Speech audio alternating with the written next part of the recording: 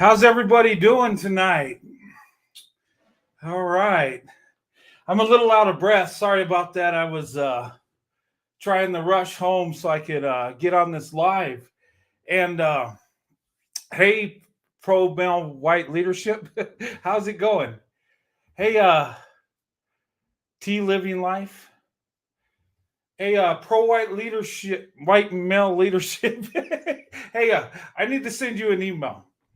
I need to ask you something, advice on something. And I think you can help me, actually.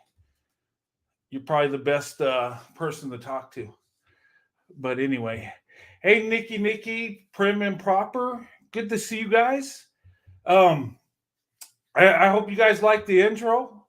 I've been working on getting an intro for a while, and I finally got one.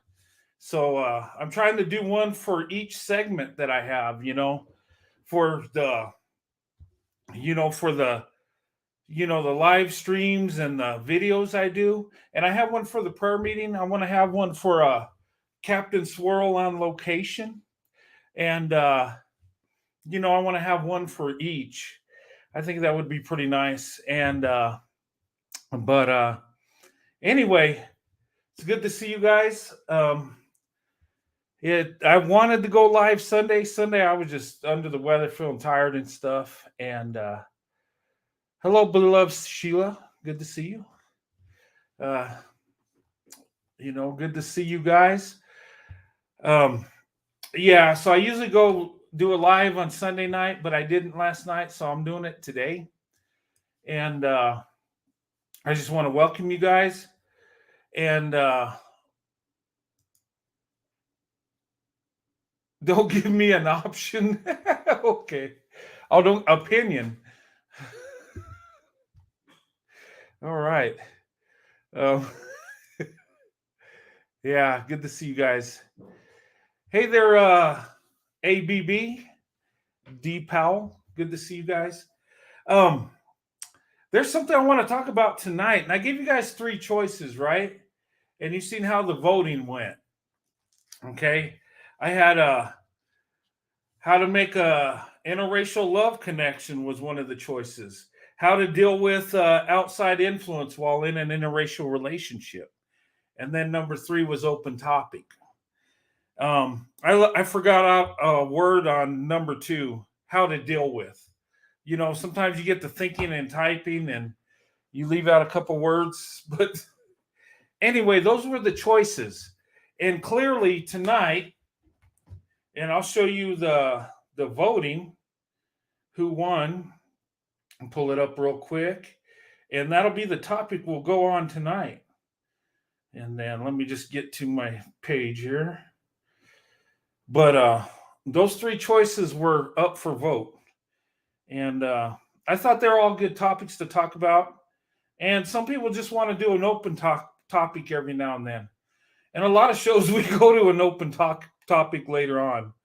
But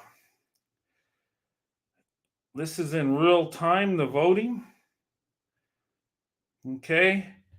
And clearly, I don't know if you see that. It's kind of bright. Option 1 was 61%, which is how to make an interracial love connection. People want to talk about that more than how to deal with outside influence while in an interracial relationship and the open topic. 2 and 3 was almost a tie. But so what we're going to go with tonight is option 1. Okay, because option 1 won. But actually, we'll talk about all 3. We'll do all 3. So everybody that voted, whatever you voted for, you won. So we'll go for all 3. We'll talk about how to make an interracial love connection. And people have been asking me how to interracially date. Black women say, "Where are the white men at? How does this happen? When are they going to approach?" And I'll have white guys tell me, "Well, how do you approach a black woman? What do you say to her?" I get these questions, right? And people look at me like the subject matter expert because I'm married to a black woman. And, and doing the YouTube thing talking about it. So in a way, I am the subject matter expert. I'm not going to give you every exact right answer, but I can tell you my experiences, and I can tell you, what I've been told by other people and what I have learned. And, you know, and these are good questions because, people want to know how to make that connection. How do you do it in an interracial relationship? How do we come together? What about the cultural difference? What about not understanding each other? Um, you know, we're confused. Black women, white men that haven't interracially dated don't know what to do sometimes, don't know what to think, or how do you approach without offending the other? How do you, come together and make it work? Um, in my opinion, I would just say as a man, you know, just think of her as a woman. Yes, she's a black woman and she's beautiful and the best choice. And I know that could get you nervous, but you got to approach. Um, you know, that's what I would say to a man. And it's easy to say it to a man. Look, this is what you do. You be yourself, you move forward, you approach. And talking to the white guys, okay? And listen to me, guys. When you approach a black woman, and if I'm wrong in any area, ladies, you can correct me anytime. Okay? I'm going off what I think and what I've been told. But when approaching a black woman, okay, first thing is approach. Just be yourself. Be who you are. Don't try to act like something you're not, thinking you're going to impress her. You know that a lot of people think you got to act a certain way around black people to impress them. No, just be yourself. Um, be who you are. They know you're a white guy. Be a white guy. Okay, be the best white man you can. Show that you're the best option. Okay, and how you do that is you approach just being yourself. And just do it. Don't wait around for the right time and all that stuff. Just do it. Just like Nike said, just do it. Okay. But be yourself. Okay. And compliments go a long way. But, be careful on how you compliment. Okay. You could tell her she's beautiful. Her hair looks nice. Okay. Just keep it basic and simple. You don't want to talk about body parts. Don't go there because she already thinks you're a fetishizer anyway. So if you say something off, that's just going to validate what she's been told. Okay. So just be yourself and approach. That's what you need to do. And I know that sounds easy, but it is. I mean, now the result you're going to get, I don't know. She might accept you or reject you. But you have the ability to talk to her. You have the ability to approach. And if she's interested, that goes a long way because black women don't see a lot of white guys just approach them out of the blue. We're a little reserved. We're not as forward as black men are, generally speaking. Okay. And it's a cultural thing. Nothing's wrong with being a little aggressive if you do it with love and respect, but just do it. And I know it's safe to wait till she's alone and to approach, and you could do that. I would say approach her when she's around her friends. Do it in public. Just do it. That says something about you that you're not afraid. That says that you go for what you want. And that goes a long way. Look, either she's going to be interested in you or not, but you got to just step up to the plate and just do it. And I understand the fear. I understand thinking she don't like you. And a lot of white guys, I get it. And ladies, this is what quite a few white men think. They think that black women don't have no interest in them whatsoever. That they're just in the black men and that's it.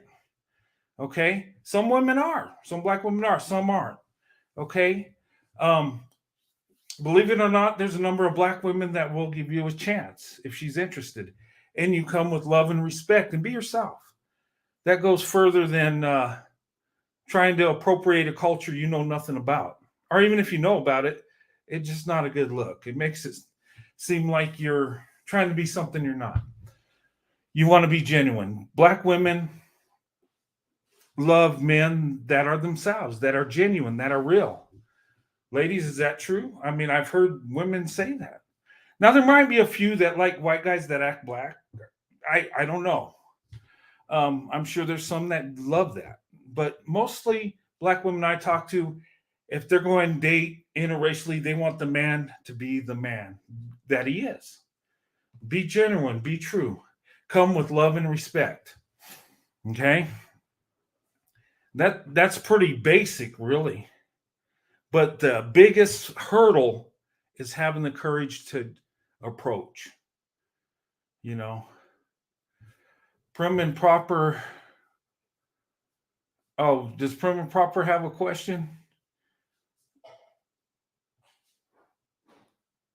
Oh, okay. He is answering them. Okay. All right. But black women want a man that's real and to the point. Black women don't want to play around and wonder if you like her or not, smile back and forth. And no, I mean, Becky likes that stuff. It's kind of in our culture. But black women want you to be upfront and just, they want to know. They don't want to be guessing. Well, he's nice to me, he smiles and he says nice things, but is he just trying to be a friend or is he just, what's he doing? And here's the thing, us as white men, a lot of us are nice guys. So I'm a friendly guy to everybody. I always have. Even the women I was never interested in, I treat them kind. I treat them with respect. I was raised that way. So that can be kind of confusing. But approach, let her know you're interested in her. And compliment. Compliments go away. Compliment on how she looks, how she's dressed, how you compliment her on her hair. Okay? And don't go up there and say she has a nice body. You're not going to get away with that. Black men can get away with that more than we can as white men, okay? Because we got that stereotype of being the fetishizer. And plus, she don't know. She's, and women don't want you to talk about body parts anyway, just tell her she's beautiful. Just tell her, you know, she's got beautiful eyes. She looks nice. She's dressed nice. Her hair looks nice. Hey, that's great. Um, and that's genuine. You're giving her a compliment without having a sexual undertone with it. Okay, that's what you do, white men. But you do it. So saying hello goes so far. It goes a long ways. And that's the thing. And if you present yourself as respectful and kind, and she's got a little interest in you, that can bloom into something great and wonderful. And you know, it's all about the approach. But the first thing you got to do is approach. You know, you can think about it. You can strategize how you're going to approach her, but you just got to do it. And you know what? And if you get nervous, it's okay. I've always been nervous approaching women, always, every time. Because when I approach a woman, well, I don't anymore because I'm married, but when I did, I was nervous because I wanted to be successful. I wanted her to be interested in me. So you're going to be nervous. But you know what? A lot of times that nervousness goes a long way. A lot of times she can feel that as you're stuttering a little bit, trembling a little bit, that you feel something for her and she knows it. Okay. And if she's into you, she's going to cling to that. Because then again, it's real. She can feel that. You come up there like a Casanova with all the suave words. Yeah, that's going to work on some women, but some women it's not. She's going to be thinking, okay, he's this smooth. How smooth is he with other women? Okay. A lot of times that's what they think. Okay. And usually us guys, if we're interested in you, we're going to be a little nervous because we don't want to lose that opportunity. Seriously. And that's it. I would just say that's how you make an interracial love connection. Now you're going to get rejection. Okay. This is the cold hard truth. Most black women date and marry black men. Okay. That's a fact. Okay. They are the most race loyal when we look at statistics. But that don't mean you don't have a chance. That don't mean you can't compete. Okay? A lot of black women have never dated white men. They don't know. Some are willing to do it, but they're afraid because they don't know what to expect. It's the unknown. So take that in mind. And that's where being loving and respectful goes a long way. And then if it goes any further, you meet the parents. Be extremely respectful to her mother and father. I mean, you're supposed to do that anyway, but that carries a lot because her dad might not be into that interracial thing, interracial love. Then again, he might be okay with it.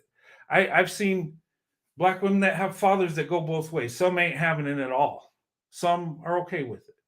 It just depends on the man. It depends on the person. It depends on the family. Okay, my parents were just fine with me dating black women. They didn't really care. Okay. Some white families aren't having it at all. I know a lot of my friends that they tried that, didn't they had the they had a fight on their hands, you might say. I didn't. I was blessed. Okay? But guys, if you think she's beautiful, go for it, whether you think you have a chance or not. And what it does, even if you get rejected, it lets you know you have the courage to do it. And confidence is everything. You know, I mean, don't be arrogant, but just say, yeah, you know what? I can approach. She might reject me, but I can do it. Hey, Corey, how's it going? But that's what you got to do, guys. And I see white men hesitate so much. I got a friend I work with that wanted to talk to a black woman. She was from Africa. He was so into her and so in love with her, but he didn't have the courage. I had to go embarrass this dude, throw him under the bus, so he'd be forced to talk to her. Guess what? They're married now. Guys, don't waste an opportunity that might be there. Just because you hear that woman on TV say, it's only black men, and she might say white men are garbage. It don't matter. That's one woman. That everybody's got their opinions, okay? But you never know till you try. And you know what? Approach a black woman with her friends, because you know what? If she ain't interested, one of her friends might be. Okay, that happened to me in my life. I did that and just got bold one day and approached a woman with her friends, and she wasn't interested, but her friend was. That happens because they see you're bold enough. You can go up and you just do what you want to do. That's a masculine trait. That's an alpha trait, just doing it. Hey, you reject me or not, I'm going for it. Okay? You're doing what you want to do. And that's the man you want to be, right? That calls his own shots, lives his life the way he wants to. And if you're going to be in an interracial relationship, you have to be the man that says, you know what? I love black women and I'm going to be with a black woman. I want to marry a black woman. And I don't care what the white community thinks, the black community, any other community. I'm doing what I want. And I'm going to have what I want. Okay? You got to have that attitude. And I guarantee you approach, you're going to find that lady out there that's into you. Okay? But the problem is the courage to just do it. But be respectful. And once you get in a relationship, guys, do not do this. Don't think because you're with a black woman that you can go and talk about black people, black issues, and all that stuff. Okay? Don't do that. All right? I've been married 28 years. I can talk about certain things, but I don't really go into it out of respect. Just the thing of it is, don't do that. And I don't know what it is. People think that white people just want to say the N word and think that if we're in a relationship, we're qualified to do so. If you're a white person, you think that, knock it off.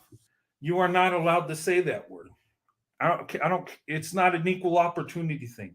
Black people can say it. You cannot. Okay. And plus, be better than that. I don't use that word because I'm better than that. I don't use racial slurs to tear down people anyway. That's not me. Okay. Don't get caught up into that thing because it's not cool, it's degrading, and it's embarrassing. And then you make people think that us other white people are into that stuff, and we are not. Okay. So don't do that. Okay. Just be your loving self. And you know what? That goes a long way. Love and respect.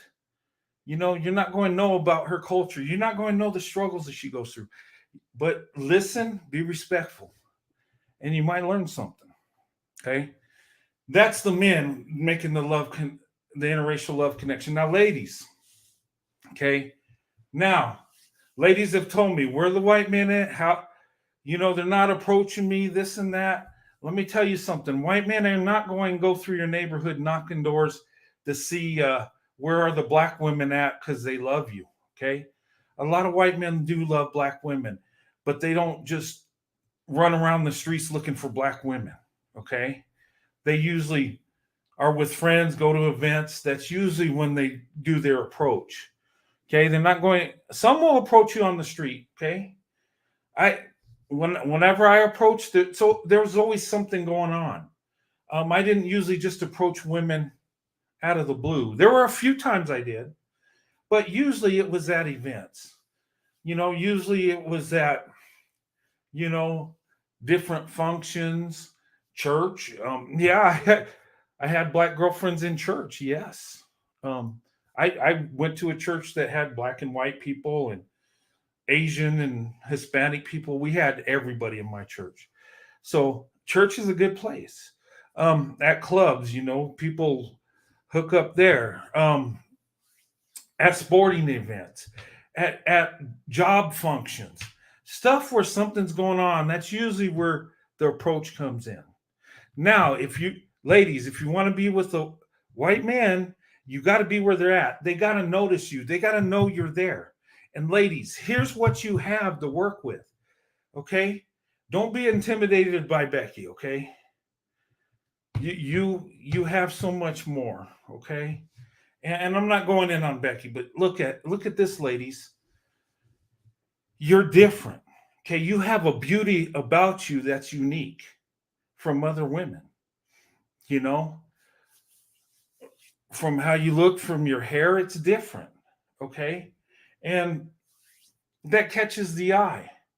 Your hairstyles. Black women have so many different hairstyles, and I know hair is, when it comes to black women, is a sensitive topic a lot of times. Okay, black women put a lot of work in their hair, and ladies, you got beautiful hairstyles. You do, and you can change it up.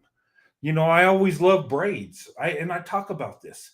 A lot of white men love braided hair. There's something about it. It's different. It's unique. It's beautiful. Okay, ladies, your skin tone is beautiful.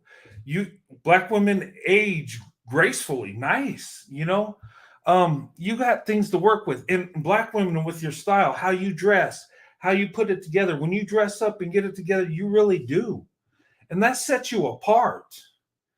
And I'm telling you, you do that stuff, you could walk in the room and catch everybody's eye. And Becky will be like, "Oh my God, how do I get that look? How do I do this?" Okay, you got that to work with. Don't sell yourself short, ladies. You got more to offer than you think. More men are looking at you than you think. Okay, and it's not just because of how you look. A lot of men are starting to notice qualities of black women. I talk to guys at my work, and I talk about this, and I talk a lot about it because I want to get knowledge. I want to know how other people think. And they tell me, they say, you know what? Black women are really smart. They know some black women that are in school doing amazing things. They're seeing it. And they're not seeing, the loud black woman, the LaQuisha out there that Hollywood's promoting. They're not seeing that. They're seeing the black woman in the real world, making it happen. And they're seeing black women that are doing amazing things. They see even the black single mother doing amazing things, taking care of her children by herself and making it happen. And I'm telling you, that is powerful.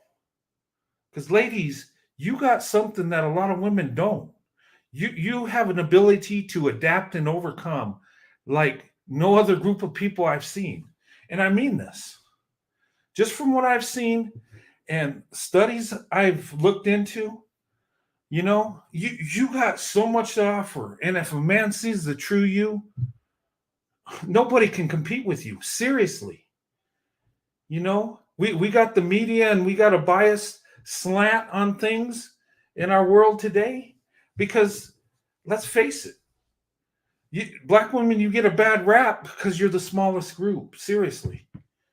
And the majority is white. So the men are going to uplift their women, which most of their women are white, right? So that's why the standard of beauty is white, because that's what their wives are. A man's treasure, what a man sees as beautiful is his wife. That's why I can compliment black women so much, because my wife is a black woman. That is the true beauty that I see. That's my treasure. Okay? But ladies, you got so much to offer. Don't ever sell yourself short. And I guarantee out of a group of white men, there's a number of them that are interested in you. You catch their eye, you're different. And opposites do attract. They really do. Seeing someone that looks different, acts a little different, you're curious. It's intriguing. It's something different. Okay? And that's a good thing. It don't mean he's fetishizing you. He don't mean he's lusting after you. He just might think you're beautiful. I remember growing up in middle school, high school.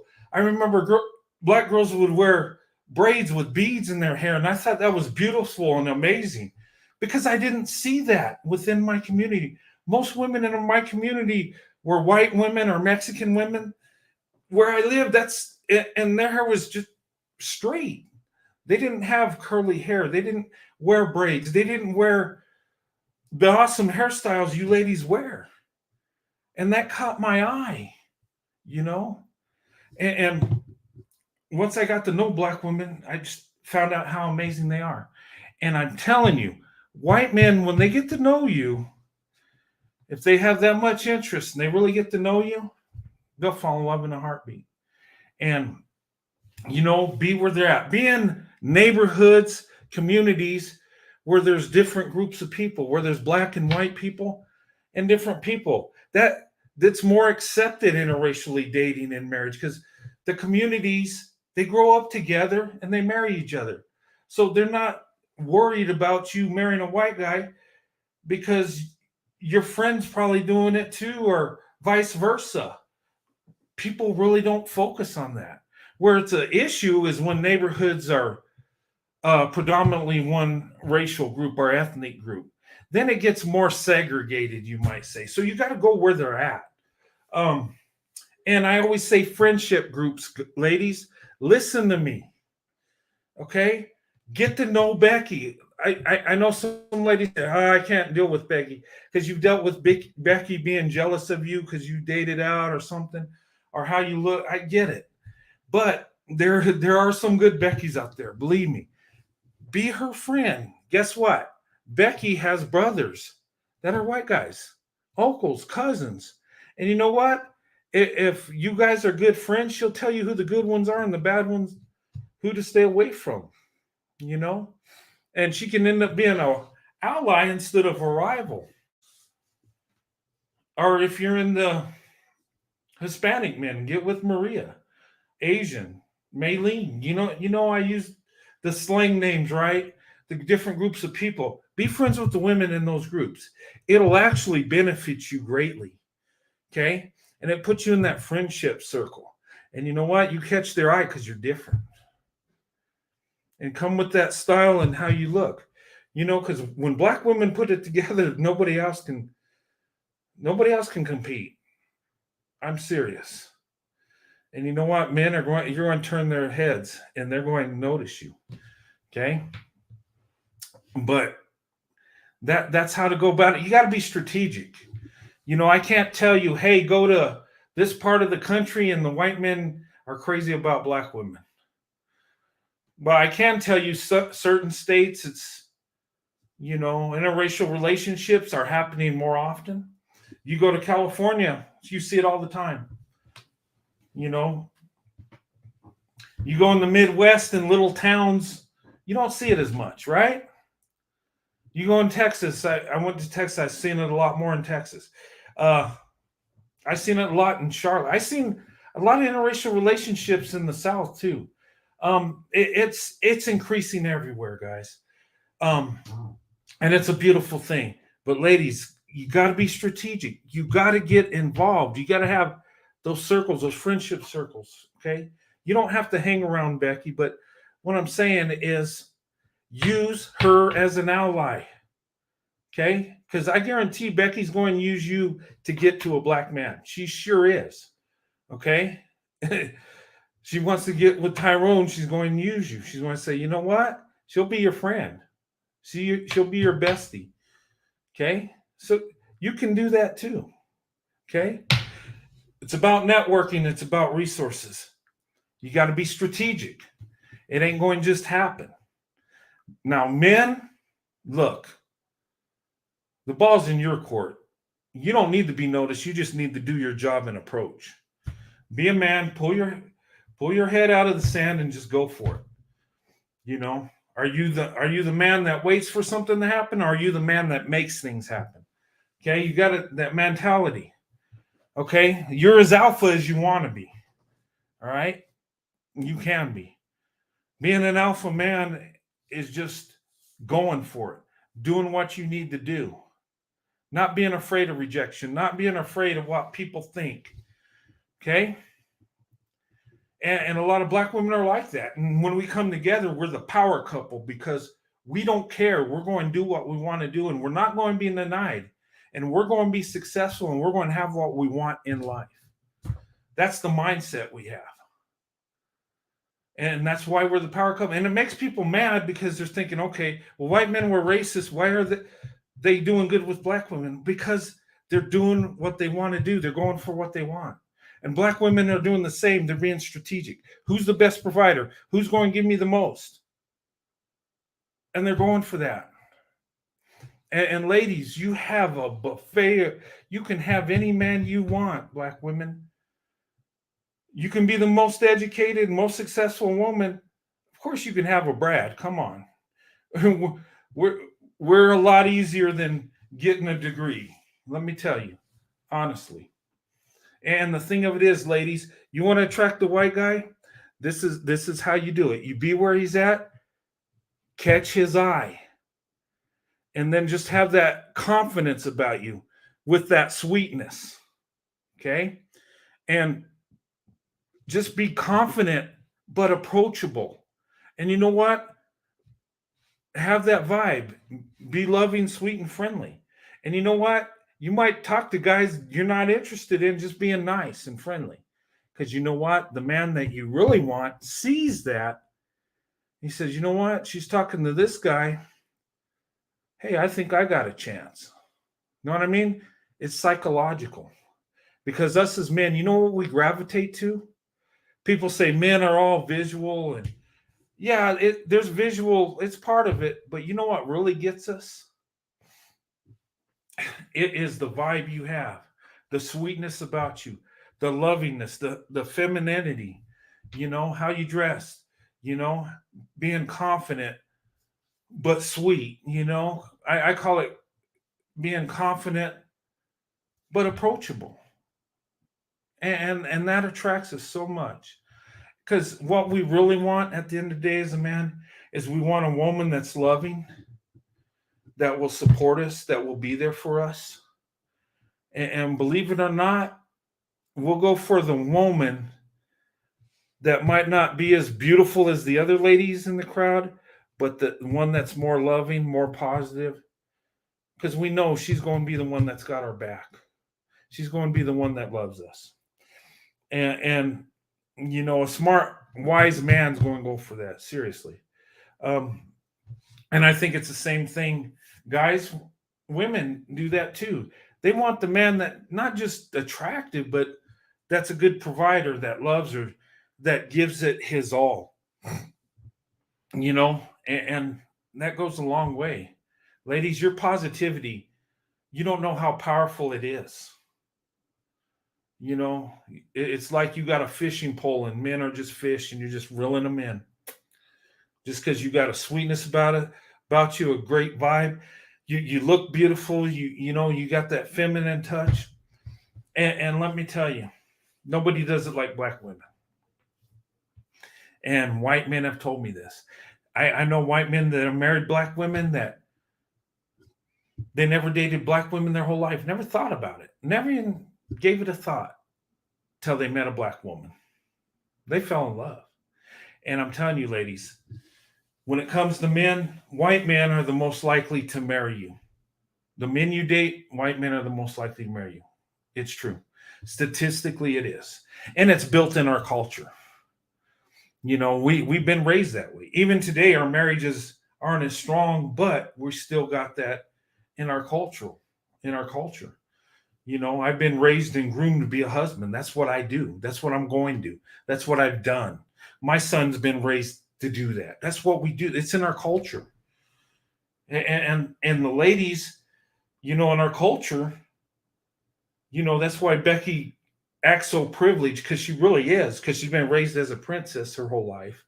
And when she grows up, man's going to come forward, provide for her, and marry her. And all she's got to do is look beautiful and be loving and loyal. Okay, that's the mindset. Now, in reality, lower income families, yeah, white women have to work too, and it is what it is. But in the upper middle class, the wealthy, no, women don't do nothing. It's all the man. Okay, and if men, it should be that way. If men can provide, they need to. You know, but that's the thing. That's how you make the love connection. Ladies, you got to be strategic. You got the power. You got the beauty. You got the know how. And black women, you are strategic. You're resilient. There ain't nothing black women can't do. You can't tell me that a black woman can't get a white guy. No matter if she's super beautiful, average, over, no matter how much she weighs or how skinny she is, she can get a white guy. Okay. Don't let nothing like that come to you. Don't let that get in your head. People will put that in your head. People will tell you white men ain't interested, and that's a bold lie. Okay. White men won't approach you as much because it's not in our culture. Number one. Number two, a lot of white men don't think you're interested because you have those outspoken black women that'll let you know they're not into white men whatsoever. And I'd say white guys don't listen to that. That's just one woman telling her opinion. Okay. But anyway, that's how we make that love connection. Think about strategic. You get your mind working, you can think about ways on how to approach people, how to meet people, what kind of activities. Ladies, you work with white women. I know you do. Most of you do, right? I'm just saying, maybe get to know them just to, who knows? It could lead to something. That's why I'm going hard. But seriously, ladies, you got black women. Look, you got more power than you even know, and you're doing so many amazing things. Catching a Brad's eye it's really not that hard. It really isn't. Okay, and if you have that sweetness about you, he might say, "Wow, she's not checking me. Maybe she's okay with white guys. Maybe he might make his move." I'm just saying. And guys, look, the ball's in your court. You just got to do it. Seriously. And don't be afraid of rejection. We get rejected all the time. Rejection is a way of life. It's part of life. So don't be afraid of experiencing life. It hurts, yeah, it hurts your feelings, but oh well. We're men, we're tough, we can take it, right? Yeah, that hurts, but dust yourself off, get up, and move forward. Because you want something in life, you got to go and get it. You can't, it's not going to come to you. It's not. And ladies, the same thing. That Brad ain't going to be standing outside your door waiting for you. Okay, he's got to know you're there. And remember, there's a racial barrier. White men, a lot of times, what I've heard is they said, well, it's not that we wouldn't date black women, we just never thought about it because there's not that many in our neighborhood. But they're like, I would. That's usually what the case is. But you know, we assume and we generalize things and we think it's a certain way. Oh, he's not approaching me because he's not interested. No. It's just white men don't approach like that. Most don't. Some will, but you got to be where they're at. And ladies, you asked me that question. I can't tell you where they're at. All I can tell you is they're all over. We can't read minds. If I could read minds, you know, I would be a billionaire because I would, you know, have people come in, do a session, and tell them where the men that are interested in them are at, and I tell the guys where the women that are interested in them are at. But there's no secret like that. Nobody knows. Okay, they're out there. I know that. I know interracial marriages are increasing by the day, by the minute. Okay, the world's changing. Our country's changing. It's getting more, you know, interracial when it comes to unions, when it comes to marriage. Okay, we're doing it across the board. Okay, so things are changing. And black women, you're the smaller group, but you're the most powerful group. Think about that. Use what you got to your advantage. Okay, and guys, you want to be with a black woman, you're going to have to compete with a black or compete for a black woman. Okay, you're going to have to compete at a disadvantage. Okay, you're going to have the racism, the fetishization thrown in your face, and you're going to have to compete with that. You're going to have to prove yourself that you're not all these evil things, right? But you know what? That builds character. And you know what? You'll be successful. But you want something, anything worth anything, you gotta fight for. And black woman is the biggest treasure out there. So you're really going to have to compete for her. But it's worth it. At the end of the day, it's worth it. And ladies, I would ask you ladies this. You get with a white guy, keep this in mind. Okay? White men don't know what your life experiences are. They don't know the struggles you've been through. Okay? And don't be upset if he don't understand that. He don't know. And don't be upset if he thinks that it's not as bad as you're telling him it is. He just don't know. Okay? It's, you know, the thing of it is, does he care for you? Does he love you? Okay? And I hear black women say all the time they're only going to get with a black man because he understands the struggle that she goes through, where the white guy doesn't. Okay, that's true. But here's the thing. Marriage success, you'll have more marriage success with a white man than a black man in today's world. So that should tell you something. A lot of the men that know what you're going through, they know, but there's a lot that don't care. Just because a man understands your struggle don't mean he cares about your struggle. Okay? And I'm not saying all, but look, how many women you know out there that are single mothers that men move in with them, live off their resources, and they got children? That man knows exactly the struggles she's going through, but he'll use up her resources. He'll take advantage of her because he don't care about her. It takes more than knowing what you go through to care about what you're going through. And there are men that don't understand what you go through, but they love you. And when they find out what you've really been through, it'll break their heart. But when you're first meeting, they don't know. You know? So keep that in mind. Okay? And We go through stats. Look at stats. Observe. Okay. When you get in a relationship, you got to vet. But to make that love connection, there's certain things you got to be strategic. Okay. Because black men are going to approach you a lot more than white men. Why? Because it's not in the norm. Why? Because they're not in your neighborhood. Why? Because they don't even think about it. But once a man realizes the true beauty of a black woman, he falls in love. And us as white men, when we fall for a black woman, we don't go back. We're with black women all the way. And even if we have horrible relationships, even if we're in divorces, most white men look for another black woman because they want the love of the black woman. Keep that in mind. Okay.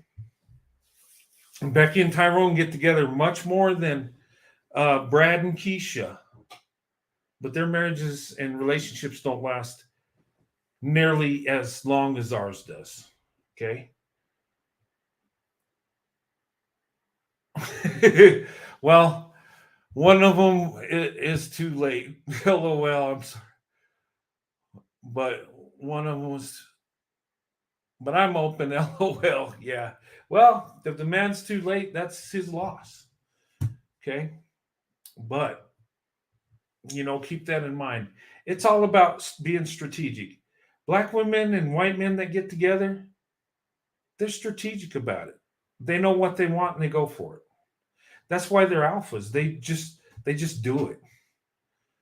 Okay? And I just did it. Did it take a while? Yes, it took a while to get my courage up. I mean, we all are afraid of failure.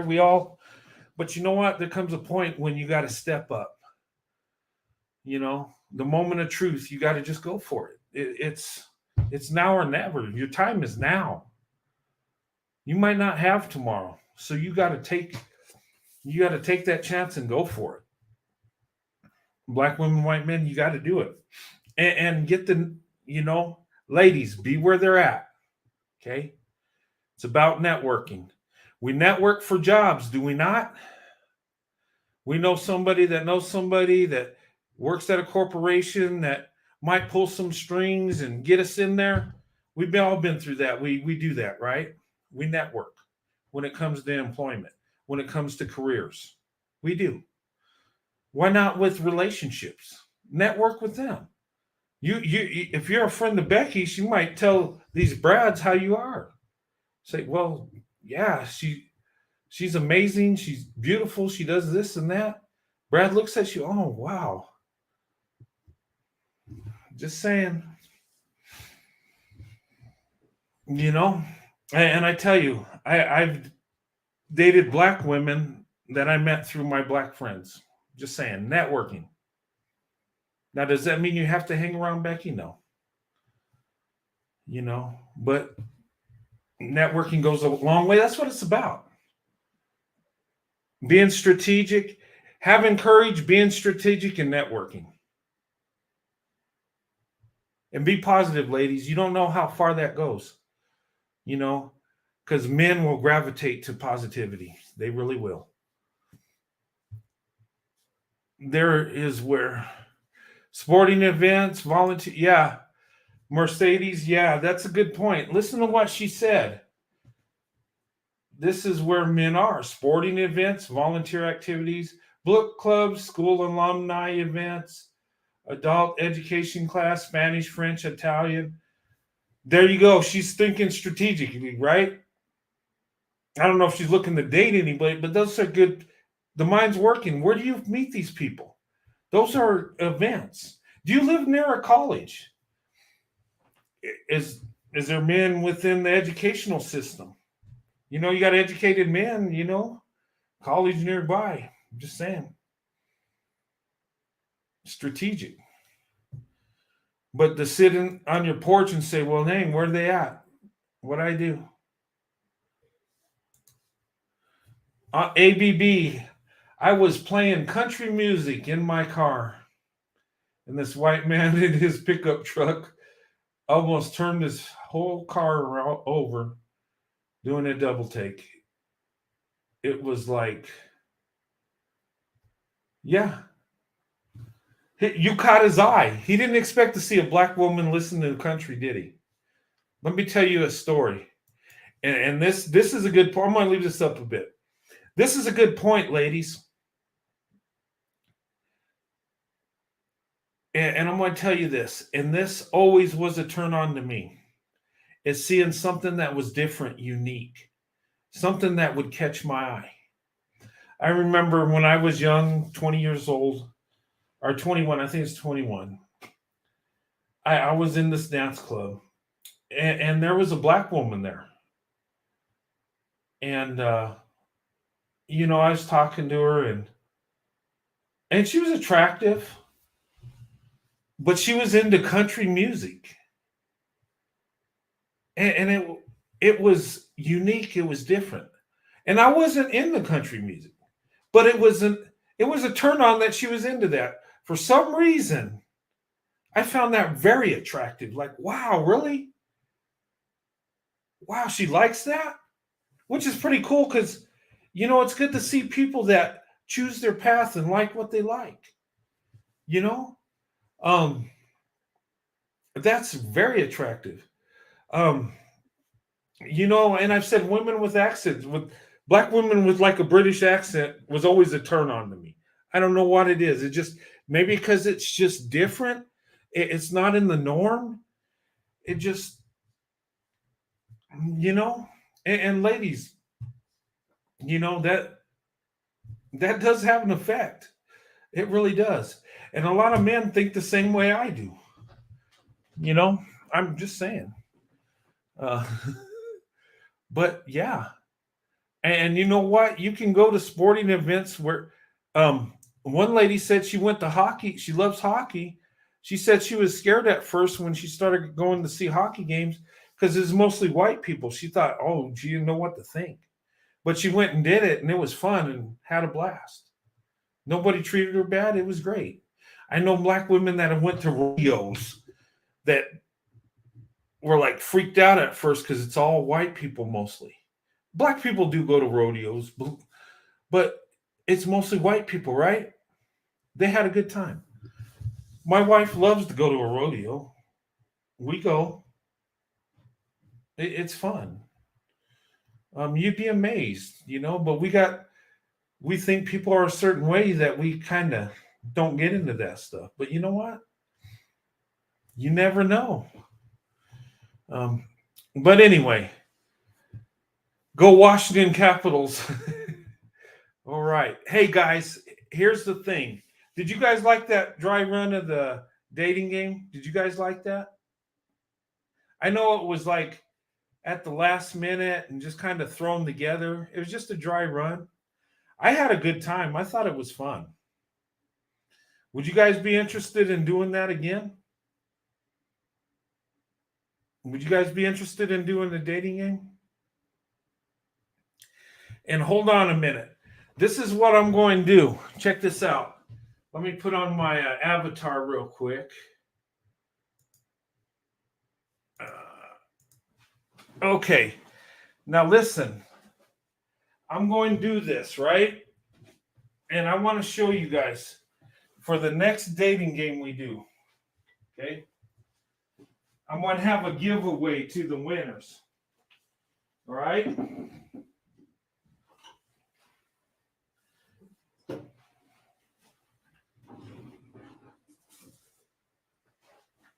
Because I really want to do this. I really want to make this work, ladies and gentlemen. Okay? And this might take a little bit, but I would love to do it. You guys know I like hockey, right? I have hockey jerseys, a bunch of them. This here, this is the Colorado Avalanche jersey. The Stanley Cup champions, right? This here, the Tampa Bay Lightning. That was last year's Stanley Cup champions. They were in the Stanley Cup this year, but that's the last year's, right? When we do this dating game, we'll have a giveaway, okay? To the young man, young lady that wins the dating game, you will get your choice. Okay, whether you want the Colorado Avalanche jersey or the Tampa Bay Lightning. Okay, that's going to be my giveaway. So think about it. Set that to the side. But that's how into that I am. That's how much I want to make that happen. And if you have a different team, I could get you a different. It don't have to be Colorado Avalanche or Tampa Bay Lightning. But and ladies, if you win, I will get you a jersey of your choice, a woman's jersey. Okay, I just have to have the size. And men, you'll get a men's jersey. Okay. So I'm going to throw that in there, and I'll make it to where you pick the team you want. If you like the Colorado Avalanche, I'll give that to you. If you like the Philadelphia Flyers, the Chicago Blackhawks, the Dallas Stars, whatever you like, the Detroit Red Wings, Las Vegas Golden Knights. Yeah, I gave Corey one of my jerseys. I gave him the Las Vegas Golden Knights. Or you like the Arizona Coyotes? That's a neat jersey. But that's what I'm going to do. We're going to put together a dating game. I need participation. But the winners are going to get their choice. Okay? And the winner is going to be what the crowd chooses. I'll have a consolation prize for the one that, I'll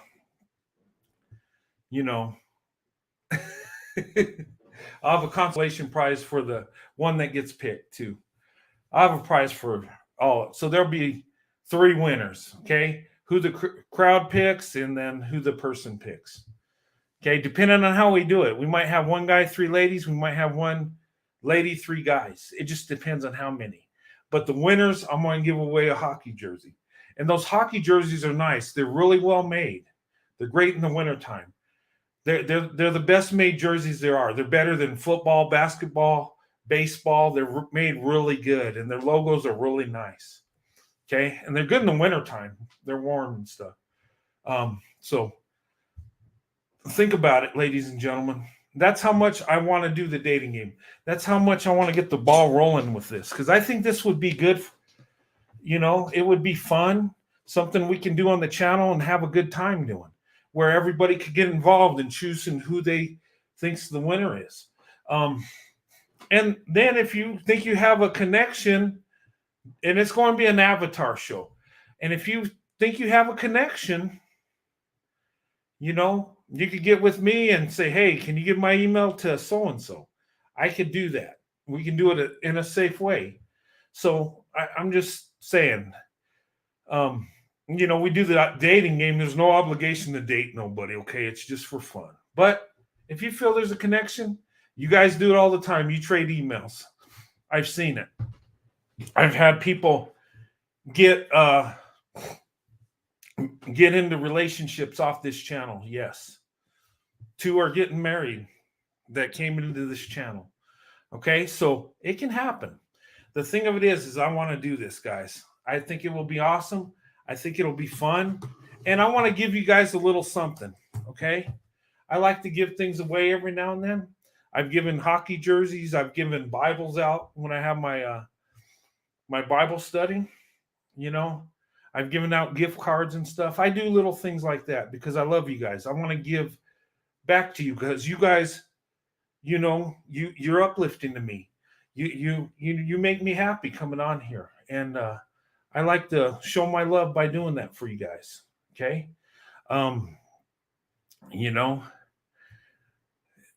But anyway, just keep that in mind. Email me if you're interested.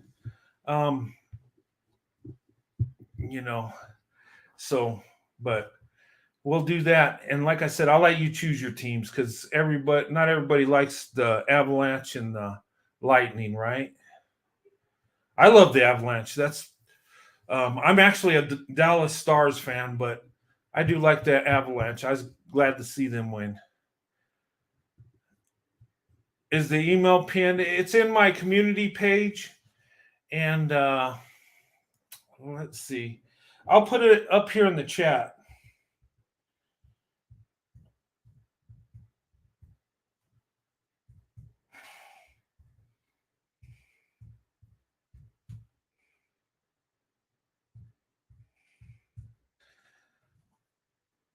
Okay.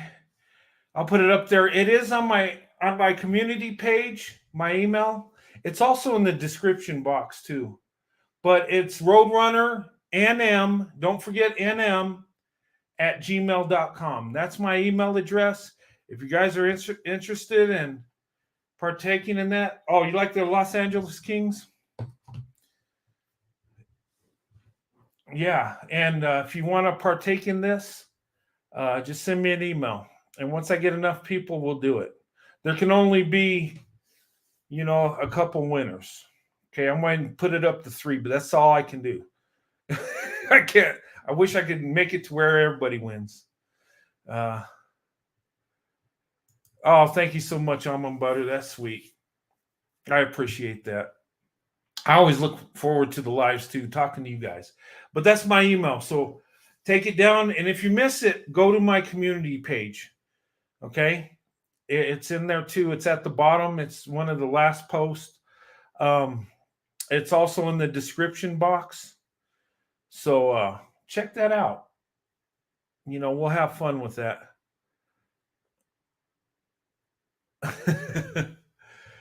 Yeah, thanks. I appreciate that. Yeah. But I love you guys. You guys are awesome. Let me talk about this too. And this one, I'm going to open up the panel if you guys want to come up while I go into the second subject, which is how to deal with outside influence while in an interracial relationship. And that's good to talk about. I'll leave that up there. Let me put the link up here.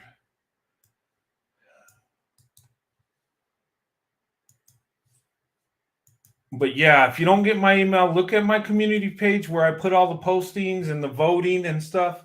Look there because it is in there.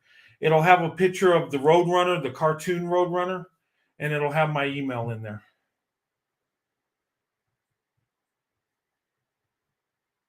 Okay. And there's the link if you want to jump on. If not, that's fine. I'll leave it up there. I want to put my avatar on real quick. I need to do something real quick, but the link's open for a few minutes. I'll be right back, and you can jump on.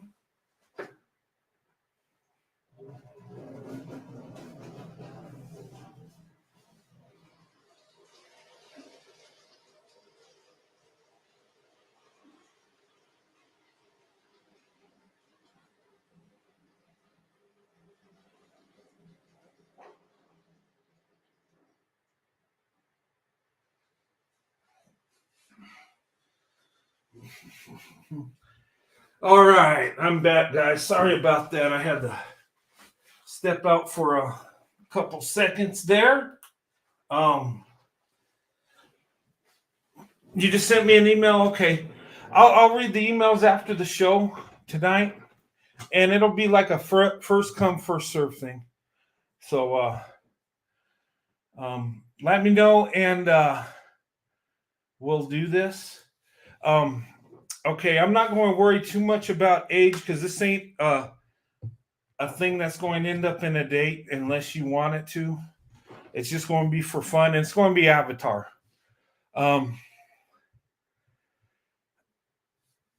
You think Hey, Almond Butter. I'm in butter. Hey, yes. How's it going? It's going good. How about you? How's your foot doing and everything? It's doing better. They put me in a little orthopedic shoe. They took that big boot off. So thank God for that. Okay. Yeah, I know that probably was irritating. It was. I'm more mobile now. It don't hurt as much. It's healing nicely. Okay. There's not going to have to be surgery because it didn't split apart or nothing. So Okay. Yeah, Okay. I still got 3 weeks. I got to stay off it, and then they're Oof. going to take X-rays and make sure it's healed right before I go back to work. Okay. But yeah, Okay. Well, good. That's good. Well, I like that. um, That's oof. Anything to avoid trying to go oh undergo yeah, surgery. It's a I don't know. Sometimes it's like you have to, stay off of it. I'm pretty sure even longer with surgery because of recovery oh time. yeah, oh yeah, So, but yeah, that's good. yeah. How's Sandy doing? How's the family? Sandy's doing great. The family's That's good. good. Yeah, we're just trying to get some time together to go see the grandkids. Yeah. Man, that's so awesome. That's beautiful. Honestly. Like Yeah, every time I think about my niece and nephews and stuff, I'm like, they're just getting older and it's like it's not the same when they're little, toddlers and yeah. stuff. And so spending time with them is so important. Yeah. It So is. I mean, I miss. Me and Sandy miss our kids. I mean, they're all in their 20s now, and it's like yeah. it was like yesterday. They were little kids. They were toddlers, and it's like Yeah. Oh my you're changing the gosh. diaper, and next thing they're grown adults. It's having Oh kids my god. yourselves, and I'm like, wow. Yeah. Oh my goodness. That's so strange. And like It I don't is. know. It's like I can't even believe you're a grandpa. Like Yeah, I'm a grandpa top twice. wow. Yeah. Oh my gosh. Like you to me, you don't look at I just wow. Well that's a good thing though. Cause it's like, Oh well, well, at thanks. least you're still young enough to, have grandkids. Cause I'm telling you, it's I don't know. It seems like I'm starting to notice a lot of people are having like kids later kind of thing. Yeah. At least in my generation, it's like a lot of people they're having kids just I don't know, either they don't have kids or they'll just, wait till they're like, I don't know, 40. I don't know if that's considered like really late, but yeah. Some So people do it. yeah. Yeah. But I'm glad we're at the age where we can enjoy our grandkids, Right. before we pass on. Because yeah, I mean, Yeah. it's a blessing. It's awesome, and we're going to record a story for our granddaughter. We do like a video, make her a video. Yeah. My daughter, she puts it on her iPad, so she has we read her a bedtime story, and she watches it before she goes to bed. Oh, that And is so sweet. yeah, they have these books where I they have different stories. Like they'll Okay. have Disney stories, and there'll be like 5 stories in one book, Right, right. and it's like short stories, so you're not reading a lot. And like me and my wife, I'll read a page, she'll read a page, and that's the way we connect. With our grandkids, it's just they enjoy that. When you're little, you like to have a bedtime story before you go to bed. Right. Um, and my That's really daughter, sweet. yeah, my daughter, taking care of 2 children, and she's got her Ooh. career, and then my son-in-law, he's in the Air Force, so he's busy all the time. Oh So wow. sometimes she don't get that bedtime story every night, so we yeah. kind of helping out that way. So Well, that's good that y'all can come together and do that because, yeah, yeah, I know you've already known, I'm sure, with service and your wife and having to yeah, deal with juggling all that when you're like, actually deployed or something like that. But yeah, and something that you said earlier that I was like, it's, I thought about this earlier, just beyond just the dating show, but I thought about how you mentioned the kind of like when I guess white men are more they just the extra push like they'll ask you how do I like make a connection with a black woman or how do I like talk to them or and I've noticed like I think for black women and I'm not suggesting that we should do this but I've noticed that with us we've always been like we always think in the way that if you and maybe this is just women in general but if you approach a man then it's like you come off desperate or you come off a certain way and we're very like I would still say and I could be wrong so correct me in the chat y'all because I don't want to mess this or butcher it up but um I've noticed that we tend to be a little bit more like conservative or traditional in how we feel like the man should approach us. And so I think I think I had to kind of like break that barrier of not like, oh, I need, like, I'm waiting on this person to talk to me. You know what I mean? Or approach me kind of thing. Because I'm like, I don't know. That at least that's how I was kind of brought up.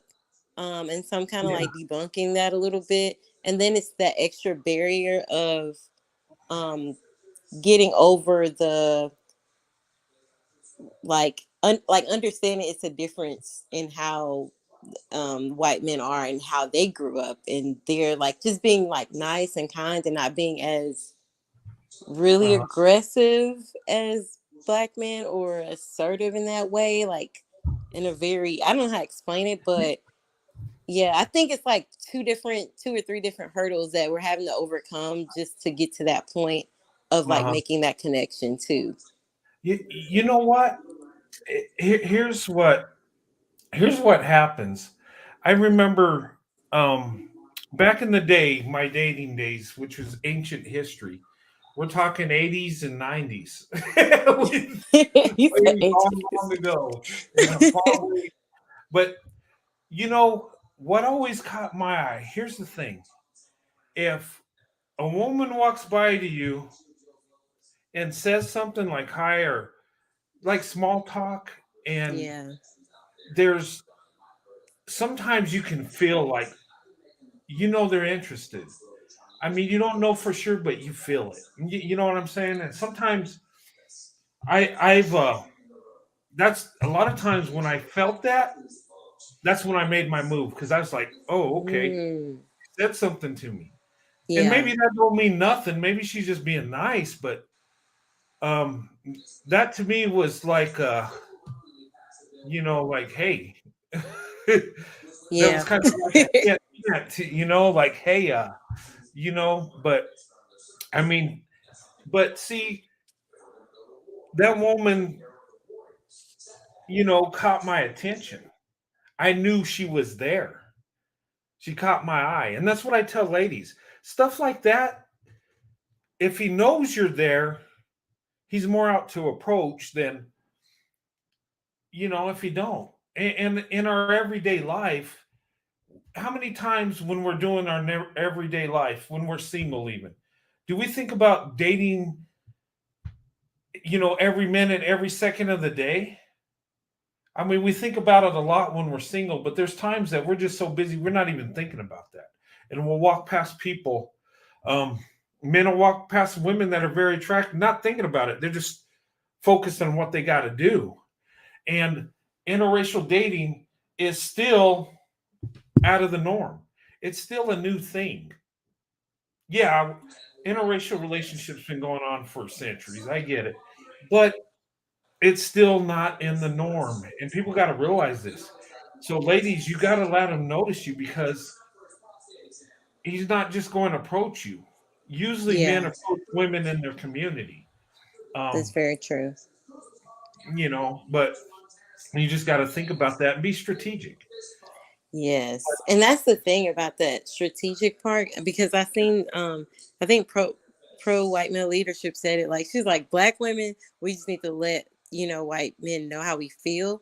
And Yeah, like she's it's right. yeah, and that's the thing. Like I'm like, I think that we are getting there, and I know all of us aren't there because some people they want to be with black men or whatever, and that's they're well within their right to feel and do whatever they want to do. But I've noticed that like it's a, how do I put this?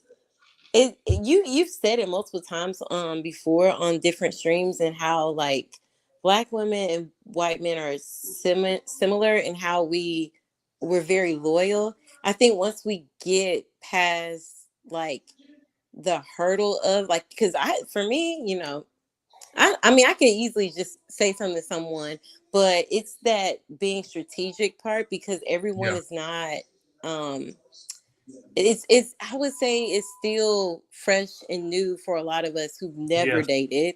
So they or dated someone that's, you know, white or just outside of our race or whatever. So but the strategic part is like very important, because if you keep doing the same thing that you've done before with black men or, people that you've dated before, and then you keep going into something with the same mindset, I mean, you're Mhm. not going to get what you would expect or that you would want if you're doing the same thing over and over again and you're getting the same results. So, but yeah, I think it's kind of, I just, I feel like it's a lot just to kind of dissect. Yeah. Because we've talked about this from like other lives, but it's a lot to dissect. I thought it was easier than when I could be overanalyzing stuff because I do that, but I see it as something that's, you gotta experience it for yourself based off what you were saying too, and it's not Yeah. something you can just kind of like, here's step 1, 2, 3, and 4, Yeah, um, and that's the thing. I mean, and it is new. There is that uncertainty. There is that unknown factor. yeah. I'll tell you from a white man's perspective, there are a lot of us that don't think we have a chance with a black woman. Um, What? no, no, seriously, because and look at what we see. We see us as white men. People will call us racist sometimes, even though we're not. We sometimes that's thrown at us because of history and stuff. We hear on social media or other media outlets where black women, they'll talk about shows about dating out, and you always have that black woman. I'm down with the black man all the way, and I would never date a white man. Yeah, I can't even see how anybody would do that. Like it's somehow disgusting or something, But we psychologically we take that in, and it's like, wow, yeah, they really feel that way about. And logically, that's just one woman saying that. yeah, Um, and black women have told me, they said, and I brought that up, and they have told me, they says, yeah, there's women like that, but they says, you know, more of us would date out than you think because sometimes we'll say stuff like that, but it's like a defense mechanism. Like, yeah, we don't think you like us, so we kind of throw that out there, and it's so out of the norm, we're afraid, and yeah, righteously so, because you hear all the stereotypes and stuff, the generalizations. I mean, if I was growing up as a black woman, I would be afraid of white men too. They're like the boogeyman, they're like, oh my goodness, he's going yeah. to fetishize me, he's a racist, and then he's going to harm me more than any man on earth, and Yeah, yeah. it's just like, It wow. yeah, it is a lot of like, because I'm gonna be honest with you, I never thought, and I'm not like, I'm not gonna get into the whole like what type of political party, but like I'm not particularly one party or the other kind of thing. Uh-huh. I guess I'm more like a swing voter, I guess. But but I kind of noticed that I never expected to actually like or have an interest in conservative men. And I'm not saying that there is like nothing wrong with, I don't have nothing against liberal or conservative or whatever, moderate or whatever, but Uh-huh. I realized, I was like, there are some things that maybe I may differ on, but there are things that I like agree, like very like how I see family, like as an example, Yeah. or how close I am with my family and how we operate as a unit. And those things I'm like, even though I am very self-sufficient and I'm independent, meaning not like, oh, I don't need nobody, but I'm meaning like independent as in kind of had to be self-sufficient, independent because of, I needed to make sure I had like, income, and Yeah. making sure that, because marriage wasn't, it's not something that's promised to anyone. Yeah. Um, so I was just, my dad kind of prepared me to make sure that I had my own things. And so I learned, I'm like, well, even in that, I'm still very much so like I want to say interdependent, I guess. Like, you still need relationships with people to live in this life, whether it's working in a company or whether it's, family or friends or whatever it may be. And so I learned that, I'm like, wow, I actually have more in common, but there's so much out there about, well, liberals and conservatives are this way. And like, it's a lot of, and there's some truth probably to some of it, I don't know, but there's a lot of like things on the media, and it'll make you feel, not just living as a Black person and having your own personal experiences, but seeing these things in the media and seeing how a lot of it has been so hyper, like, just present, just thrown in your face. It's so easy to get caught up in that, and I think a lot Yeah. of people have to make those decisions on their own to get to know people for themselves beyond what is seen on television, because it's a lot that we don't know, and so I Yeah. think when I made that decision, I was like, okay, I can actually go forward in this. Yeah. Well, we're all people, and you know, and what anybody thinks political and stuff, find out why they think that way. Get in their shoes. Yeah, Um, I will say I'm conservative, but here's the thing: it's due to my faith. It's due to my religious beliefs. I believe in God. I yeah, believe in the basic family, man, women, children. I'm very basic in that way of thinking. yeah, And it's a moral structure. That's just how yeah, I am. And if you look at my channel, and some things, I run people off sometimes on certain views I have, and that's fine. I mean, I am who I am. Some people don't like the fact I talk about God and read scripture, but that's my faith. That's how I honor God, and I'm not getting away from that. Some people have, they try to mold you in what they want. But we're all human. We all have our differences, and nothing wrong with that. Um, some people will check me about talking about black women. Okay, you don't have to say you like black women every show, every video. Okay, well, I want to. So you don't like it, go elsewhere. You know right. what I mean? I'm just like, I do what I want to do. The thing of it is I've seen a blessing when it comes to interracial relationships and marriage, Yeah, where black women and white men are coming together strategically, and it's like, hey, we got a beautiful thing happening, and people are going in and attacking it. Why? yeah, And yeah, it's weird. Back in the day, white people would attack it hard. Now you're seeing more black people going in on it, and yeah. it's like the pendulum swinging back and forth. Um, Mm-hmm. it's crazy, but I'm for people being with who they want to be. Right, And I tell people, they say, well, what about black men with white women? I said, what about it? I'm for that too. I'm right. not against that. The thing of Yeah, it is this is my life, and the community I'm in, black women, white men. That's what I identify with, because that's what I'm living. That's my life. right, right, exactly. Interracial marriages, the interracial relationships I had it wasn't a trend I was going through. It's a way of life. But I promote that. You can have a blessing in that. And Right. look at the stats, and it's going to hurt feelings. But you know what? The truth's got to be told. Yeah, And the truth is going to cut us all. There's right. nothing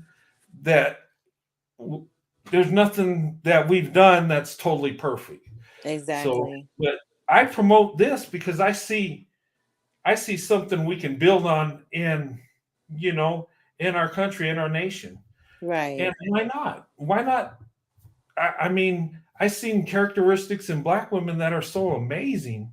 Yeah. Um, People think I'm making it up, and I'm not. I'm telling you what I see. Well, let me Um, tell you, I feel the exact same way about white men and even non-black men. Of like, just to me, I think leadership is so like people say all the, I hear women say all the time, like, I want a man that leads and stuff.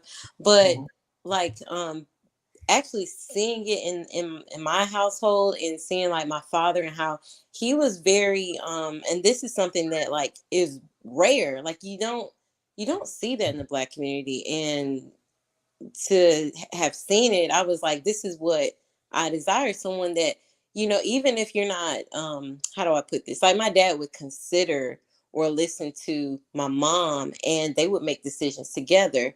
But he definitely like considered a lot of what she said because he knew that she wasn't trying to like go over his head with stuff or, try to take something from him or manipulate. It was not, it was very much so through love.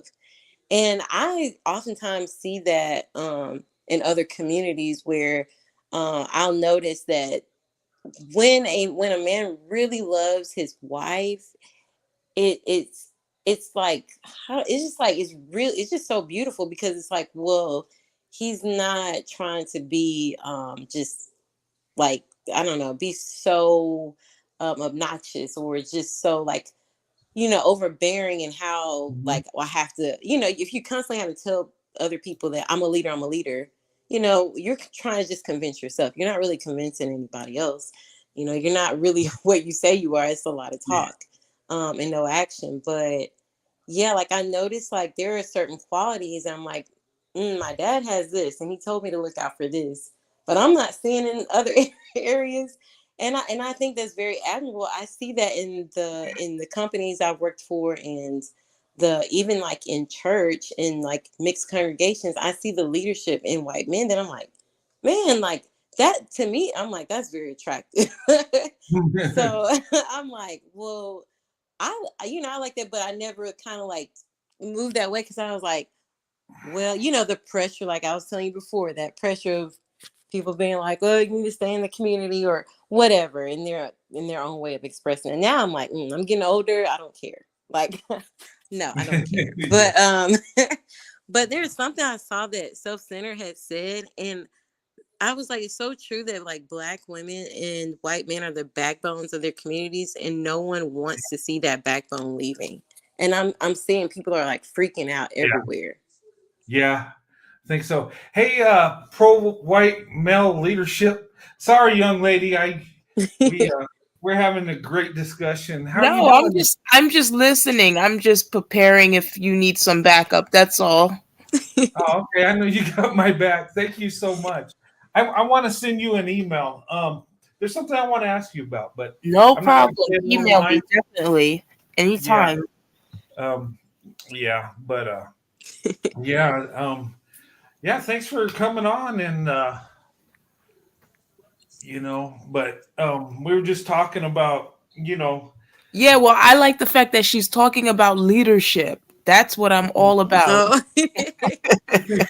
I mean, seriously. I I mean, you and know, I'm listening I'm because just a this white been really male good. worshiper, so we're gonna make people mad. Be Uh uh, a white male leadership, pro white. Be yeah. gentle.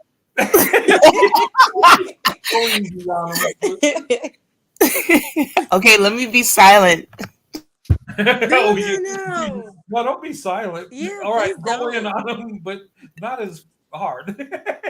You know what it is? It's not that. It's just that Yeah. it's just the delusion. That's what kills me. It's like Yeah, it just drives you crazy when things are happening and you're saying it's not. That's what really makes me mad. yeah, It's not that I'm an angry black woman. It's just the yeah. fact that things are going on. People all over the world sees what's going on, and then you Right. got these women saying that it's not true. Yeah. That's crazy to You're me. you're right.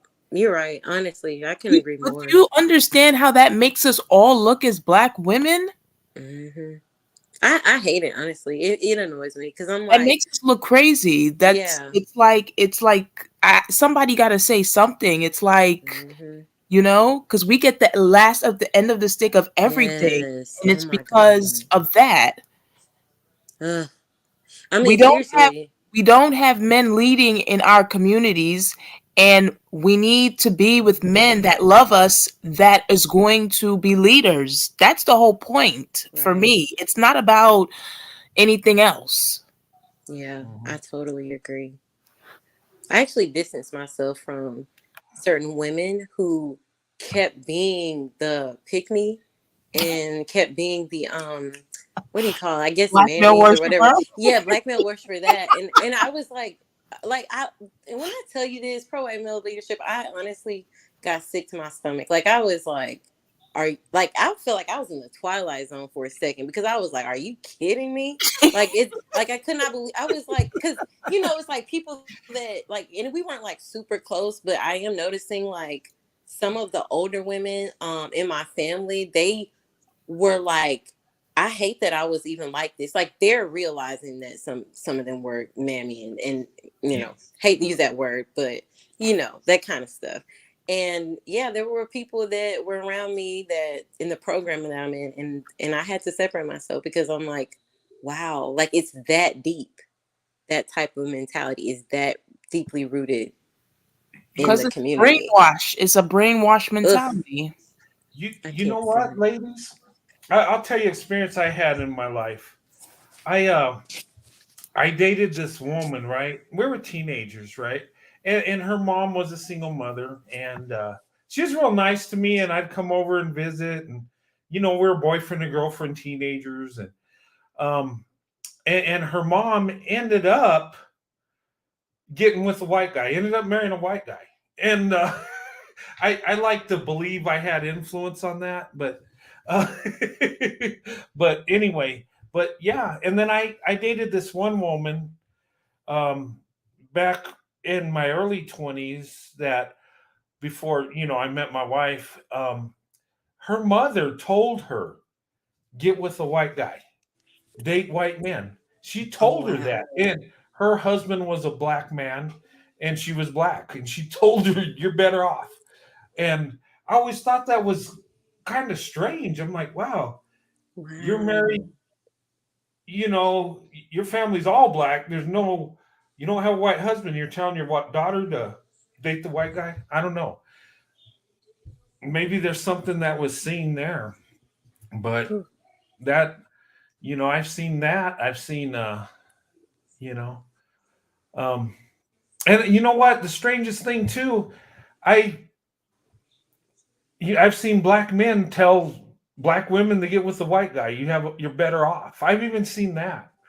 Um, Wow. and that to me is that's a man there that can say, you know what, that's a better choice over there, and that would probably be a good husband, a good father, because he's taking accountability. He's not looking at it in the collective racial sense, and I think that's our problem a lot of times is we get caught up in the collective, like us against them. No, when it comes down to it, the race thing, guys, you got to go where the best option is. Who has the best character to have the best outcome? This stuff of us being racially segregated, that's going away, and you're not going to stop it because people want to be happy. They want to be loved, and some of these ladies are saying, you know what? I'm finding a better option here, so I'm dating out. I'm marrying out, and men, we just go wherever, really, right? Well, black men do all the time. Us white guys are dating out a lot more than we used to. But it's changing. And I would say go with the man that has a character. Go with the woman that has a character. And for me, black women was always the best choice, hands down. And people thought I was crazy. People thought I was nuts. But you know what? I have the marriage that lasted. They don't. So I wasn't the one that was crazy. It was them. So I mean, when the truth comes out, and I tell people, open up those options. Have that option button. If it's not working in your community, go to the next one. If that white guy ain't doing it for you, go to that Asian guy. If the Asian guy ain't doing it, go to the Hispanic guy. You know what I'm saying? Go where the best option is. And we need to get in that mindset if we want successful marriages. We really do. Um, but anyway, that's because see, I don't live in the collective. I'm a white guy, but I don't live by what white men do. I live by what I do, and I go where I want to go. I mean, most of the people around me are white, yes, and I love them, but I'm doing me. I'm living my life. Um, I'm just saying. But anyway, sorry, ladies, I kind of got a little winded on that one. Oh no, you're fine. I was listening, honestly, just soaking it all in. I was listening too, but I'm making some tea. Okay, I'm drinking. Ooh. I'm drinking some tea. Sandy has been making me some sun tea, and Wow. he puts it out on the back porch. And our porch, how the sun hits it, I mean, it gets hot and it brews nicely there. I don't know, but That's different. So sun tea. I've never heard of that before. yeah, sun tea. You just set it outside and the sun actually brews it. What? Yeah, and it I have comes to out try dark and that. stuff is good. I love Yeah. sun tea. Oh yeah, See, I I drink green tea mainly and some black tea with like cinnamon or whatever, but I don't know, I change it up sometimes. I get like something that's like something with lavender. It depends on like if I'm drinking it at the beginning of the day or at the end of the day kind of thing. oh But yeah, I love sun tea. I drink a bunch of that stuff. sun tea. It's the best tea. It really is. Oh, Afro Angelique, I hope you're okay. Hey, Afro Angelique. I just saw your comment. Oh, what? That sun tea is the best. Yeah, I saw that. Well, she said hello earlier and I didn't get to her because I'm on my phone, but like I'm charging up my laptop, so I'm always charging something. That's a shame. Hey, we got all these electronics. I know. I was using it earlier and then I had forgot to charge it. It had been a few days because I was on my iPad mainly. But yeah. Yeah, I agree with you, Afro Angelique. Sun tea does taste better than regular tea. I'm gonna have Um, to try it because if y'all are saying that it tastes better than regular tea, it oh yeah, must be really good then. it is. It's good. And regular tea's good too, but this stuff I can't beat it. Wow. Yeah. Hey ladies, I did a 3-part show and the third, you've seen I don't know if you've seen the poll I did where you vote on what we're going to talk about. We talk about interracial love connection, how we can go about it being strategic. And open topic, well, we always have the open topic. But how to deal with outside influence while interracially dating. Um, we have to deal with that. That's a real thing. If you date interracially, and especially black women, white men, we're the most attacked. Nobody can dispute that. But how do we deal with that? Of course, you love the person you're with more than everybody else. But hello there, Mercedes. Oh, yes. Hi. Hi, how you doing? Welcome. Hi, Mercedes. Hi. Hi, Mr. Brent. Miss Anita's channel Oh yeah, sent me I in your see you over there. direction. Yeah. And so no, I'm an old married lady, and so so I just want to make a couple of comments because finding a spouse is not as complicated as it needs to be. Men are men, women are women. Men like things that are pretty and interesting, and women benefit from having a life partner who's protective but still proactive. And so the packaging really doesn't matter. But when it comes to interracial relationships throughout history, folks got on ships and went all over the planet. Whether they were in Polynesia, whether they were in Asia, whether they were in Africa, whether they were in the Americas, the men lost their minds when they saw the women, and that's and there are various books and movies that show that, and so. It's not really that unusual for men who are white to be interested in women who are not white. Yes. Historically, that's what's happened. Dorothy Dandridge, Eartha Kitt. Go ahead. Oh, I'm so sorry, but it's biological for men to be attracted to all women. That's not, Mhm, that's biological. All men are attracted to all women. mhm. Yes. That's what I want to, I just want to say it's biological for Yeah. men to be attracted to all women. Oh yeah, it is. Yeah. Oh, yes. Now that when it comes to interracial relationships, the, when all these folks traveled all over the world, they didn't stay on the ship and say, well, I have my fair-skinned blonde woman at home, and I'm going to stay on the ship and stay away from these other women who are kind of cool and different from the women back home. Um, they didn't stay on the ship. They got off the ship, and some stayed in Polynesia or in Africa, in the Americas. Um, it they liked what they saw. Some interracial relationships is not anything new or odd. It's Mhm. just that folks don't necessarily think about it or talk about it a lot. Yeah. And so we're in agreement.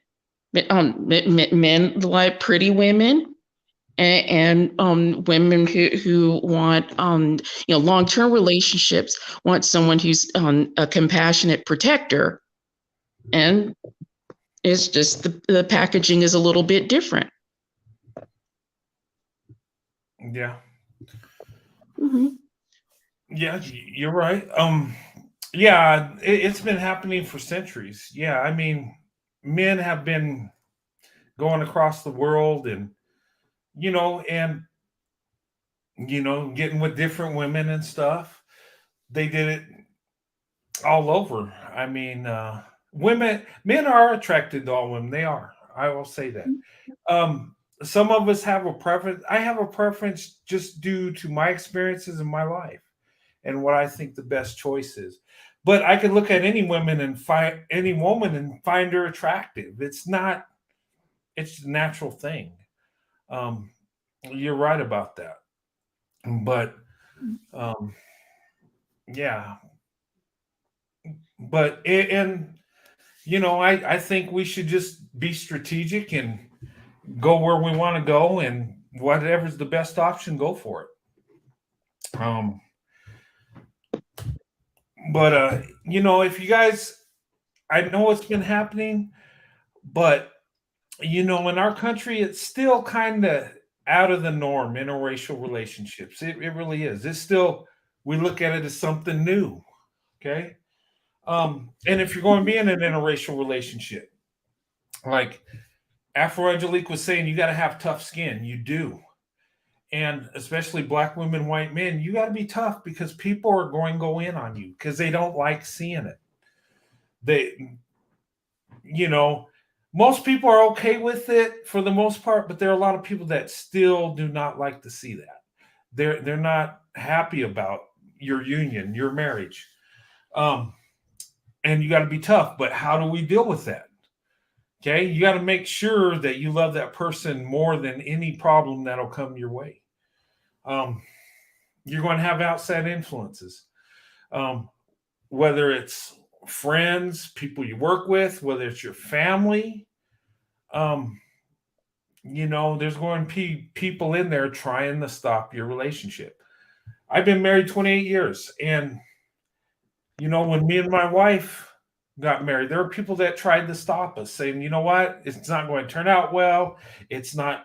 Society won't accept it." For me, I don't live by society anyway. But it was just told that it was going to be so horrible, so hard, so difficult. We were going to struggle. Truth be told, it was awesome all the way. It wasn't hard. I told my dad, he says, "You know what? You're going to get married, and you got my blessing. Sandy's awesome. She's wonderful, but you got to stand by her. Marriage is for life." I told my father, I said, "Too easy." He looked at me weird, like, And what I meant was, I love her more than any obstacle that's going to come our way. So when I say too easy, in a way it is. And in fact, me and my wife, we talked about this, that we got to a point where we kind of embraced the attacks, where we can show love for each other, standing up to people that were against it. And maybe that seems kind of weird that you would kind of embrace that a little bit, but we did because it's something we went through together. And at first, yeah, it hurt, but it's like, you know what? We're stronger than this. We're going to make it work. And that's how you got to be. And it shouldn't matter to anybody who you marry, who you date. That's your choice. It's your life. And I tell people, have your options open. Does that mean everybody should interracially date, marry? No, because a lot of people ain't strong enough to go through that. But you should have the choice. And nobody should shame you for wherever you go. In fact, they should uplift you and be happy that you found true love. Whether But why? I'm sorry to Yeah. cut you off, Brett. Go Why ahead. should I be ashamed of being with achievers and not failures? Why should you what? Why should I be ashamed of being with achievers and not failures? You shouldn't. You shouldn't. That's so If you're with stupid to someone me. if you're with somebody that's successful, you should be happy with that. If it's a white guy and he's more successful than everybody else, be happy with that. You know, if other men aren't successful, that's not your problem. It's about you and what you want in life. You want the best option, right? And whatever that best option is, you go for it. And I said the best option for me is black women. I say wonderful things about black women. Why? Number one, I want to, I like to. And number two, it's true. And you know what? Number three, my experience has been awesome. I've been married over 28 years, still going strong. When the naysayers told me I'd be a failure, their marriages have failed. But I went where I wanted to, and I didn't let any outward influences get into my relationship. My wife didn't either. But yeah, you go where the best option is. And that's part of the dating process. Yeah. At some point, once things really become serious, the folks who just want to play around will select out. But with the real relationship, these kinds of issues are going to come up. And even conversations I've had with my husband over the years on it, traveling. There are reasons where I prefer going to the chain hotels or the chain restaurants when we're traveling on the interstate versus just the mom and pop places, because I don't necessarily know how the local folks or the hospitality folks are going to perceive our relationship. Yeah. These are conversations that should come up outside of the bedroom, and certainly when things are serious and we're talking about meeting parents and extended family and all. Those are things that should be discussed, because perception can alter the reality. You got to be on the same page. Okay. Yeah. All right. So, yeah, I mean, no, I kind of get it. I mean, yeah.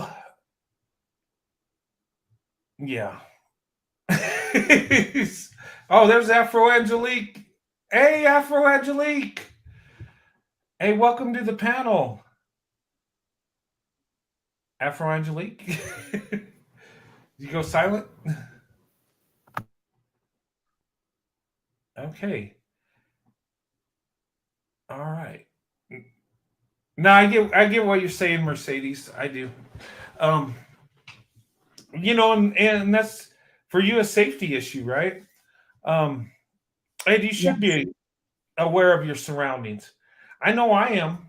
Um, people don't go after me and my wife, but there are some people that will. So I'm aware of what's going on because I've heard stories. I've seen news reports in some instances. Um, but anyway, Afro Angelique, can you hear me? Uh, are you on mute? Hey guys, can you hear me? I'm getting total silence. Yeah. Could you hear me? Yeah, I hear you. Okay. Okay. Yep. That's Yeah, it might be clear. just a bad connection on your end. You might have to just troubleshoot. I had that issue over the Yeah. weekend. Oh, okay. Hey, Afro Angelique. Hey, what? I can't hear you. I don't. Um. Why don't you try drop off and come back on? I'll pull you back up. I don't know if your audio's. I see you right up here on the panel, and that's an awesome picture. Nice. Um. Yeah, I think we're having some difficulties. Um. But the thing of it is guys, you're on interracially date. Just be tough. Put that person first. And I think another reason black women and white men are the power couple is because we have to deal with that stuff. We might deal with people that try to sabotage our relationship or the haters. Like I said, in today's world, you can marry interracially. Nobody's going to stop you. And most people aren't going to give you a problem, but there are those that will. And just put that person first. And you know what? And guys, if you're with a black woman and your family says something off, you better check it right away. Do not let it slide. Don't think of it, oh, he or she didn't really mean it. Oh, they meant something up. No, you check it right away. And it's better to be wrong and check them than them to say something off and you do nothing. I would just say that. Um, I've never had to do that. Um, like I said, my family didn't have a problem with my wife, and we didn't grow up saying off racist things. We didn't do that. It wasn't in my household. So when people talk about it, it blows my mind because we didn't do that. We heard it at school. We heard racist stuff, and when I'd ask my parents about it, they'd tell me, and not to say stuff like that. I mean, my father taught me to respect other people. Um, but anyway, but the thing of it is guys, you got to have thick skin. Bottom line, because that's the most important person in your family is your wife. She's more important than your parents, than your brother and sister, than your grandparents. She's even more important than your children. Okay. That is the most important person in your marriage is your wife. And ladies, that's your husband.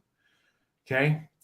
Um, and don't let anybody get in between you because it's your world, it's your life. Live for each other. Don't live for society. Don't live for the collective. Don't live for your community. Live for you too. Live for your family. Family begins with the husband and wife. That's the foundation. Once you get that right, then you can build, if we all started out in marriage, husband and wife, and did it the way we're supposed to, the way that God wants us to, our communities would be better off. Our towns would be better off. Our nation would be better off. But unfortunately, marriage isn't valued like it used to be. And I tell people, and I think we have to fight it and do the right things ourselves, even if everybody else don't. And the thing of it is I say this, and I believe it, and I back it up. I believe by opening up our options, it actually creates a blessing. And what I mean by that is we get to know people of different ethnicities, different racial groups. We get to know how they're really like. And you know what? Instead of the stereotypes and generalizations we sling around, we get to know what people are really like. And you know what? I think interracial marriage is a beautiful thing because it could bring families together. It don't always create chaos and craziness like the movies show.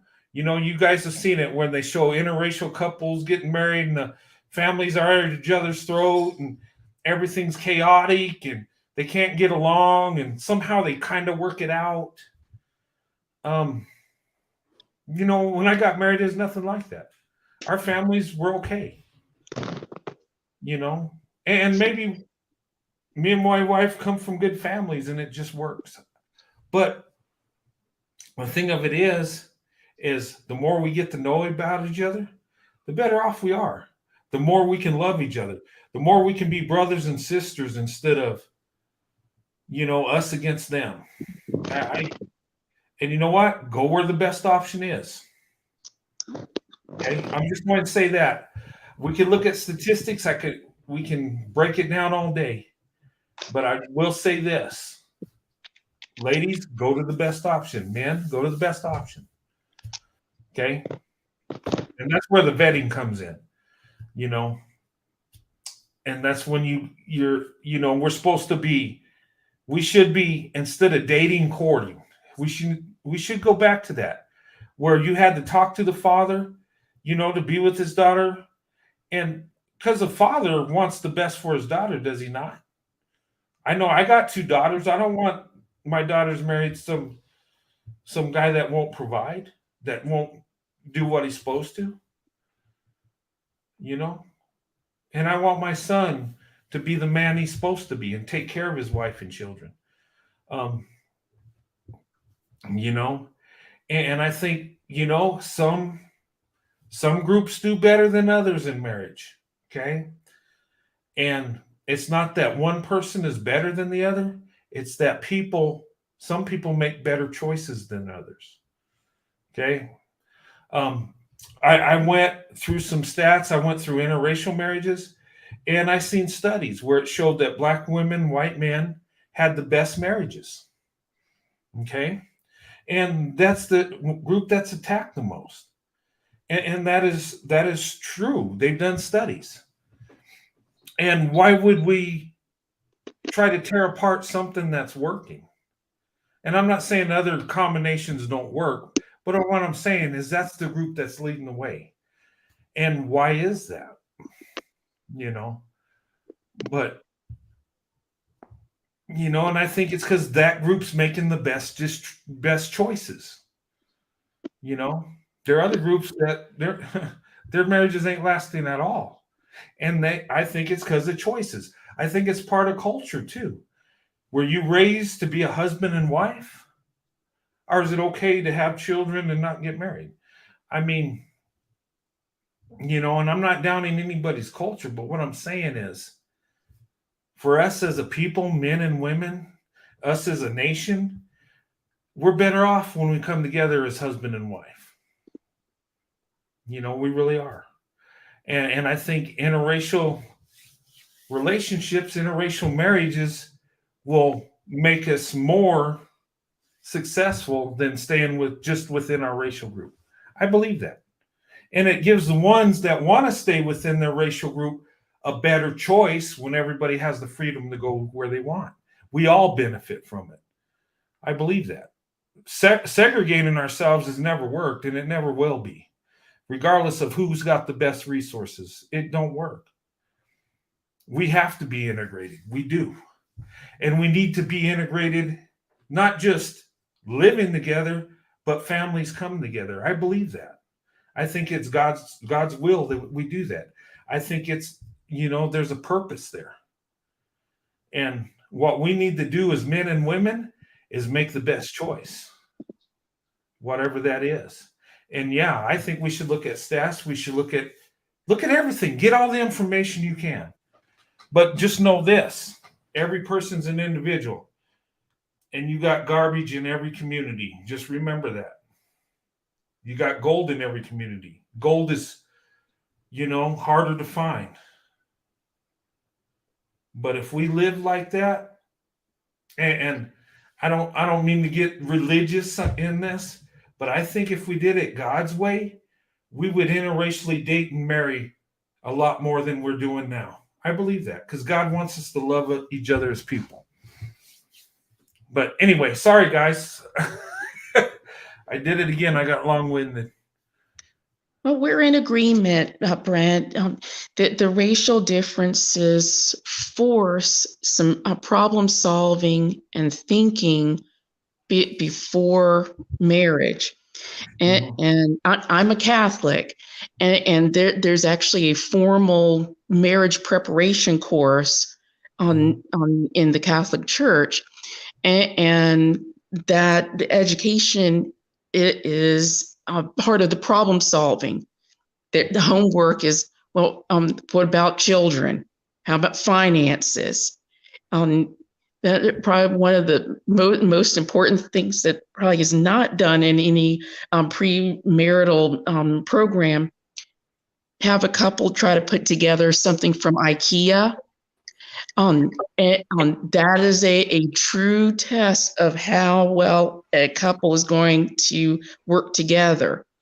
And so it's something. It seems kind of silly, but that's the core of things. The racial differences really push the issue of problem solving, working as a team, being able to accomplish things. And when folks kind of stick with what's familiar, it's presumed that things are going to happen a certain way or decisions are going to be made a certain way until folks find out that they don't agree on things. And some of these essentials, money, children, lifestyle, that's what erodes relationships. And so I agree with you, Brent. No, okay. Appreciate that. Hey, Afro Angelique. Is your She said her mic's not working. Oh, it's not? Okay. Well, welcome to the panel, young lady. I'm sorry it's not working. I always love listening to Afro Angelique. She's so awesome. But if it does come on, you're welcome to talk with us. Or if it's not, you can hang out on the panel. We're just happy to have you, Afro Angelique. We are. Big love for you. Hey, Corey, how you doing, brother? How's it going? I'm doing good. How about yourself? I'm living the dream. I'm on YouTube. You're on. It's always good to live the dream. That's it. Yeah, and I'm having a good time talking to you guys. This is a good discussion tonight. It just, and I had 3 things I was going to offer to talk about. And, I thought I'd cover them all. J10 gave me that advice. She said, why don't you talk about them all? She just likes to do anything to keep the show going. Yeah. Is J10 in tonight? Not yet. She's probably on duty. Yeah, she works those long shifts, so yeah, she'll be on the replay. 12, 14-hour days sometime. Oh, God. Yeah. I feel her pain because I was working those 12-hour shifts, and that was killing me. Heck, during COVID, we were working sometimes 14, 16-hour days. Yeah. You get on a paycheck, but you ain't got much energy when you get home. Oh, yeah. The paycheck's wonderful, but, I mean, you're dead to the world. You don't have a life. It's like, there were some days I would pay for a day off or, get out of there. You got to get that sleep and snuggle time somewhere in there. Yeah. Oh, yeah. I need that sleep and snuggle time. Sleep is snuggle time for me. I tell you, when I sleep, I always hug my wife. I Mhm. always have ever since we've been married. I just hug her. If I roll over and sometimes she's like, "Are you okay?" And I'm like, "Yeah," because sometimes oh, I thought you were mad at me because you weren't hugging me no more. I'm like, no, that ain't it. I just, but yeah, I mean, yeah. When it comes to my wife, I'm a hugger. I'm not a touchy feely guy, but with my wife, I am. But I love my wife. I Well, like to that's give her a hug, scripture. and You're supposed to cleave to your wife. yeah, and I do that very well. I think that's one thing I do pretty good. That's good. Yeah, You that's know, easy for me. I have a lot of fun telling people I'm living the dream because, you know, I go up to a lot of the same stores Uh-huh. and they always ask me, they go, "How you doing?" And I always tell them I'm living the dream. And some of them start off negative until they get used to me, and now they just smile because I don't back off. I just I'll tell them why I'm living the dream. And they yield. They usually do. And now a lot of them are already telling me that they're living the dream too. So that's pretty cool. Yeah. Hey, D Powell. Uh, thanks for coming on, and good night, young lady. Thanks for coming on. I appreciate having you on. Um, and everybody here tonight, I appreciate you. And if I don't catch you going out, I wish you a good night and stuff. Who dropped off? Was that Afro Angelique? Yeah, Yeah, her. So yeah, yeah. And that's sad because I always love hearing her input because she's always got a lot to say. Did you guys see that live stream we did with me and Sandy? And she asked a couple questions and just narrated the whole thing and interviewed us both. It was Yeah, just like, she interviewed you guys. That was pretty cool. yeah, it was like professionally done too. It's like, wow. Me and my wife looked at that. And we're like, oh my god, she took charge of the show and just interviewed us. She got stuff out of me that I wouldn't have spoke freely about. I'm serious. Oh, hey, Hmm. Kathy, thanks for coming on. Good to see you. It's only 9:36 here. Yeah, it's 10:30 here. Yeah, I mean, come on. Okay, because you're on the West Coast. Okay. I Yeah, know. he's showing out now. He's showing out. Yeah, the Corey's showing out. Yeah. Well, the sun hasn't even been down very long. I mean, still pretty early. Well, yeah, you're probably looking at a sunset off the ocean there in Oregon, huh? Actually, we have a fire that's right there at the top of California, and Oh, it's wow. throwing smoke our way, something fierce. Oh man. I love California. I wish they get those wildfires in control. Oh, I that'll mean, never happen. well, It, if they were, this area always burns. yeah, I don't know. You know what? I love California. I'd live out there if I was a millionaire, but I mean, it's so darn expensive out there. It just, Oh, yeah, California is. It's not yeah, cheap. it's not. I got family out there, and yeah, they make more money than we do, but they don't have more than we do. In fact, we got more making less. Well, it gets consumed. Yeah, California is very. It's got a very big diet. yeah. Well, if you live in New Mexico and you make 100,000, you live like a king. I'm. Hmm. Well, heck, if you make 70,000, you're doing pretty darn good. 60,000. Well, Hmm. heck, 50,000. we, but the cost of living's lower here too. Oh Um, yeah. but but California, New York, you got to make money. You know, I what? do. I'm comfortable where I'm at. Are you? I like the views around. I like because you can take drives, and most of the roads that go to the coast always follow a river because everything's so steep, and because the mountainsides, you just follow the rivers all the way to the ocean. But it's just beautiful over here. Yeah, Afro Angelique asked me to drop the link again. I think she's going to try to come back up. Okay, we'll try again. Hopefully She's she. not a quitter. She's a Oh no, fighter. she's not. She's. No, I tell you what, she's a. Hey, I got to check my emails after the show, see who wants to go in. But I'm going to have a giveaway. I just. Oh, she was there and now she dropped again. I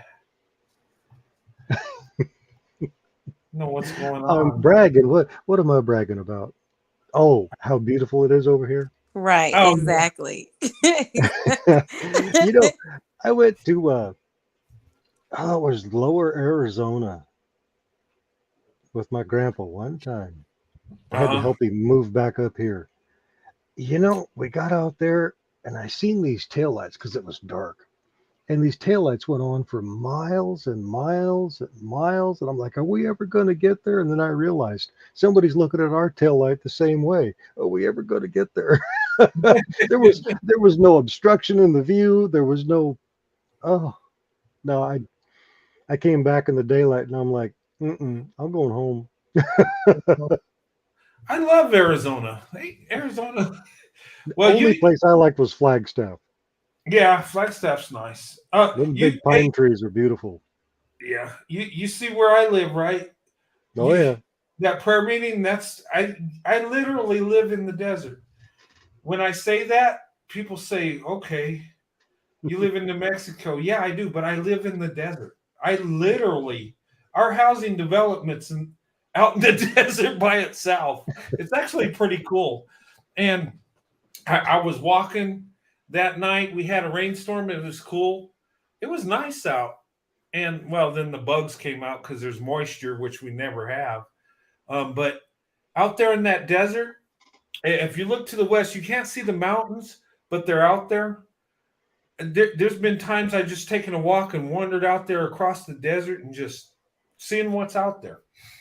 And I have that out there where I could just, and you'd be amazed what you see out there.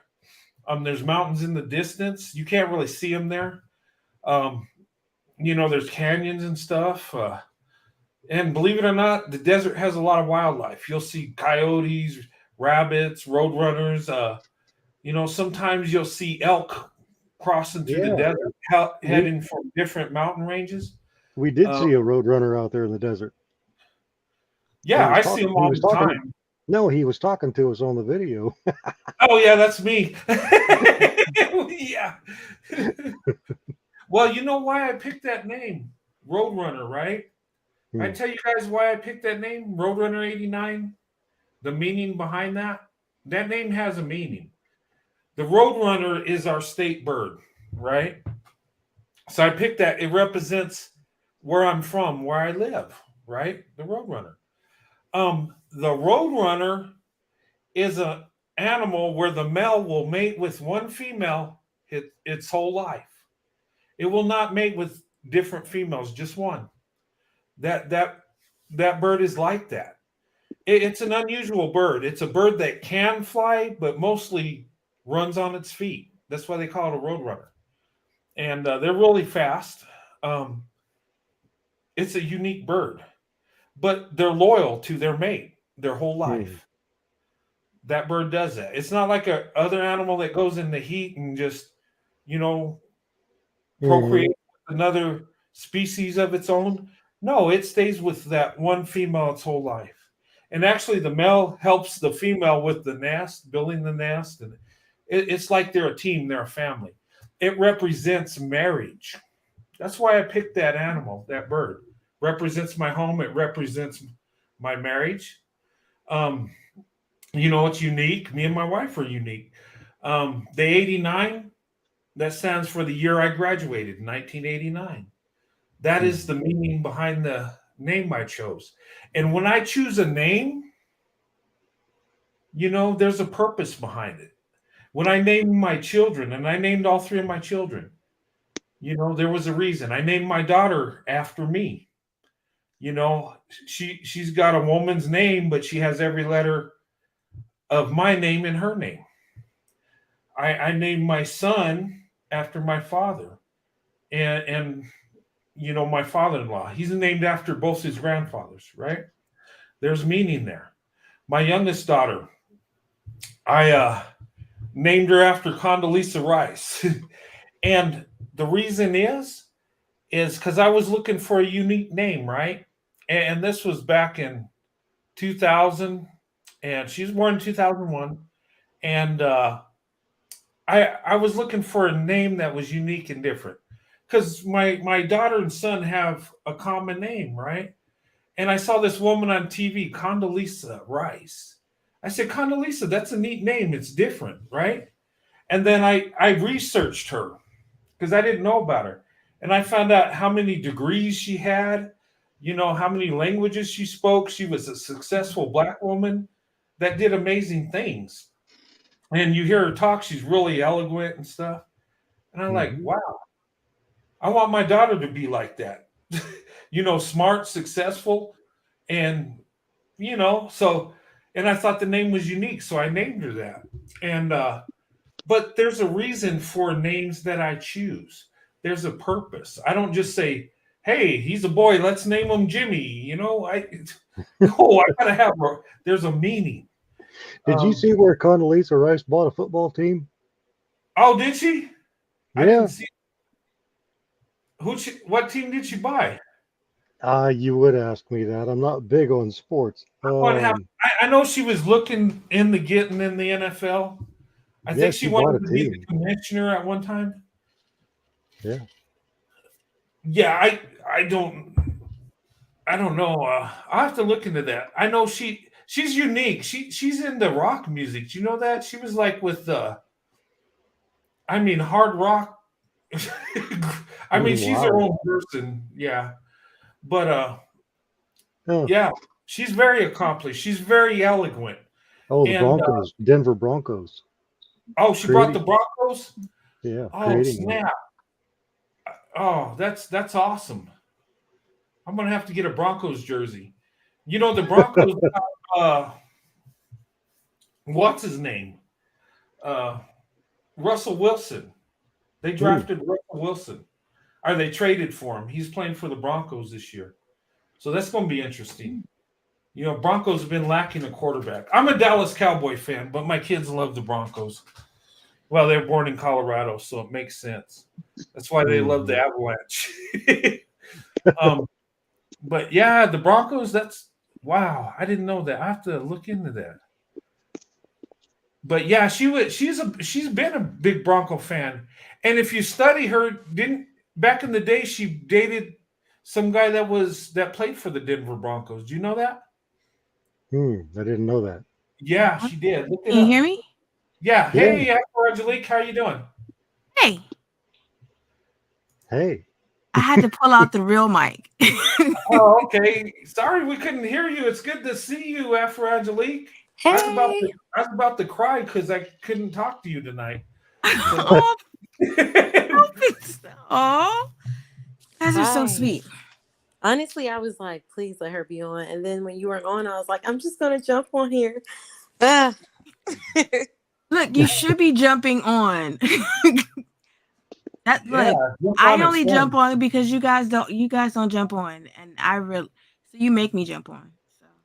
Hey, almond butter. Hey, I'm with you, Cowboy fan. Hey, yes. I don't judge. I'm there all the way. I'm a diehard fan. Yeah. And Dak, I'm pretty better recent. get it together. Yeah. Oh my gosh. So, okay, this is the thing about Dak. So my family, we're actually Mississippi State fans because my parents are originally from Mississippi. Didn't you come from there? Yeah. So basically, I really started I was at one point, between that and the 49ers. This is a while back when I was really into NFL. But when he when he got drafted to the Cowboys, I was like, you know what? This is the perfect opportunity to get back on that bandwagon. But there you go. but seriously, when my dad passed, he actually went to the game where Dak Prescott, when they won against Texas A&M. And that was the last game my dad had went to that was football. And my brother's we'll never forget that. We're just always thinking about that moment. So we've been for Dak Prescott ever since. Okay. Like, Yeah. He's a great quarterback. He needs to have that big win, and I think yes, he plays amazing. He's quick, he's good. right. The Cowboys really got a steal on him because he got in trouble in college. Oh I think he got a yeah, DUI or something. I heard But about that. it moved him down in the draft. He should have been drafted higher, but the Cowboys came through and got him. Yeah, And yeah, that was a good deal on their part. Now, if right. they got a good team. They just need to get it together. I mean, I'm so tired of us losing. I'm like, come on now, Like, please, please, just do this for me. Just do it for us, yeah, I mean, we'll have a great season and then lose in the first round. Like, what? What just happened? Right. Oh, Yeah. I'm like, oh my gosh. I don't know if it's a curse, but it has to go. Like I don't know what I need to do. Like I'm not into burning sage, but I'm interested in getting some just Right? to make sure. Like it's just yeah. Oh my gosh. Yeah. Yeah, but me and Sandy went to Cowboy Stadium when we were in Dallas, and we went on a tour. That stadium is humongous. It's amazing. I told my wife, I said, we're going to a Cowboys game this year. We're going to do it. I said, Yes. this is amazing. And if you look at Arlington, I mean, they got everything right there. They got Cowboys Stadium. They got the Rangers Stadium. They got Six Flags there. It's just like everything's there. And, they're doing a lot of construction on the highway, making it bigger and stuff. It's just amazing. Yeah. That's a good place for it in between Dallas and Fort Worth there, right in Arlington. Yeah, but that stadium's amazing. And I didn't know the Rangers built the new stadium too. They got a new one there. And they got the old stadium that they use for events too. And you know what I think is cool about what they do in Texas is the high school kids, play the state championship in Cowboy Stadium. Wouldn't that be the ultimate thing if that's you're a high cool. school kid playing football? That's so cool. That is cool. And in my state, they won't even let the kids use our college football stadium. I'm like, really? I'm just like, what are we doing? Well, Texas has always been heavily invested in football. From Pop Warner all the way on up. Texas is football. It is, Yeah. yeah. When you think about Texas, you think about football. They You go hand do. in hand. Yeah, you're right. I mean, they're more invested than us. I mean, a lot of great players come out of Texas. But you know what? We did produce in New Mexico one of the greatest linebackers of all time. You know who that is? Played for the University of New Mexico. Went on to play for the Chicago Bears. Hmm. You don't know who that is? Mm-mm. Brian Urlacher. Don't know him. Never heard of him. But that's not much coming from me because I'm not a football person. Oh man, he's like the greatest linebacker of all times. He came out of New Mexico. Hmm. And what's crazy is there were Texas colleges that wouldn't take him because he was a kid from a small town in New Mexico. Really? And he became one of the greatest linebackers ever. He played for the Bears for quite some time. I'm surprised you guys don't know who he is. Any Chicago Bears fans out there? You know who Brian Urlacher is. You got to. I mean, Yeah, there's a gentleman that played for the Oregon Ducks here. He went to high school, just right over here in the town next to me, and yeah, I believe he's in the NFL now, but okay, yeah. I couldn't tell you what his name is. It's terrible too. Creating one's familiar with Urlacher, yeah. And you know what? The guy retired and moved back to New Mexico. He's just the local guy. He's just a simple guy. He's awesome. Yeah. So it's Yeah. But anyway, that's our open topic, football for a little bit. Yeah, I'll fall off on that one. Yeah. I need somebody to explain the game to me. Every time I ask somebody to explain it, they ignore me and just We just need to go to more games after Angelique. what games? I would have to either go to I would have to go to Carolina or I would have to go up northern. I'm at least 4 hours away from any professional whatever. Which is ironic because my cousin runs a semi-professional league. Oh, okay. Well, there's always the internet.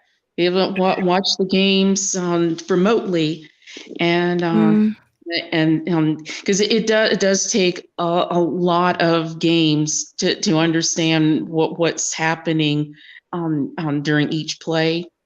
But practice makes perfect. Yeah. I just like to heckle the loser, so I don't have a team. Corey, you would love a hockey game. You could heckle the losers and stand by the penalty box and make faces at them. A couple years ago, I watched the end of the game. I believe it was the Cowboys and the Seahawks or somebody. And this Seahawk receiver made this unbelievable catch where this ball just stayed airborne, just by miracle. And then they end up losing the game. I couldn't believe it. I was just like, I got to work the next day and there's a gentleman in there and he's all about the Seahawks. And I go, them water chickens, they're not doing too good. Because they're Seahawks, called them T-bone buzzards and all kinds of stuff. He was not happy. Or are you just like antagonizing people? Yeah.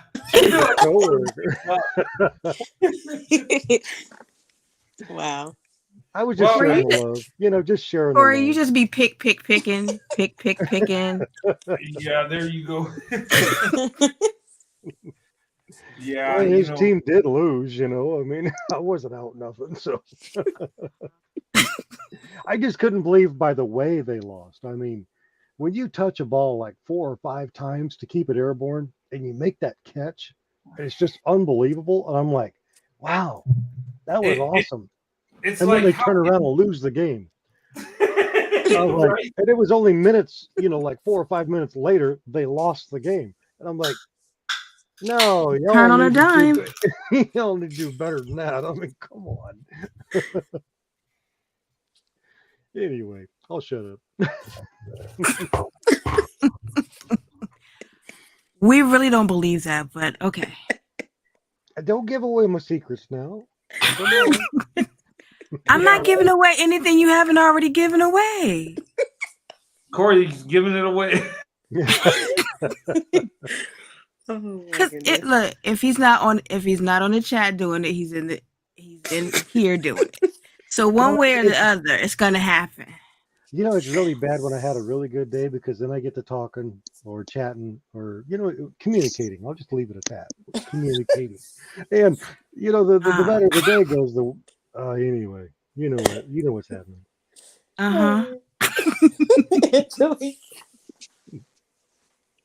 We'll just leave that alone. All right. So new topic. Brent, you and I have the same mic. If Brent is actually over there, which he probably is not because his avatar is up. Yep. Okay, Afro Angelique, we have the same mic? Yeah. What do you mean? Oh, the one I got on my the one you got on your desk. Same color and everything. This one? Oh, okay. Your avatar is showing, not you. Well, not now. Now. But yeah, we have the same mic. Oh, awesome. Well, it's showing on my avatar. You can barely see it. But I'll go back to camera. Yeah, it's a good mic. It didn't cost all that much, and it's very for mics, for the quality of mic that you get and the price. It's a very good deal. It is. Oh, guys, I have to show you. Hold on a minute. I need to do my advertisement for the day on products I use that I think are awesome. You guys ready? Hold on. I'll be right back.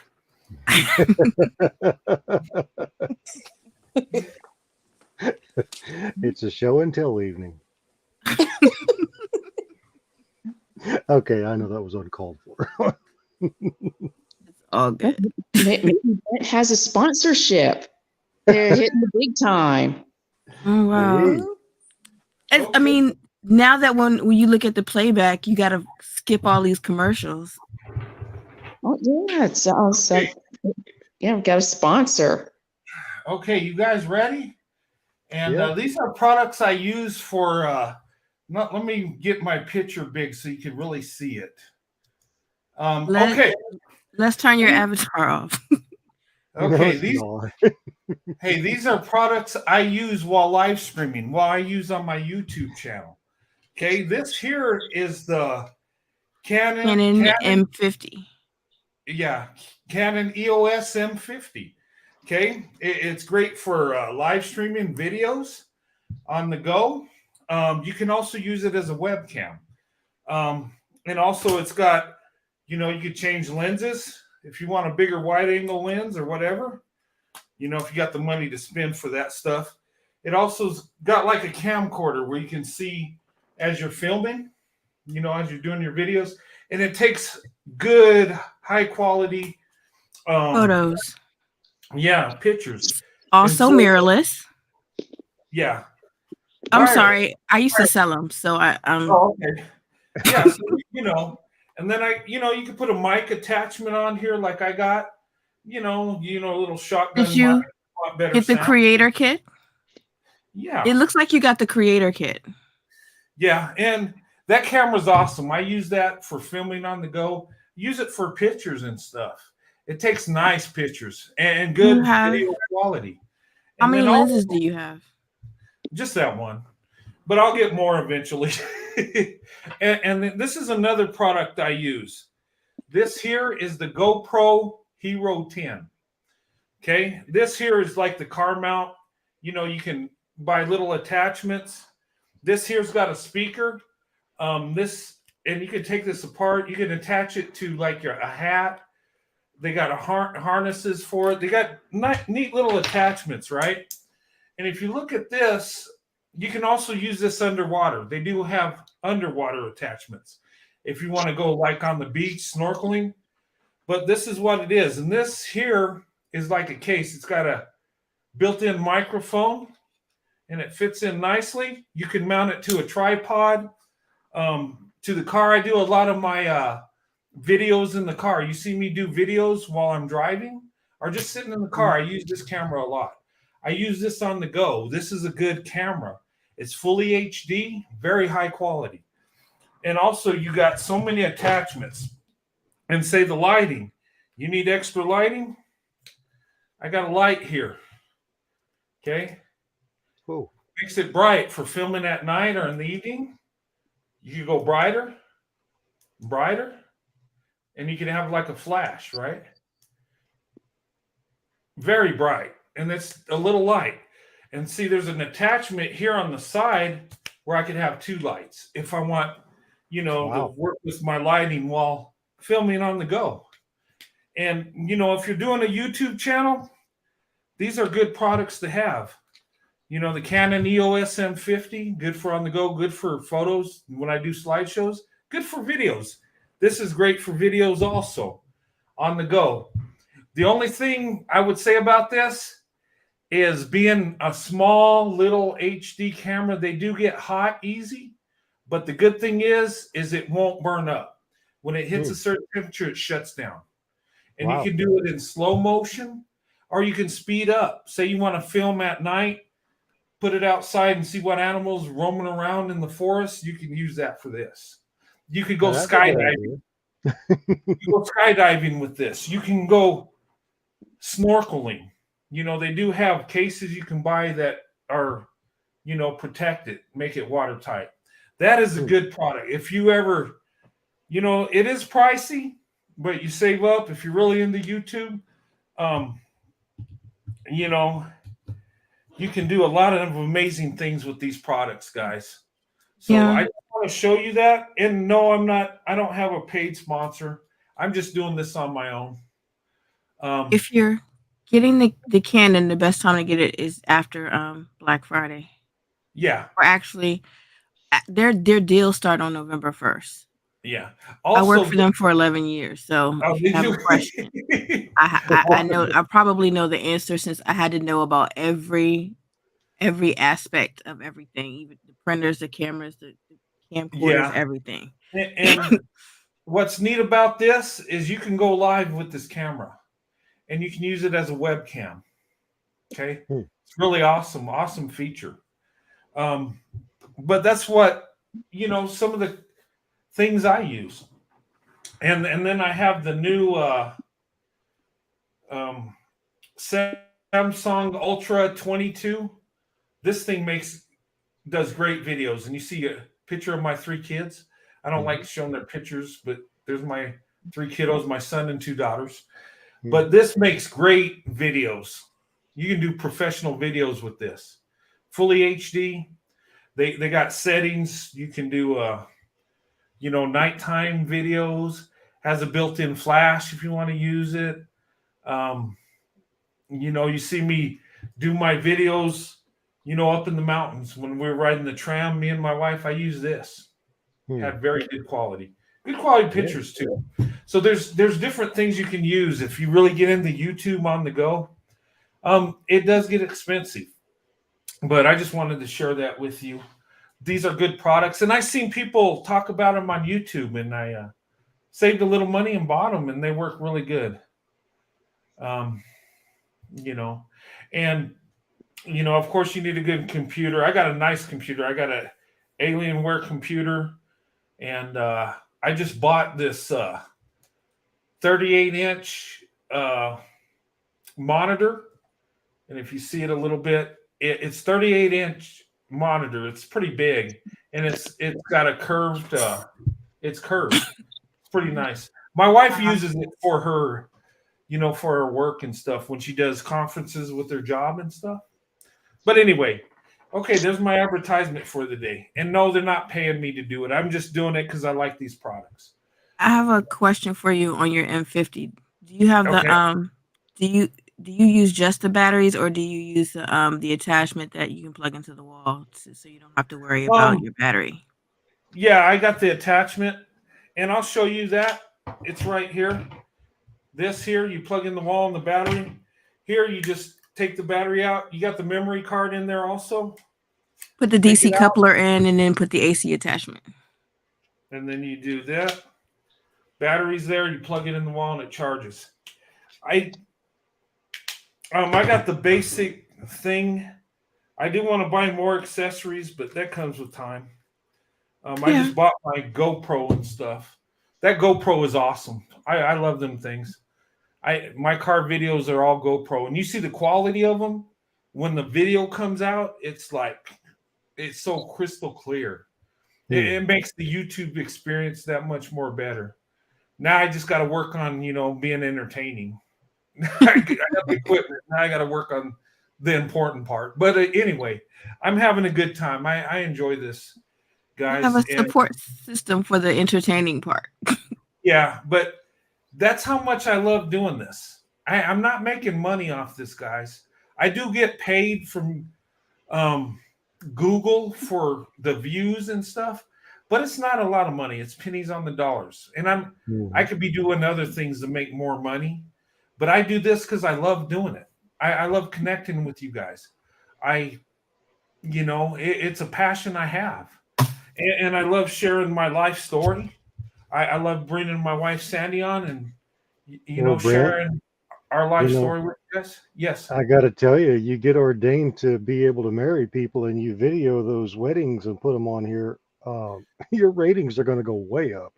Oh gosh, you're going to force me to become an ordained minister, aren't you? It takes about 20 minutes. Look, it takes about 20 minutes to go get ordained online. Yeah. Just come up with a few bucks. Yeah, you just get ordained online, and then you can marry just about anybody. You know what? Do you know how big of a draw that would be? Because you promote interracial relationships and you're Yeah. marrying people and posting it. I mean, with permission, of course, promoting it Yeah. on the posting it on the show. I mean, seriously. You know what? That would sound wonderful. I'd love that. The only reservation I have with that though is I don't want to be like a fly by night guy that marries people. I want, you know, I want the marriages to be, good marriages. Well, But you know, You if can they're always on the offer show, premarital counseling. yeah, yeah. because I know when me and my wife got married, the preacher talked to us. Well, My Brent, you preacher. know, if the couples get together on your show and everybody knows them and then they get together and then you're marrying them, that experience in itself is going to catapult this show. Oh yeah, it would, yeah. But you know what though? I That would be a good idea. And the thing of it is I'm not really looking to catapult. I just want to, build gradually and just be with you guys. I mean, even if it don't grow no more, I'm happy. I'm Br- not looking for internet fame. I'm happy what we. no, Yeah, but it's not. it's like it's full circle if they meet through you and then you close the circle by marrying them. Yeah. Yeah, that's an idea. Now you got my head spinning. Now I think he's just nervous. It's funny that everything that you've gone through, and you look nervous as all get out. I mean, what's going on? Come on, brother. yeah, right. You know what? That's a I thought. You think never that know. Brent thinks he still care what people think. I still care what people think. Yeah, I need to get A out of little that, bit. don't I? Mhm. Yeah. If You know what? anything, you telling people to have tough skin, you gotta have tough skin. That's right. So now I'm forced to do it. Thanks, guy. Oh, Now I have no choice. oh, she sent that one right back at you, didn't she? Yeah, it's checking me tonight. I'm getting checked. Yeah, I'm sorry, that's my speciality. I can't help myself. she Yeah. just done called you You know, out. you know what, guys? That is an idea. You know what? I need to do God's work, and maybe that's another way. You know what? Because if you think about it, you are opening the eyes of a lot of women to say, I need to open my options. Because, it may be something you have in the back of your mind, but then you come across a channel where it empowers and it uplifts Black women Mm. and invites them to date out. That you have options, and even if you hadn't thought about it before, now the idea is matriculating in your mind. Mhm. So you open that doorway, and even if they don't meet on here, then you have at least opened the idea of dating.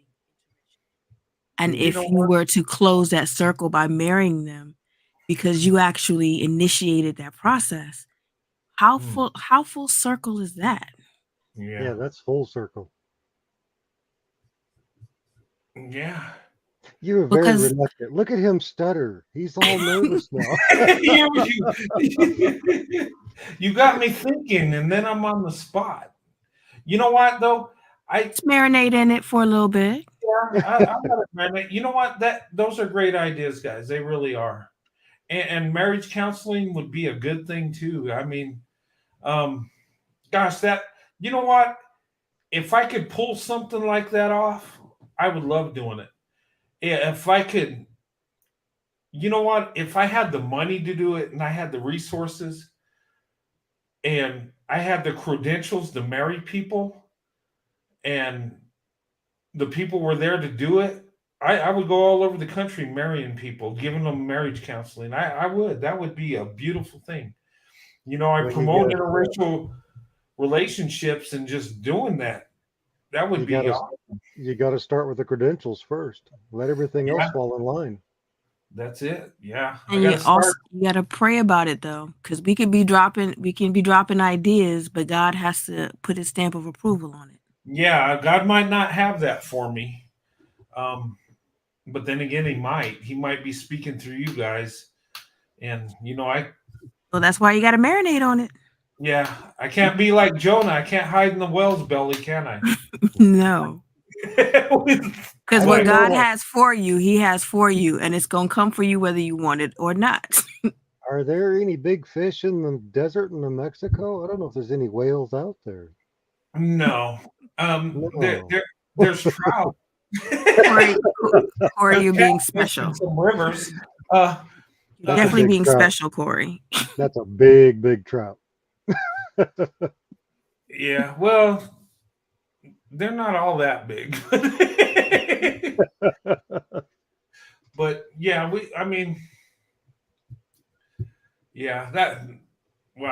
that's an idea. You guys are running that past me, and I'm thinking about it. I'm just like, Well, Brett, I keep bringing this up. I'm not bringing it up unless I was like, because I'd send you guys plane tickets and lodging. oh yeah, if you I got think it'd be awesome. you wouldn't have to pay me though. I'd be there for you, Corey. I will. Yeah. Just like Mark and Triple P, I'll be there for them. You know what? I'm gonna be there. Just all they gotta do is ask. And you too. I'll be there for you. I'll make a way. When you find your wife, Corey, I'll be there for the wedding.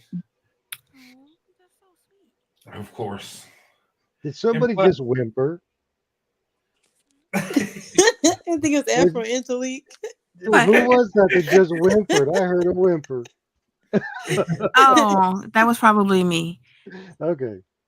But no, that would be so sweet. If I ever do get married, I would send you an invitation simply because you were the catalyst. Oh, thanks. I appreciate that. That's really You know sweet. what?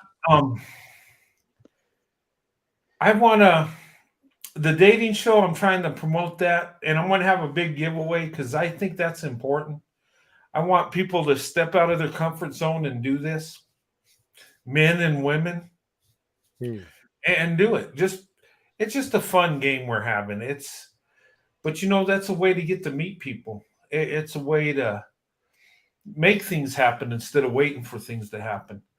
Well, Brett, you would have to start up or open up a wedding fund for the people that get married, because I know there's people on here. I mean, I would donate money to give to the budding bride and happy groom, so to speak. Mm-hmm. Yeah. But you know what we can do, and instead of going through this channel, is the people that get married start a GoFundMe for them, and that way, we can donate to that, and it goes straight to them, like Mark and Triple P. Maybe we ought to do something for them.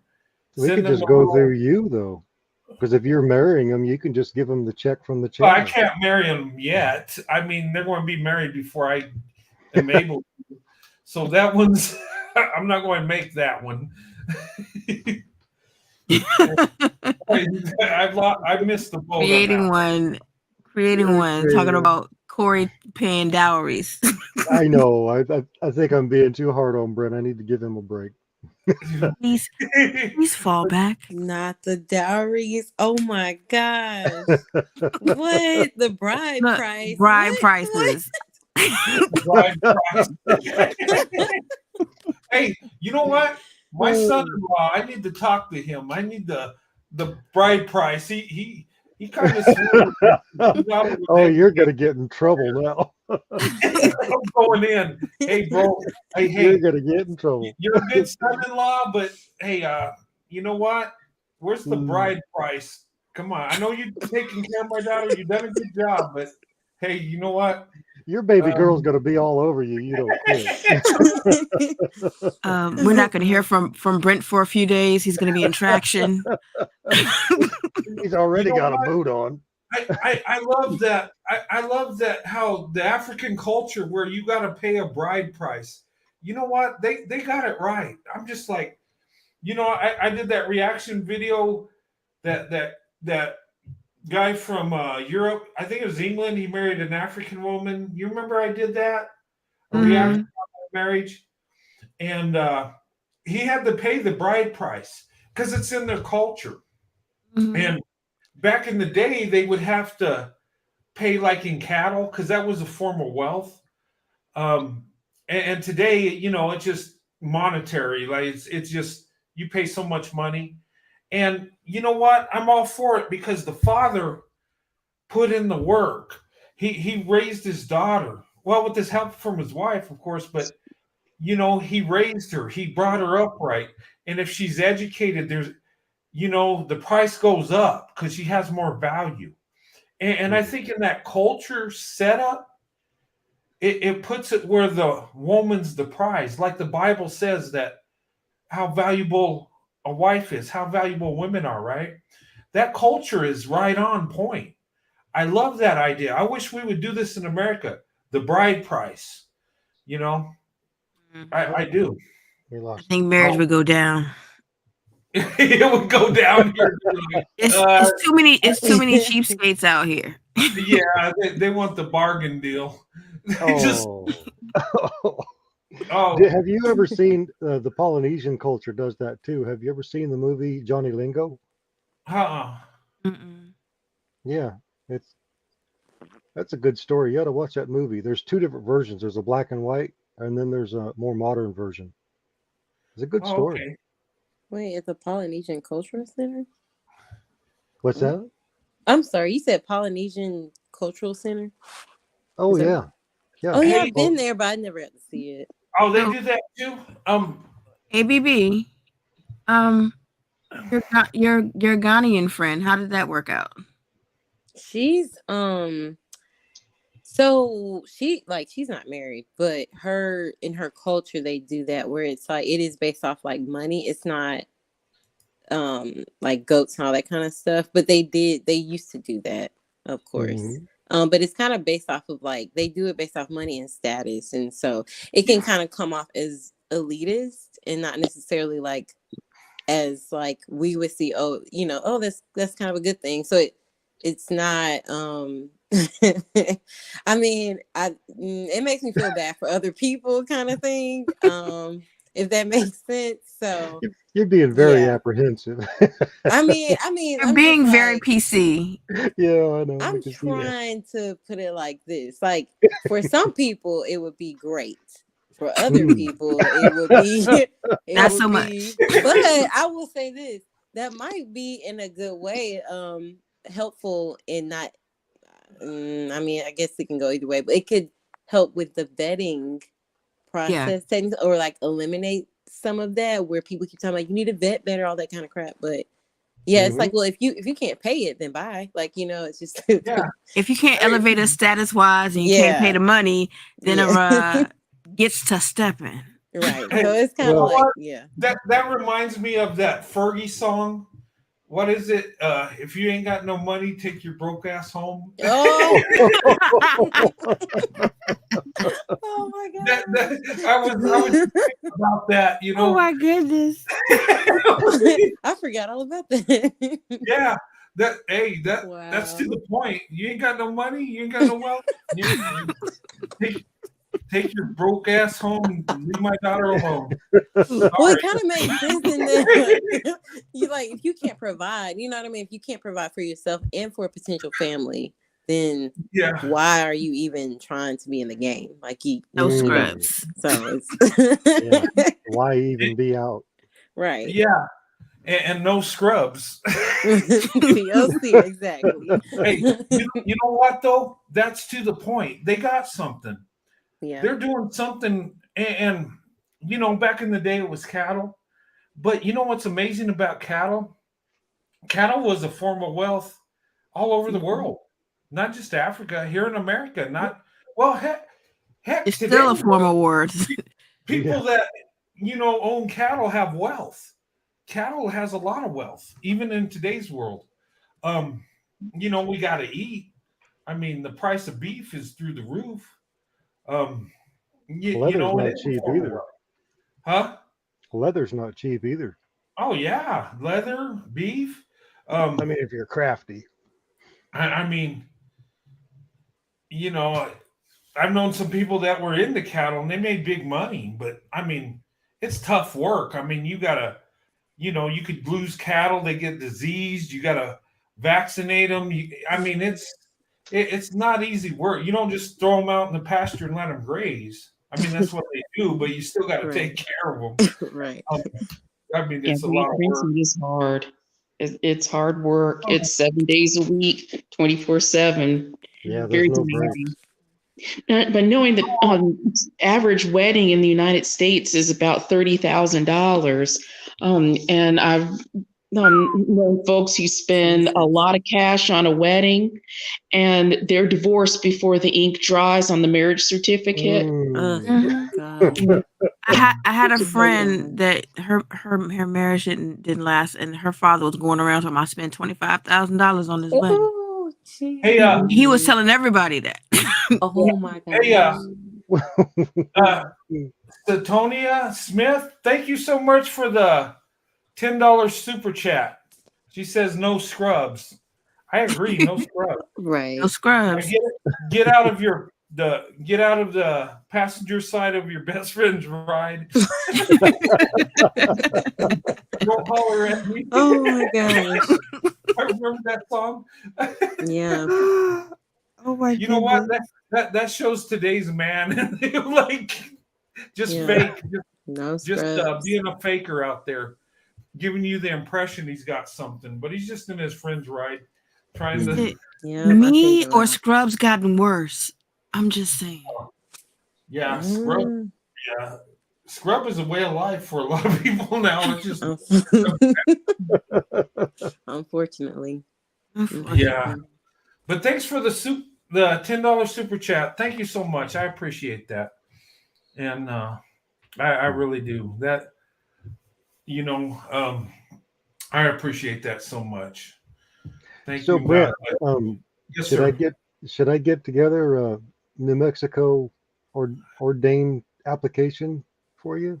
Yeah, because I have to do it in my Corey. state. Let the man marinate first. Yeah, right. Cheese and crackers. Well, what I will suggest too is instead of going straight into that, I guess getting like updated photos and things like that of people that have kind of like over time or, in segments. That way it's like, you're not like rushing into that if you don't feel comfortable, No. So, but yeah, I mean, like I don't know if PPP and Mark would be willing to, share pictures or whatever, but that'd be something to do. I think they said they were going to share their wedding photos. Okay. I remember them saying that. I know Mark was really into telling everybody about everything. Guys, I got, you know what? Guys, oh my goodness. I saw something today. Oh yeah. I don't want to get into YouTube beefs, but there's some dude I'm going to go in on. This dude attacked Mark. Oh, it's dude from the UK. Yeah, there's this guy. That's all he does. His channel is solely to mess with Mark. Wow. Yeah, he's a dude from the UK, a black dude, and he's talking about how Mark looks. That dude's an ugly dude. I looked at his picture like, come on, man. Everything he posts is hate on Mark. Everything he posts. Yeah, he is mad. He is jealous. He is jealous. You know what? I might have to go in on him. I might have to do a live and show his weak videos. Yeah, please give us the name because I'm ready to go. Yeah, I have to look it up. I will. He's taking care of his kids. Huh? Mark is very proud of his kids. He's proud of everybody that's in his life that he loves. He's very proud of, and you know that. And it's just, and he has a big old heart, so you can tell that he cares. Yeah. And that person is calling him a simp and just like everything that Mark does, he does something that is negative about it, and it's just like.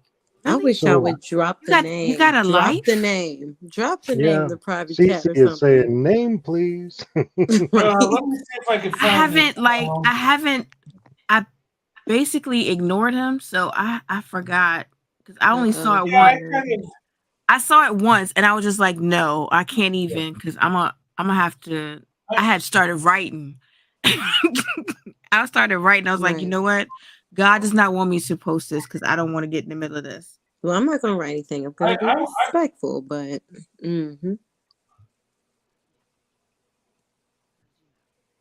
Well, that's part of what we discussed earlier, that there are going to be people for whatever reason have a problem with what someone else is doing.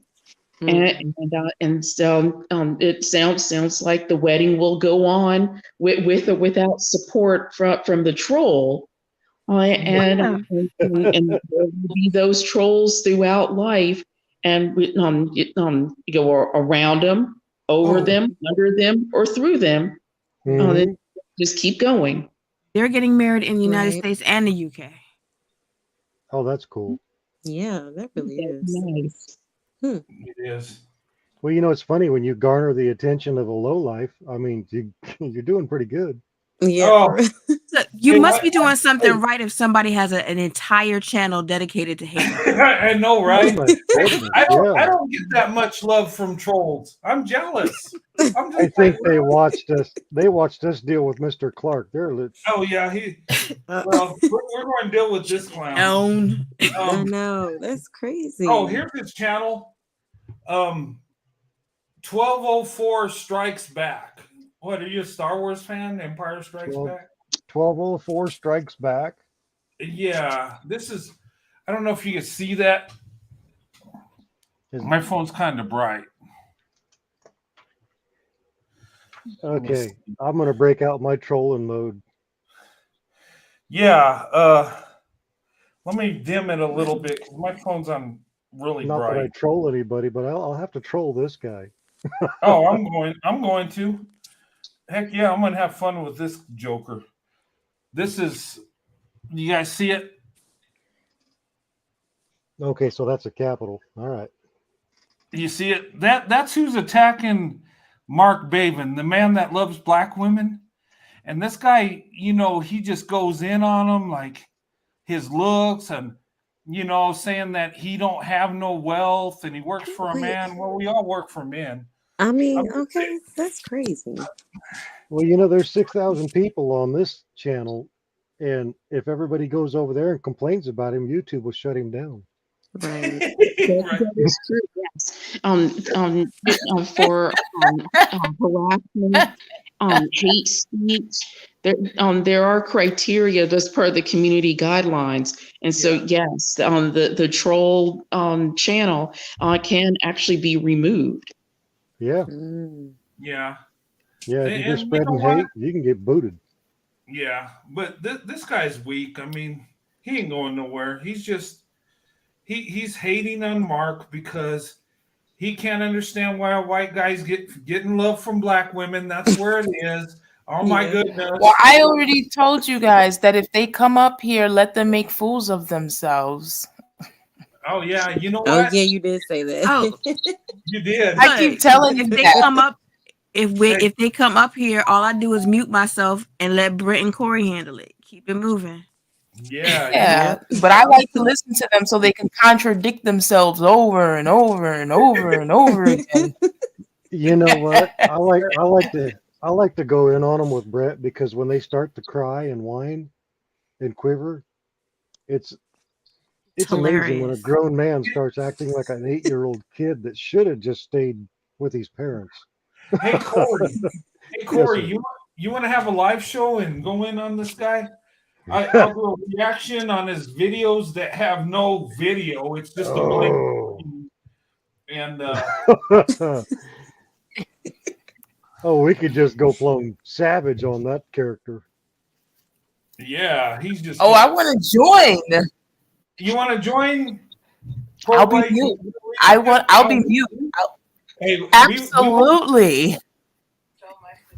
I'll mute though. I won't say nothing, but I just want to be there. No. We don't want you to mute. We want you to go in. We want you to join in on the fun. Oh, okay, that's fine. That's my thing. So yeah, me, you, and Corey will be the It'd be fun to get Michael up here too. Yeah, we can have Oh. fun with Have a that. reaction And from this ladies, guy and if you just want to roast join him. in too, but I don't want no one to get triggered if this clown comes on and wants to have a rebuttal. If it goes to that, I want me and Corey to attack. If that guy comes Well, on, the ladies. I all already need know to how mute. these men operate, so I'm good. Yeah, Just well, click your trust me. mute. If he comes up, click your mute button and let me and Brett have at him. Yeah, Trust me, and if you he's want a big. piece, Mm. pro Mel White leadership, if you want a piece of them, we'll let you in. We're not That's my thing. No, I don't want to share. You can have the leftovers. I want to. I'm gonna leave some parts hanging on this guy. I want to go in for second. You know, Oh, give him a DDT and go down with the elbow, and oh yeah. Wait, Well, Mr. Clark was pretty. He was the most special individual. I mean, we spelled out what we were gonna do, and that guy come back. That dude was the most feminine guy I ever I seen. Oh, kept coming back for more. He wanted to attack black women, and then when me and Corey were there, black women, you going to let these white men do this? Black women, where you at? Help! After he attacked them, then he wanted help. I was like, guy, come on. A psychologist could have wrote a book on this guy. He's Oh, man. special. Oh, he's special. He was special, and we were laughing at him.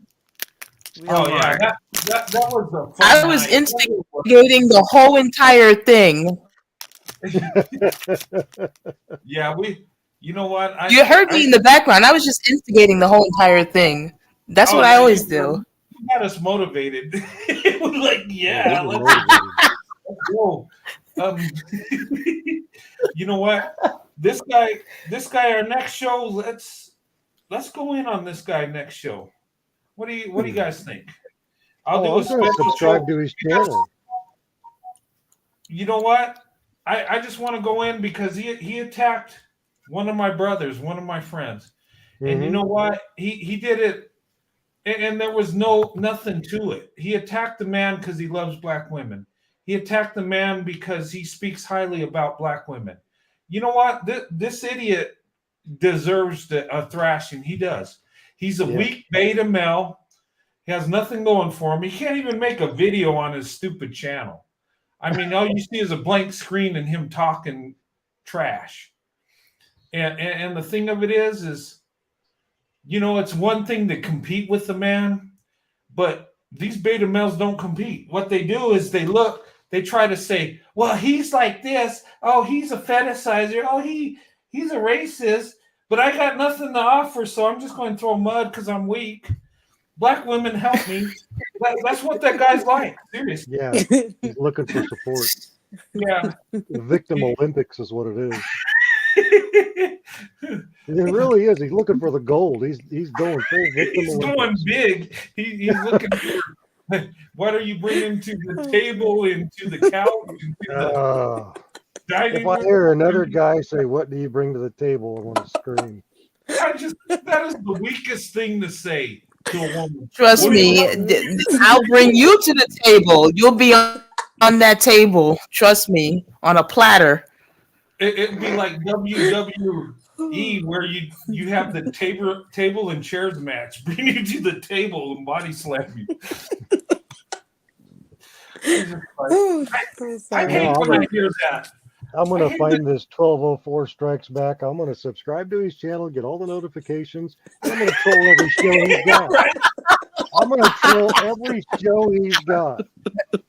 He's going to, and then, he's probably, Corey, he's probably, most likely he's in the manosphere. So if you're going to go to the black manosphere, then that's where all of them are at. Yeah. I don't care about the color of the manosphere. This fool just went after one of my friends. So it's like, I know, but most of them majority of them are in the black manosphere. So I'm 100% sure you can get him there. You'll definitely find him there. Well, oddly enough, I'm actually a moderator on some channels that are, basically just black community. They make me moderators, but I don't change who I am. I mean, I don't tell people what to think, but I don't hold back what I think, and they still make me That's a fine. moderator. I don't know. I don't get it, but yeah. Well, this is the thing though. Well, They're actually if you're very gonna go, if you're gonna sensitive. go, if I'm sorry, Sorry, if go you're ahead. gonna go on the Black Manosphere, let me know because I will definitely join you.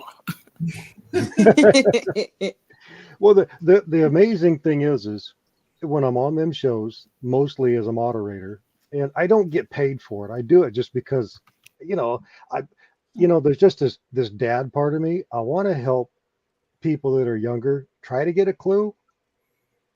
I mean, because That when makes when you're sense. a dad, you're always a dad. And if you Yeah. got the information, at least try to pass it on to somebody. Hey, pro white male leadership. Did I give you a wrench? I need to give you a wrench. ABB, I gave you a wrench, right? No, I haven't got a wrench. Okay, What, like yeah. in the chat? Yeah, I'm going to give Yeah. you guys a wrench. Hey, when you guys, after the show tonight, make a comment and Okay. I'll give you a wrench. I'll make you guys a mod. Okay. Okay. Almond butter and pro white male leadership. I'll give you a Oh, wrench. cool. Yeah. You guys deserve a Yay. wrench. I love you, ladies. We're Wow, moving up. this will be my first time doing so. Me Yeah. too. Oh, yeah. Yeah, I'll give you one. Yes. Yeah. And Now you got muscle. You can flex it too. yeah. Yeah. And the thing of it is, guys, is when I get to know you and I can trust you, like you ladies, I love having a lot of wrenches. You know why? Because when these trolls come in, I don't catch everything. And I don't want people to think because they're a mod, they have to be on every show. No. No. You just have a wrench. If you happen to be here, great. And you see something dumb, you can block them out. And that's why I like to have a lot, because I don't want people to feel obligated to watch my show. I want you to watch it because you want to watch it, not because you feel like you have to. And I tell Well, I'm just people letting that, you know. I'm sorry to cut you off, Brad, but I'm just going to let them make a fool out of themselves. yeah, I understand. I Good. do. I do. I ain't going to block it. I'm going to let you make a fool out of yourself. Then I'm going to kick you out. Yeah, and that's cool. Hey, you know what? You got that wrench, and that's at your discretion.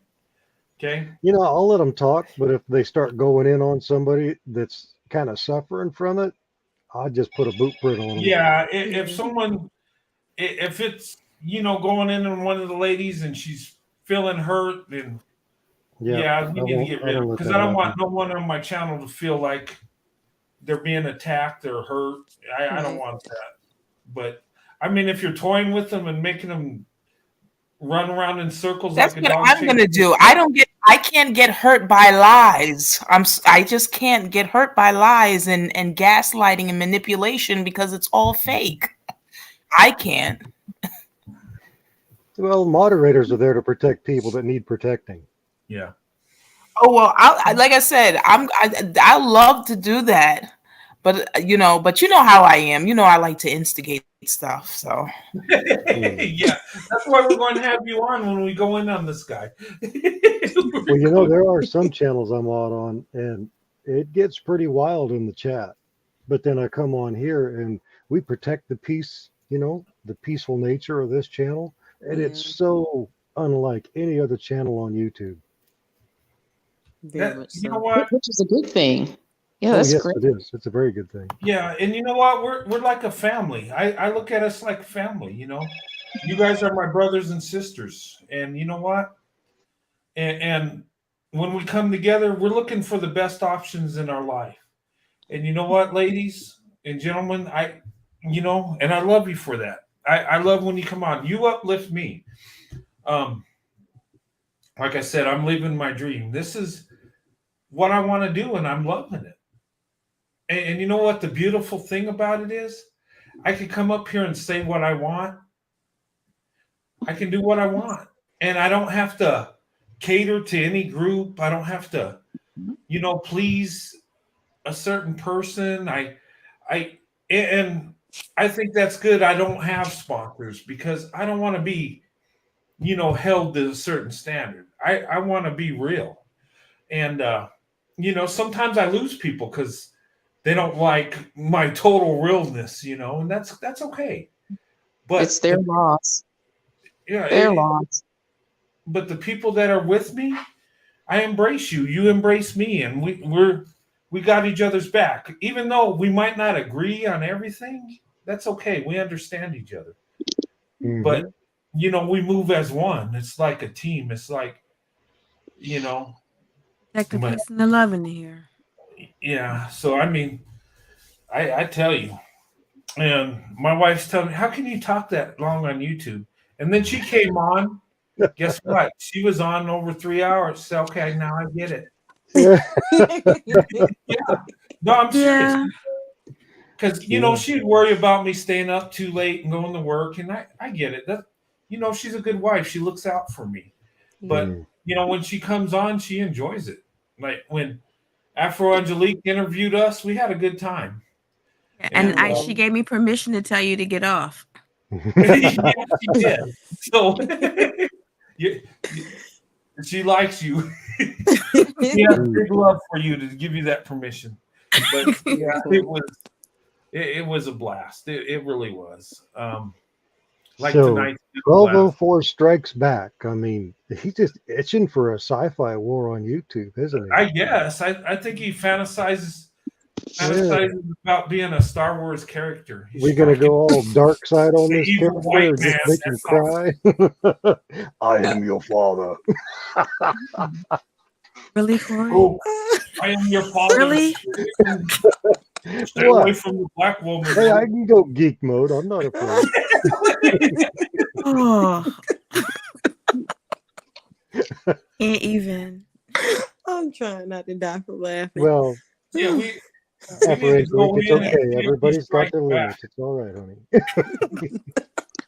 honey. He'll probably make a goofy Using the video. Batman voice for evil. Jar Jar Banks. Yeah, he looks like Jar Jar Banks.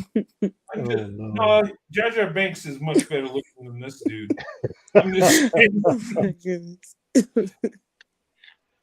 Yeah. I need to breathe. Yeah. I can't wait to do a reaction on this guy. We're going to have a troll night. We're going to have fun. We're Hey, going to Brett. go in on him. Yeah. If I get to going in on him and he lets me up on his show and we get to do the back and forth, I'll make sure to get you that info so we can Oh, yes. we can do a breakdown on that show itself, which would be a riot. Could Oh, you imagine if he let me call in and we got to go back and forth? Now that, oh man. oh gosh. I don't know if he does live shows yet. He's got 203 subscribers. Is that Wait. all? Yeah. And he's that brave. Yeah. I mean, well, he's dumb. I mean, I wouldn't say Well, brave. Yeah. It's like someone that swims with the sharks. He don't know no better. He just they're I pretty know. fish. I've been I mean, around and you'd swear that Well, every that's time you talk to them, actually a good thing. they just drool dumb down the front of their chest when they talk. What's that? You're talking about that guy. You're talking about the guy that is harassing Mark, right? Yeah. Yeah. So he has how many subscribers? 203. I think I've seen the count. He's only sneeze. Oh, that's good. That's great. That's more victims. He found 203 stupid people. With Yeah, they all live in their mama's basement. 203 jealous beta males that Yeah, they're all in want their to be a mama's basement. beautiful prize. I gotta mute my mic. Living in right their now. 200, living in their 203 grandma's an garage original. up over the top. You know that apartment over the top of the garage? I call them victims. Oh, they will be victims. People that don't have an original. I mean, they're thought already in their head. victims. All they're gonna do is come on. All they're gonna do is talk about what you did to them and how they can't do this and everything is somebody's fault and it's always gonna be it's gonna be somebody's hair extension, the guy down the block, Yeah, So and they're when they come so over here, and when they come over here, we're going to give them a little spinning gold medal. You just victim Olympics. You just won the gold, buddy. You won the gold. You're the beautiful prize. You know, here you go. You get your gold medal, your easy bake oven, and a popsicle. Thank you for your participation. Well, the thing I noticed with the Manosphere videos is that they're really lamenting their relationships with a very small group of women. I don't hear where they're lambasting how Stacey Abrams did them wrong, or Condoleezza Rice stood them up for the prom. They're really focused on women who just for whatever reasons are have limited self-esteem, have been through some stuff, and are easily victimized by predators, folks who want to exploit their bodies, their money, things like that. I've yet to see the Manosphere folks really talking about the majority of Black women. It's always the stereotypical version. As you mentioned before, Brent, the Tiffany Haddish character she plays in every movie, outrageous, without tact, uncouth, tacky.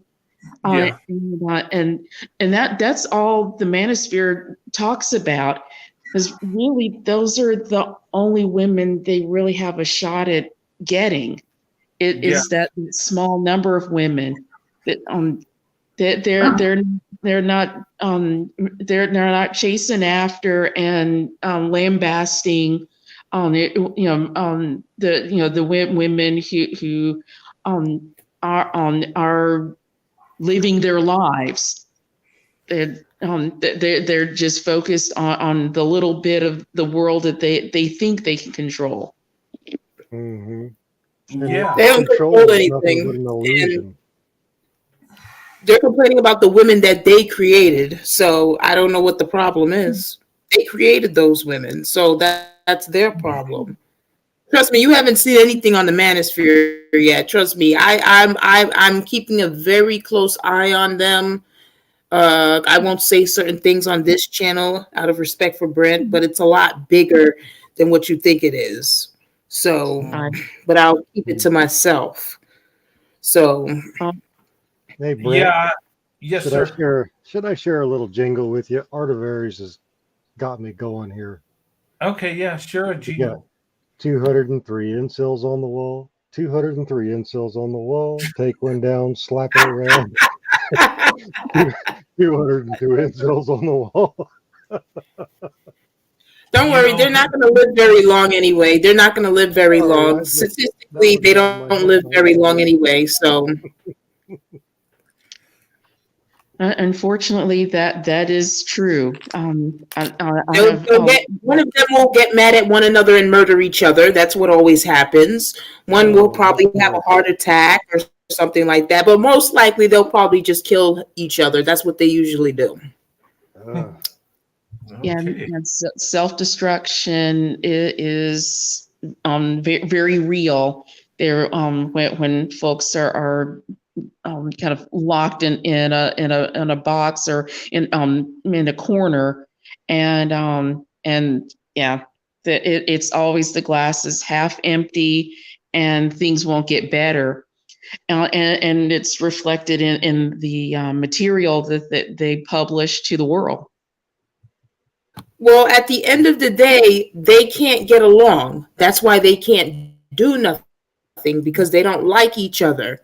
So eventually, things are going to crumble. It just is what it is. Yeah. People with no hope are dangerous. You know what? I watch some of those Manosphere channels. I don't go in and troll them or nothing like that. I'm a shadow watcher, just trying to learn where are they coming from? I'm trying to figure out the logic in what they're saying. I mean, I see. Well, you don't have to troll them. You're not trolling them, if they're talking, you know what, they're talking, number one, you have every right to say something to them. They're talking about your wife, they're talking about your daughters. So as a man that actually raised your Black children, I think that you should be talking to them. That's what I think. There's no way to get through to them. They're not using logic. Yeah, they Because wouldn't I use know when logic. you have something to say about the men that are providing me my resources, I'm going to say something to you. That's why you hear me all up on YouTube. Trust me. Yeah, but You, there are you know some what? men that you can't reach. They're so illogical. I seen some of them talking about how pump and dump is okay because Black Listen, women there's are. a reason. Listen, it's a lot bigger than that. I say the things that I say. This is not just them. This is a world situation. That's why a lot of the countries are what it is. So it's not, it's a lot bigger than that. Trust me. Trust me. I think I sent you some videos, right, Brent? Yeah, I think so. I have to look. I haven't been looking at my email a lot, but I'm. Yeah, you sent me some stuff. I need to open it up, and I apologize. I haven't been No, looking it's at my okay. email, but yeah, I will look it up. I've watched them from a distance just to get an idea. What are they talking about? That You I've been know, trying to figure that out. We've been trying to figure that out. We've been trying to figure that out for what? For decades now. We don't know what the hell these men are talking about, and when we tell them the truth, it seems like then they want to go out with other, groups of women because we're telling them the truth. So it just is what it is. They believe something that is just, I can't even tell you where they get the stuff of where they, I don't know where it comes from. Like I said, you yeah, listen to them, it's nothing but contradiction, lies, gaslighting, and manipulation. You're going to run around in circles if you talk to them because nothing that comes out of their mouth makes absolutely no sense. it's like this comment here. They like pump and dump, but hate single mothers. You know what? That is true. It's like they'll pump and dump and shame Black women for being single mothers, but they lay up with Black women and don't marry them. I'm just But like this is, but this, it, I'm sorry to cut you off, but this is the yeah. problem, right? That shows you how detached from their behavior that they are.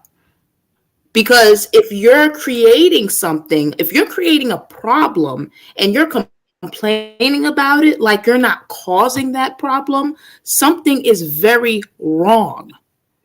That's how detached they are from their behavior. They don't even know what the hell they're doing. And that's very dangerous to have people like that running around. It, it's like some of these dudes stick their fingers in a socket and wonder why they keep getting electrocuted. Why is this doing this? Well, there's one thing I did notice. A lot of the guys on there, Uh-huh. they never had a positive role or male role model. Mm-hmm. I mean, the logic wasn't there when they needed it most when they were young. Well, the thing of And it I've, is I've that heard that a lot. you know what I think it is, Corey. I think a lot of that is so true, and a lot of that they hate single mothers and they'll make single mothers, but they come from single mothers, and they don't have a male role in there. And I'm not saying all, but a lot of them don't have a male role model in their family to teach them to be a leader. So they're going on the aspect as a female, and they see the mother struggling, providing for them, and they think that's what women are supposed to do. They're supposed to provide. They're supposed to uplift them. They're the prize. They're the beautiful one.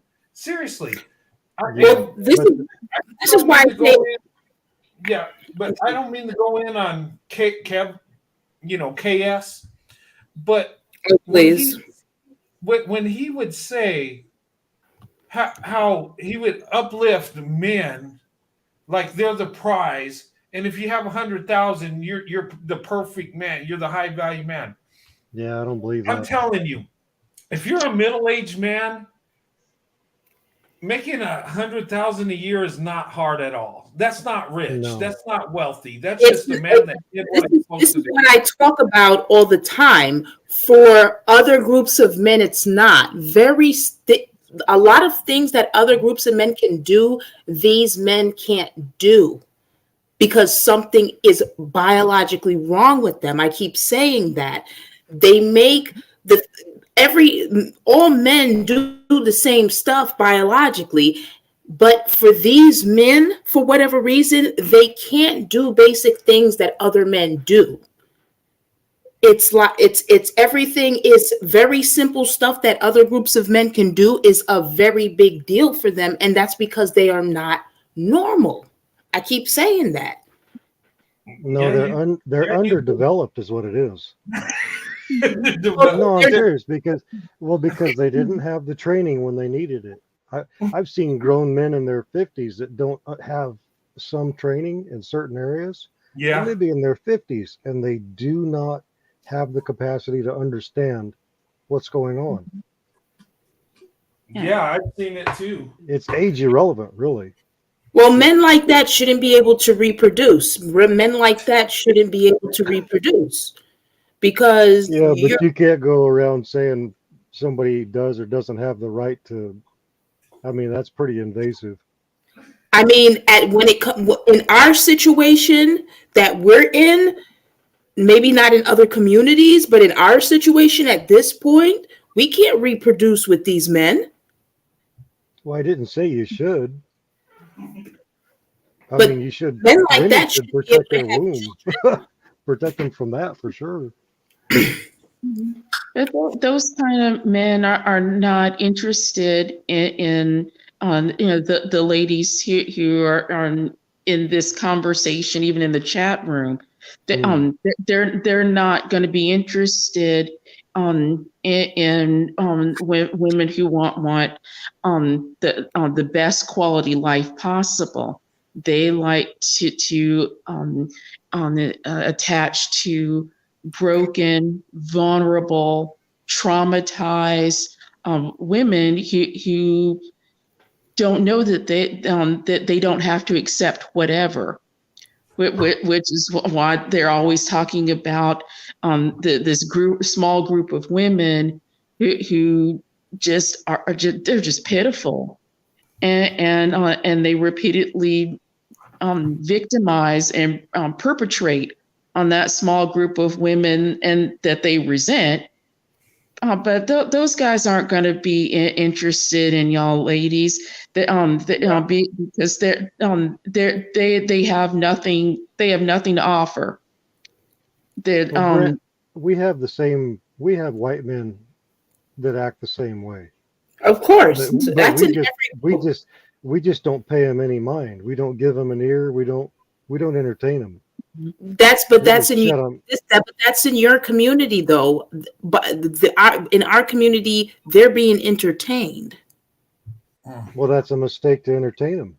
So that's what you're not getting. Like I said, in other communities, that type of their men don't allow their men to act like that collectively. It doesn't mean that they don't exist. Well, we don't go out of our way to shut them down. We just do not entertain when they talk.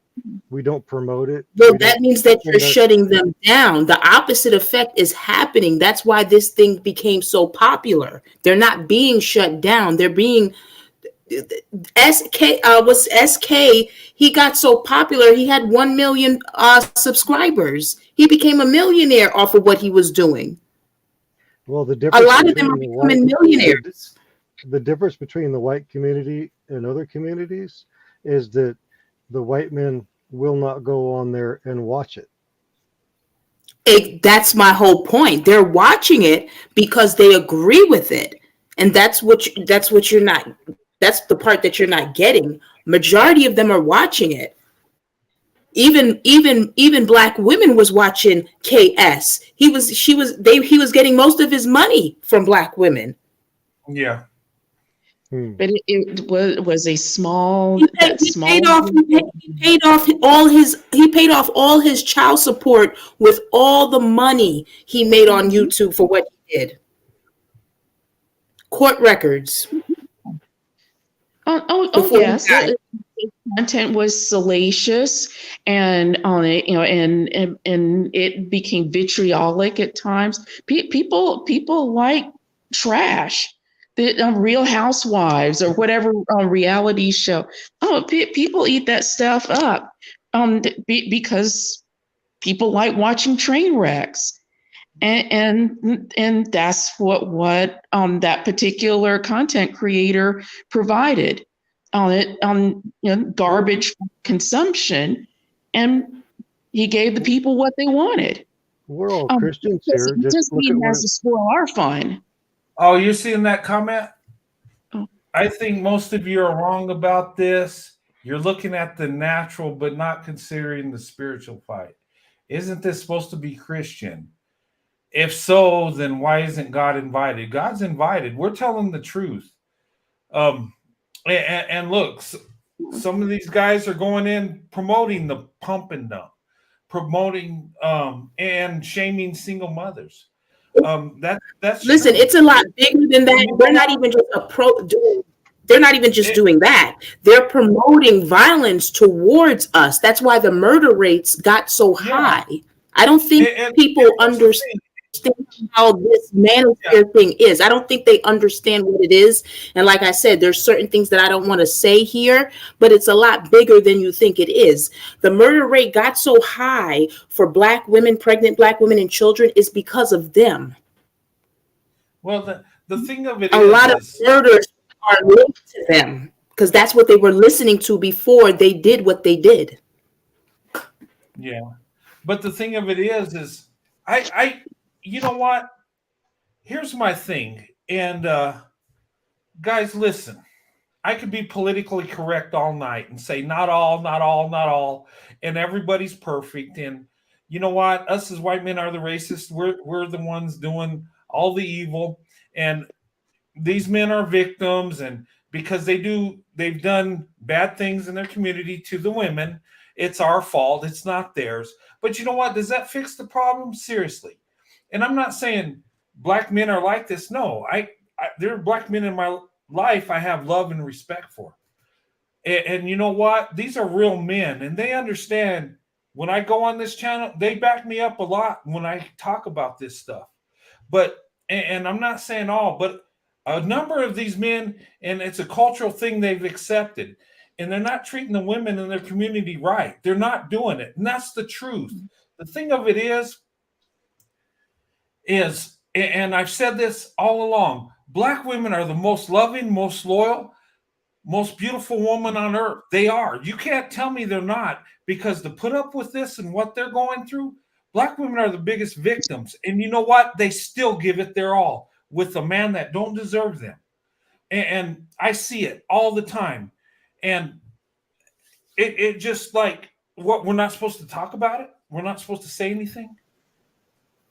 I mean, if we're white men, we're just supposed to say, yeah, we're racist. We did all these evil things, even though we weren't alive back then, but it's our fault. And you know what? It's not your fault. Let's coddle you. You know what? The women ain't treating you right. You be the prize. You know what? And here's the thing. And this truth hurts. Truth is like a double-edged sword. And I'm going to be attacked for this. I am. It's coming. But you know what? It's okay, because truth is truth. Okay? And these crazy lunatics will go in on me and my wife and don't even know us. They will go in on other Black women that open up their options to white men that love them, that provide for them. And why? Not because they think that the Black woman's in danger. They know the Black woman's safer a lot of times with that white guy. But they're jealous because it hurts their image, because they don't look like the most desired, the best thing out there. And you know what? And if you don't speak the truth, we're going to uplift this. We're going to tell them they're victims all their life. We're going to say, you know what? We're just so racist. You can't control your life. You can't help what you do. And the Black women, and what's going to happen is Black women are going to get crushed. Black women are going to be the real victims, and they're going to have to take it and just live with it like they have been doing. The real victim here is not the Black man. It's the black woman. Serious. And I'm not saying black men haven't been done wrong. They have. I get it. Our history's full of evil. I'm not saying that. But they put that on themselves. They put that on themselves because of what they were doing in the first place. They sold African slaves to white European men. That's what they did. That's just what it is. They So did. they were a part of it. So it's not like they were innocent in this situation. They contributed to what has happened, but they weren't smart enough like white men were. It just is what it is. Black men owned slaves in this country. They had more slaves than white men. Come on, let's be real here. You had a black man going to court fighting to have slaves in this country. So let's right. But they weren't able to build what white men has built, and a lot of it has to do with their character. So it's not like, oh, no, nobody came on your land and took you. That did not happen. Because even the people in Africa are saying that did not happen. Yeah, I see African professors saying what happened. You know what? It ain't like we invaded. We didn't. They set up shop on the beach selling people, and we bought people. And all our hands are dirty in this sin. And I don't justify it in no way. But the thing of it is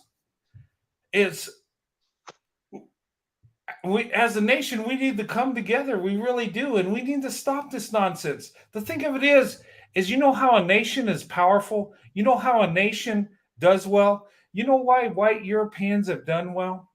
It's not that they're smarter. It's not that they're better. It's because they treat their women like the prize. It's because they uplift the women in their community. God will bless you if you take care of the women that's around you. That's where it comes down to. You know, and that's it. It really is. And you know what? If you marry the women in your community, you know what you'll do? You'll build a stronger community. You know what? You'll build a stronger family. You know what? You'll have more wealth in your community. And then you won't have to say it's white supremacy holding you back because you married the woman and you can compete. And I've said this, and I say it many times. If black men would love black women like black women love black men, they'd be the most powerful group of people on earth. And I believe that. And that's what they don't get. That's where they're missing it.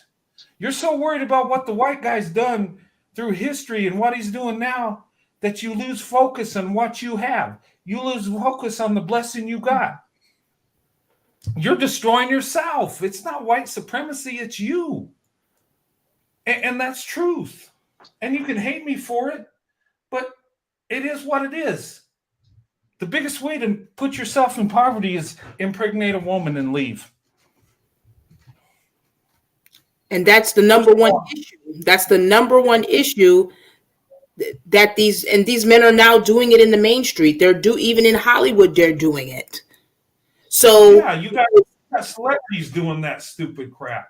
You have black male celebrities dying with nothing because they had so many children with all these different women, and they can't even pass down generational wealth because they had so many children with so many different women. Yeah, and you know what? And to be fair, yeah, there are white men that do that. There are evil, crappy white men. We all do it. I get it. But the thing of it is don't attack a man. Compete with the man. Don't point out his faults. Point out your blessing. Don't put him down like he's nothing. Put yourself up like you're something.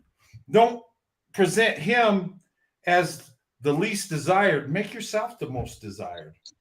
Because the best way to compete is show that you're the best option.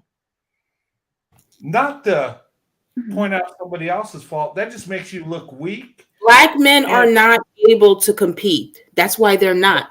They're not able to compete with other men because they don't know how to, because they don't have what other groups of men have. That's why the culture is based.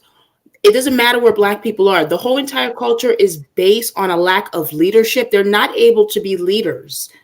You could go anywhere where they are. They're not able to be leaders. The inner cities got so bad in this country because of their leadership, because they put more Black lead people in those positions. They're not able to do it. It just is what it is.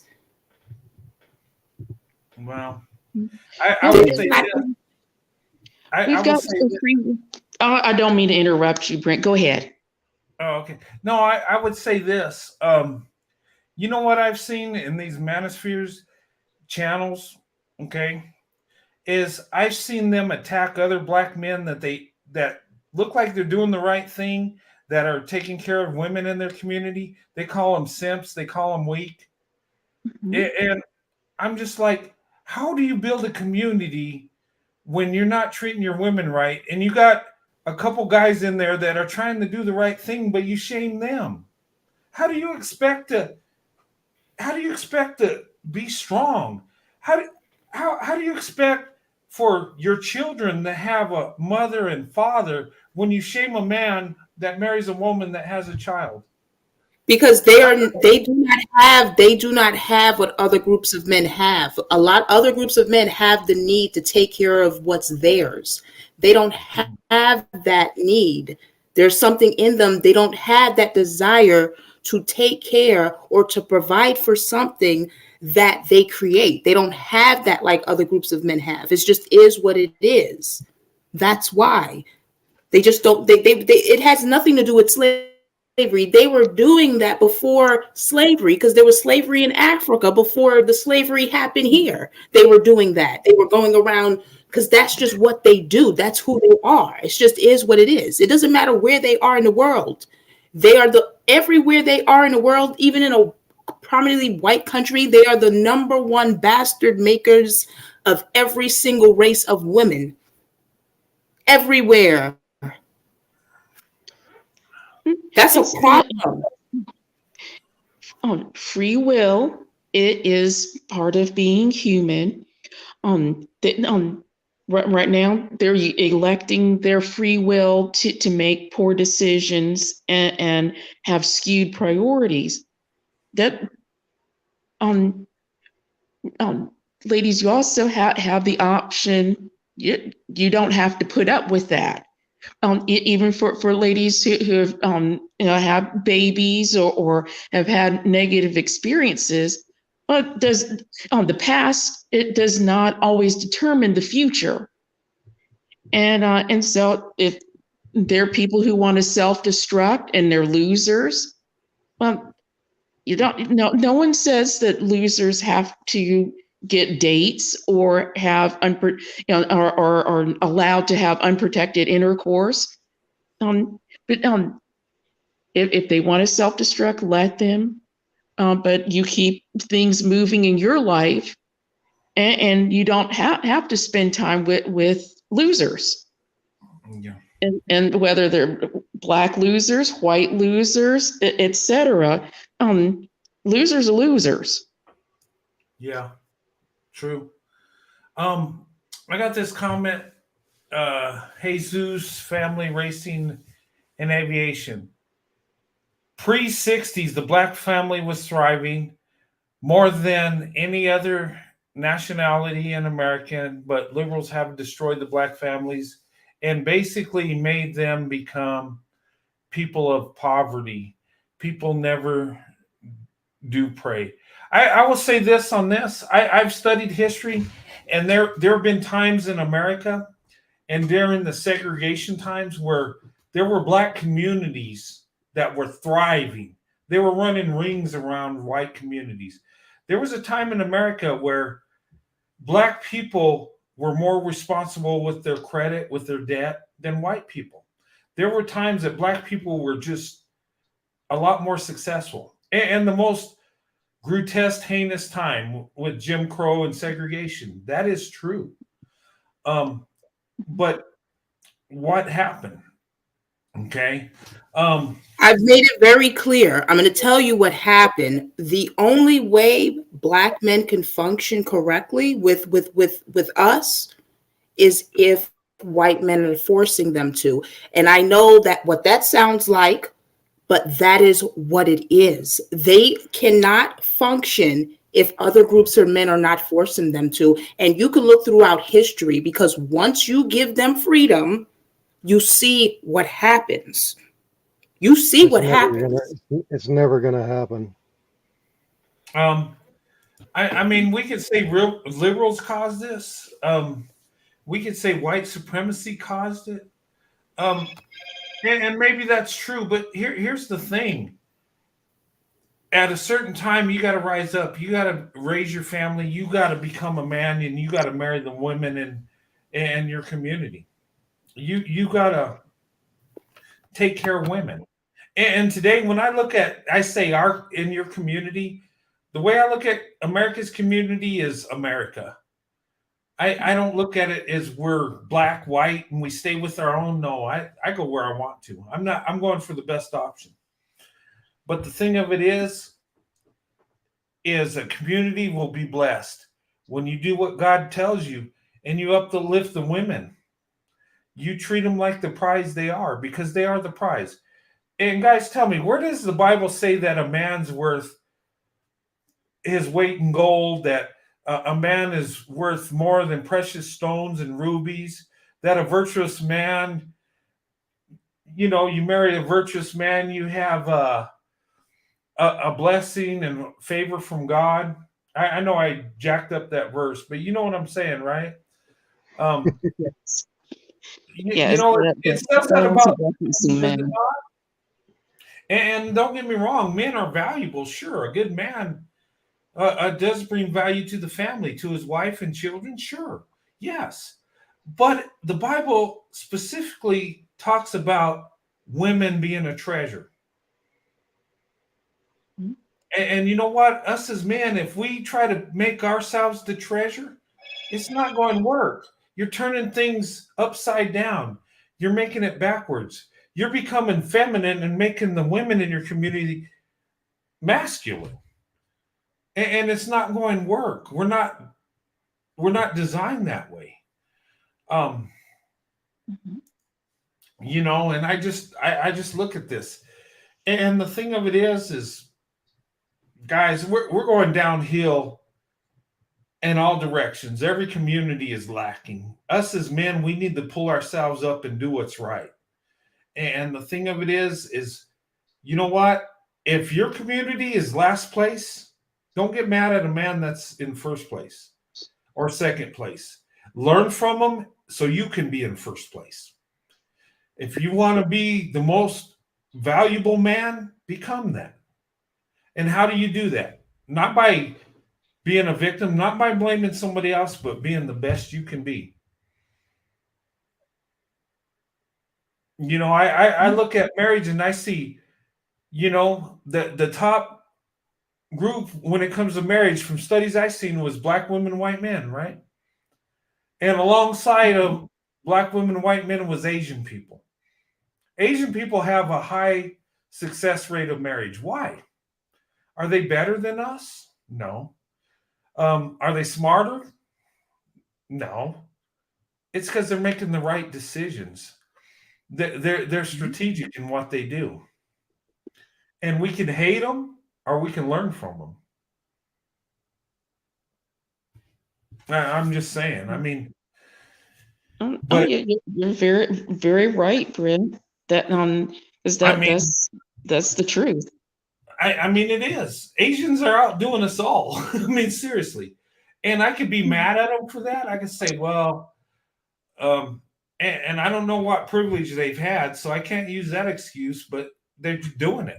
A lot of them were immigrants and they made it happen. Why? And there are successful groups in every group, and there are failures in every group. But somehow they're doing something that's working. And what's amazing is black women, white men are doing something that's amazing. And why? Do we ever ask why? Do we just hate? Do we just say, well, do we try to spin it in our favor? I'm just saying, I mean, what works, why don't we go with it? And if it's not working, If I'm a failure, there's two things I can do. I can just lay down in the mud, give up, and blame somebody else, or I can rise up and become a success. I mean, people have done it. People have been worse off than people today and been successful. But you know what? It's human nature to blame. It's human nature to make it somebody else's fault. And yeah, but anyway, I'm going off in many things. This is a great discussion, guys. A lot of truth. But yeah, I mean, we need to love our women. Seriously. When I say our women, women don't belong to us. When I say women, women that are in our community, women we see every day. And this stupid crap of telling women, well, if you date out, you're not going to be protected. Well, what kind of man are you? I will protect a white woman regardless of who she dates. If she wants to be with Tyrone or Jackie Chan or Jose, I don't care. She's a woman. As a man, I should protect her. That's how we got to be as men. I'm not going to be jealous and say, well, you go to that other community, stay there. I'm not protecting you. What kind of crap is that? To me, that's weak. That's a beta male. Because he didn't get his way, he's not the prize, so he's going to trash the woman that opens up her options. Congratulations, dude. You are the princess now.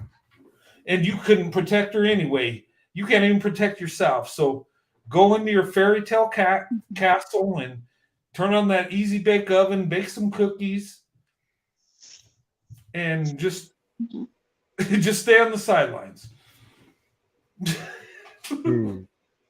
You know, Brent, it's kind of funny because the way I was raised, if I'm in an area, an atmosphere, or a zip code, and I'm not thriving, I'm going to pack up and leave that zip code.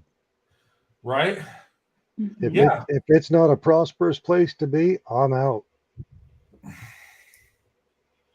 I won't even try to support something like that because it's not supporting me. Yeah. That's what I've brought up with the veterans I've worked with over the years.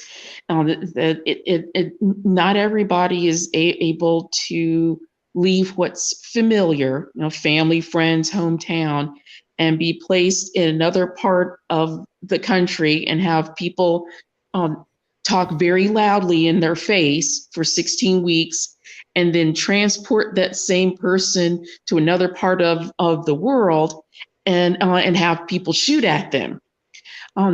Not everyone is built or can conceive of the fact that they can move beyond what's familiar.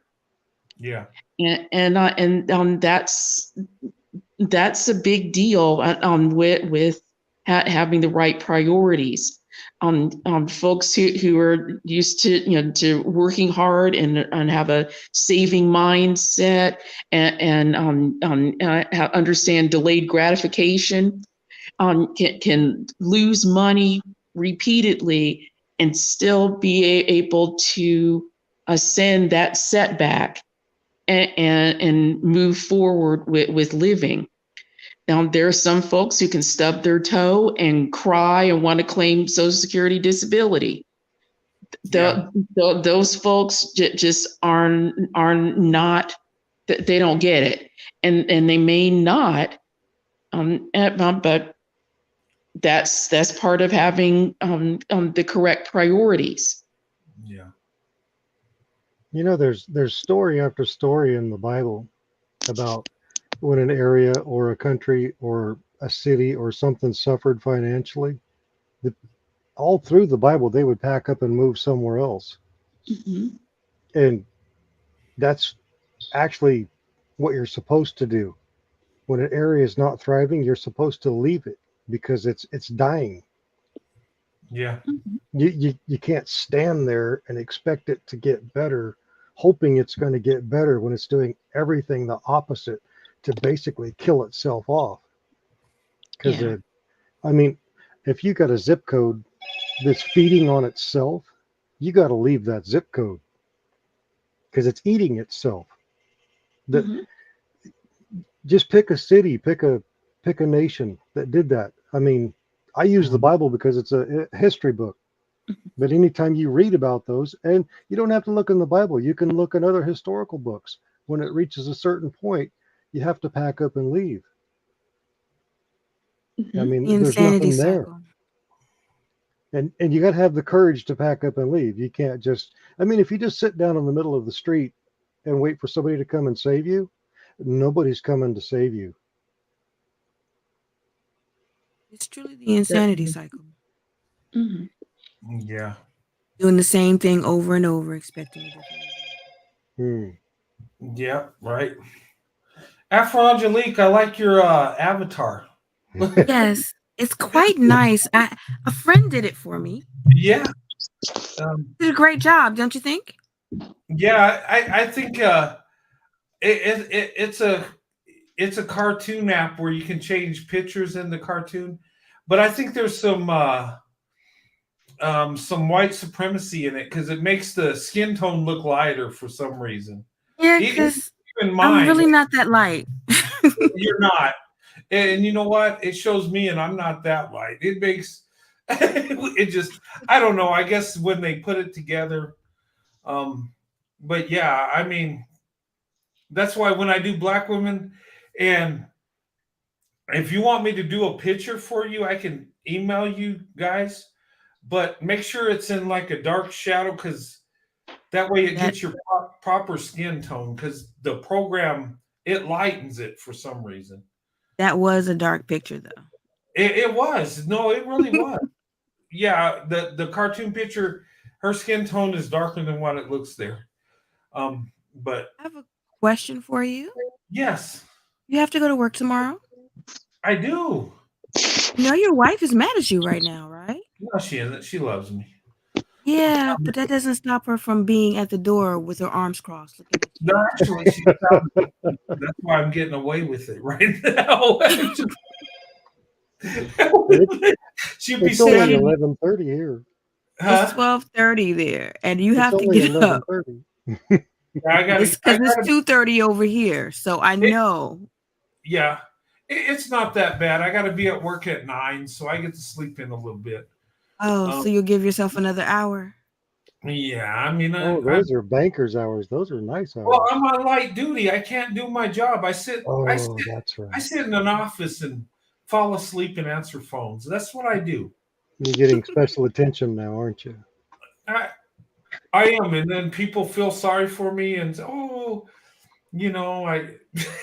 Are, Look, how are they bringing you how cookies? is your foot doing? Are you It's doing elevating? great. Yeah, yeah, I am, Mom. Thank you. I can't help Afro myself. Angelique, I'm sorry. she's on me. She makes sure I elevate my foot. Yeah, no, I've been elevating it.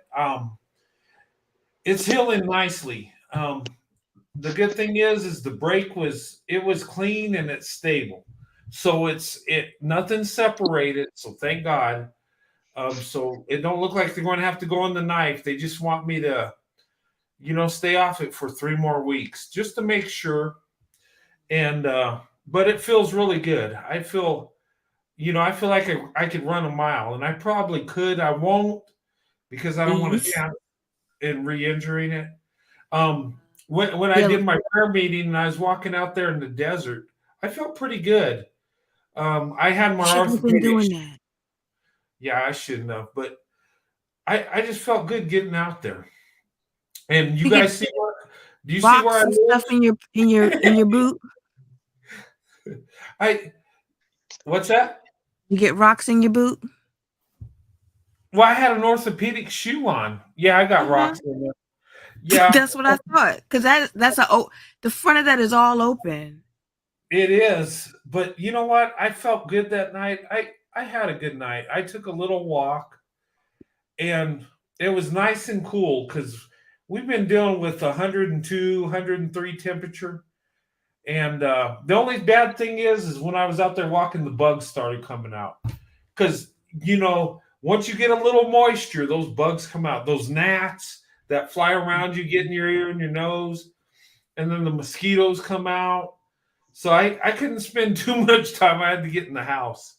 But you see where I live, but I love it where I live. I'm in the desert. I'm a desert rat. I grew up in New Mexico. I probably walked across the state 20, 30 times. My father took me across the state. We've hiked in mountains, through the desert. I rode canoes down rivers. We went fishing everywhere.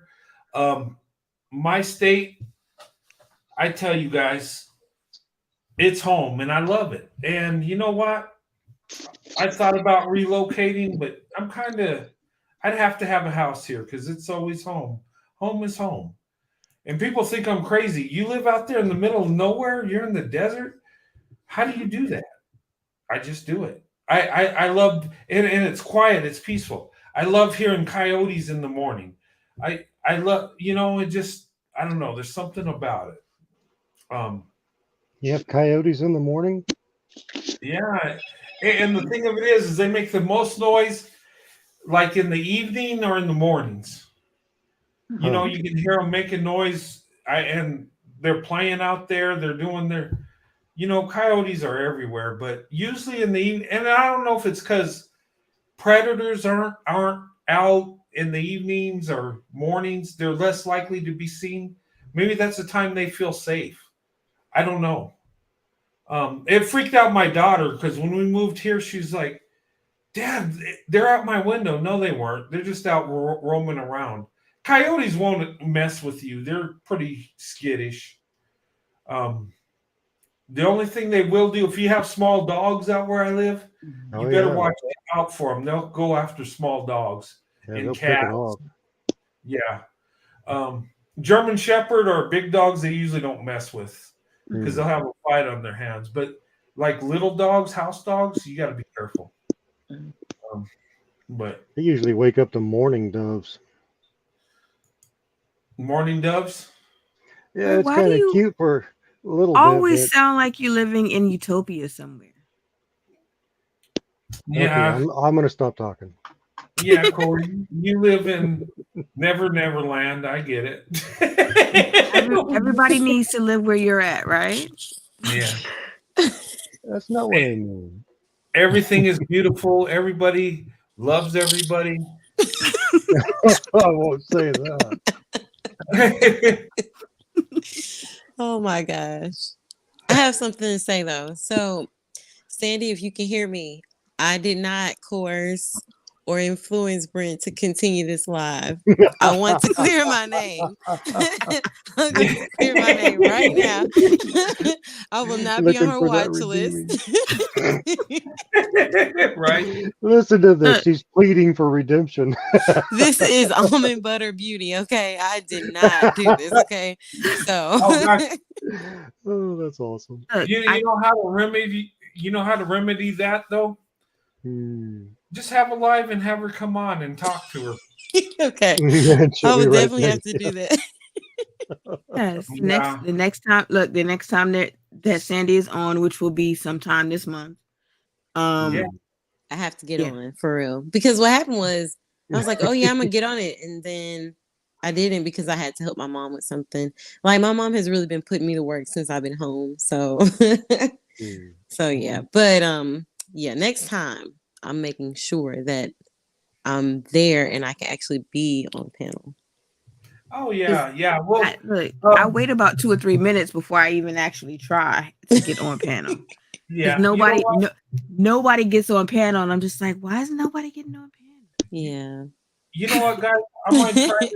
I'm gonna try to do this. I want to do a show with me and my wife, and I want to talk about biracial kids, and I want to get my daughters on if I can. I can't get my son; he's in Korea, but I would like to get my daughters, and I would like to, talk about biracial children and how they're raised. And did you guys know that this is a stat?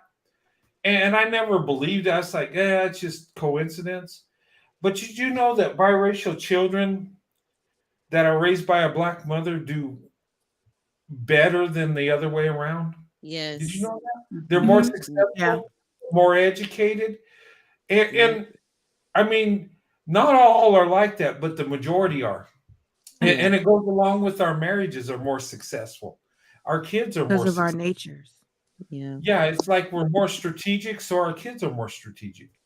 Um, and that goes along with a man and woman making the right decision in marriage can transform to your kids making right decisions. Or if you make the wrong decisions, it could go the other way too. Yeah. That, and you don't want to be on the wrong side of a black mama. Oh no, she'll put you in check. And you know what? Hey, in our culture, we raise our women to be princesses. I raised my daughter to be princesses. But you know what? My black wife came in and she put an extra kick into my daughters. Not only are they the princesses, but they went from Mary Poppins to She-Ra warrior princess. That was my cartoon, She-Ra. Yeah, they I went mean, from She-Ra and Wonder Woman. You couldn't tell me nothing. Yeah. They went from Becky Poppins Mary Poppins, Becky Poppins. Yeah, it was Becky Poppins. Becky Poppins the She-Ra. Okay? Because hey, I'm going to do a show about this. I'm going to talk about the different Beckys. There are different ones. Did you know that? And Indiana mom's daughter, Honey Bear, she probably would want to be on the panel as well. Oh yeah, she could come on, sure. Yeah. You know what? I always said this. I was joking one day, and I don't have nothing against white women, but sometimes I make fun of them because it's funny. I was coming up, and me and a guy from work, he's a white guy, and we love black women, right? When we're making fun of Becky's, right? We were making fun of that Sir Mix-a-Lot song. I like big butts. Well, we change it. It says, I like big Becky's and I cannot lie. You other brothers can't deny. and then we started talking about princesses. Mary Poppins, Becky Poppins. Sleeping Beauty, Sleeping Karen. Just like and hey guys, you want the ride? There are some black women that are ride and die, right? Well, there are white women that are ride and die. You know what we call white women that are ride and die women for the black man? You know what we call them? No. Little Becky Riding Hood. Little Becky. Oh my goodness. Riding, Right.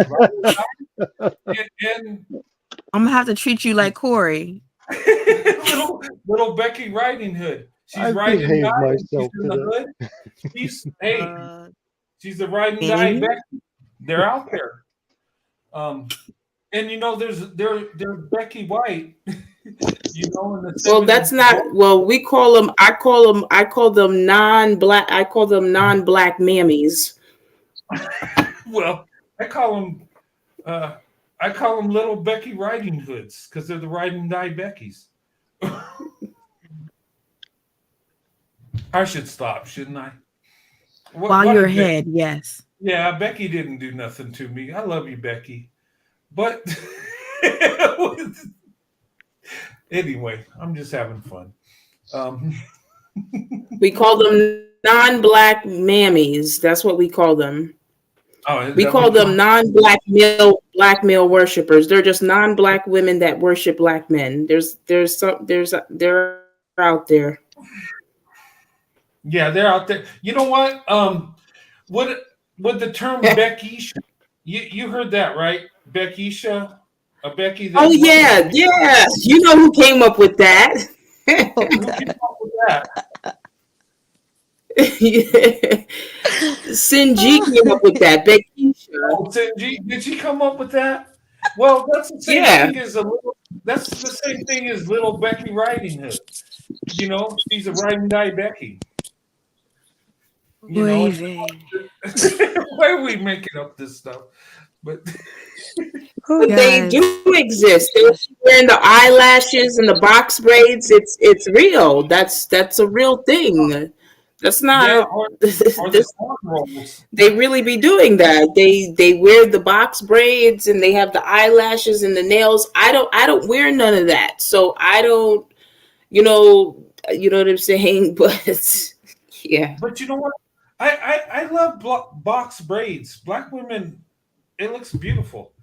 But on Becky, it just don't look right. I don't know. My wife has worn cornrows and they look nice, but Becky looks crazy. And these white dudes that wear cornrows, I'm just like, what? What are you doing? I was just like, I don't know. But I mean, if they like the style, let them have it. I mean, it is their choice. they're quite Braids proper. just do not work well for straight hair. The cornrows and Yeah. the box braids and all. That's it. Really requires the thicker, coily, kinky hair Yeah. for it to look good. It just is just how it is, and they're just some hairstyles that just do not suit fine, thin, straight hair. Yes, that's true. Yeah. You know what? Yeah, I mean, black women do look much better in braids than white women. There are some white women that can pull it off and look good, but usually it don't work. I mean, you know, it's like back in the 70s. You remember back in the 70s, Corey? Or any of you guys that are our age? You remember when the afro was the style? And black people wore the afro, women and men, and that was just the end thing. Even white people would perm their hair. They have that style. And you know what? A lot of white people didn't look right. It just looked so silly. I remember back in the day, my uncle and cousin got perms, and me and my dad were rolling on the floor laughing. We couldn't help ourselves. It just looked so silly. It just looked so unnatural. It just looked like a joke. You know, it would be like a black guy with a Tom Cruise haircut. You know, it just don't work. It just looks silly. I mean, it's good for a laugh, though. It was just like, Some of them just don't realize what they look like. Think yeah, they're it's like, doing something and they're doing nothing. yeah, it was like, yeah, but that was the most funniest thing. I'll never forget that. They walked in, my uncle and cousin, I never forget, they had perms. And we were just rolling laughing because and we were trying not to be mean and discreet, but we couldn't help ourselves. It just, Well, a and lot soon of after, people do that. A lot of people with straight hair, they will perm it to get it curly. So, yeah, but I've seen people that do have naturally straight hair and they perm their hair so it can be curly and it looks nice. Not like an afro. I'm talking about oh, like no, their hair is straight, but they're making it curly. yeah, no, I get that. There are some white people that can pull that off. You remember the show Welcome Back, Carter? Remember the teacher? Mr. Cartel. Yeah, he had a perm. Who was it? Horseshack and the other couple white dudes. That actually looked okay. It worked for them. I mean, some people it does, but some people it does not. And it's funny when it don't. I Brent, mean, I I used don't to mean work. to be like, I used to work for a guy, the employer of the company. He back in the '70s, he used to get the big afro, and uh, we always teased him about the green leisure suit, and he still had it in the closet. oh wow. You know, the big Did it have collar. a big butterfly collar Oh and yeah, the one that did he you have know the if you gold chain with the medallion? well you had to stay out of the high winds because it would you'd lift off the ground. Right? Because wasn't that the style? The That suit was with the the big style, I butterfly guess. collar, the gold medallion. I mean, Oh, I think that's what Oh, all men wore back in the day. It was the male Saturday version of the Night Flying Fever. Nun. Yeah. When Saturday Night Fever came out, that was the look. Everybody wanted to be John Travolta, with the wide collar, the chain, and Oh, the thick-soled shoes. I think what are they called? Cuban heels, I think.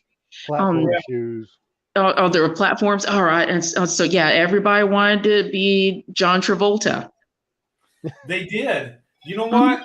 And back in the day when I was little, back when that movie came out, I fantasized about being John Travolta.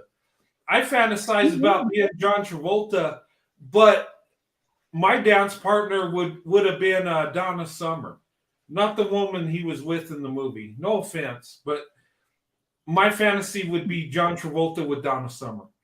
Just saying. Oh yeah, well, who doesn't love Donna Summer? I love Donna Oh Summer. God, I love Donna Summer. You know what?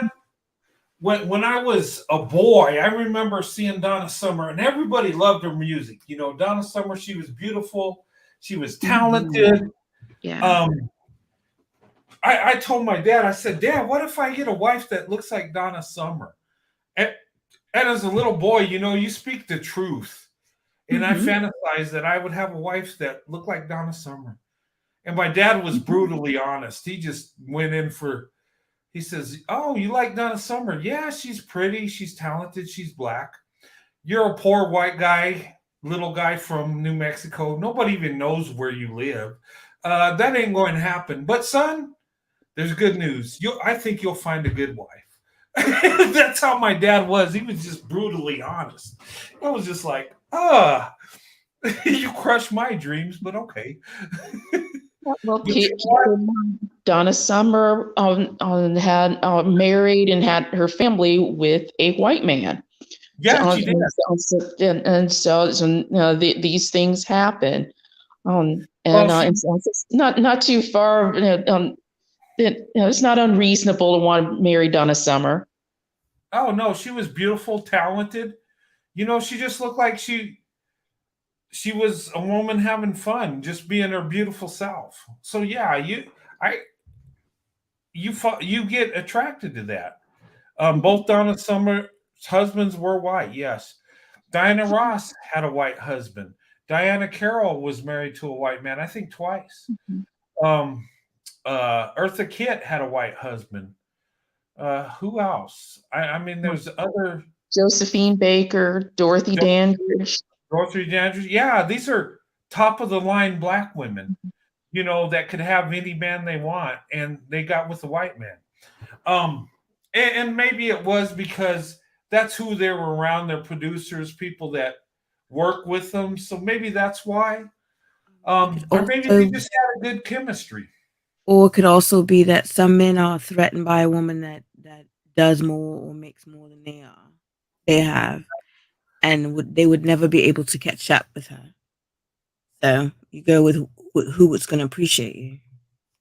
Yeah, I believe that. I think in today's world, a lot of men are threatened by black women's success. You know, I was never threatened. I always found it beautiful. Um, you know, my wife was successful. I always thought it was good. And yeah, I have to work hard to be at her level because she's so high. But you know, it brought out the best in me. And I'm not competing because I got to outdo my wife. I'm competing because I got to be the man. I got to be the provider because that's how I was taught. That's how I was raised. But I never looked at it as threatening. I always looked at it as a blessing. And you look at a lot of these highly skilled, professional women, black women out there that doing amazing things, you know, and a lot of them are married to white guys. And these white men embrace that. You know, it's like the power couple's happening. And, you know, and I don't know. Diane Carroll was married to a white guy. Yeah. I always thought Diane Carroll was so beautiful. Oh my goodness. Oh, yeah, very glamorous. Yeah, it was a beautiful woman. Even up in her age, she was so beautiful. I always thought that Lena Horne was so beautiful.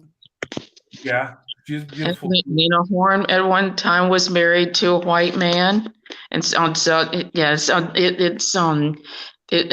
throughout history, and so ladies, there's nothing wrong with living life without limits.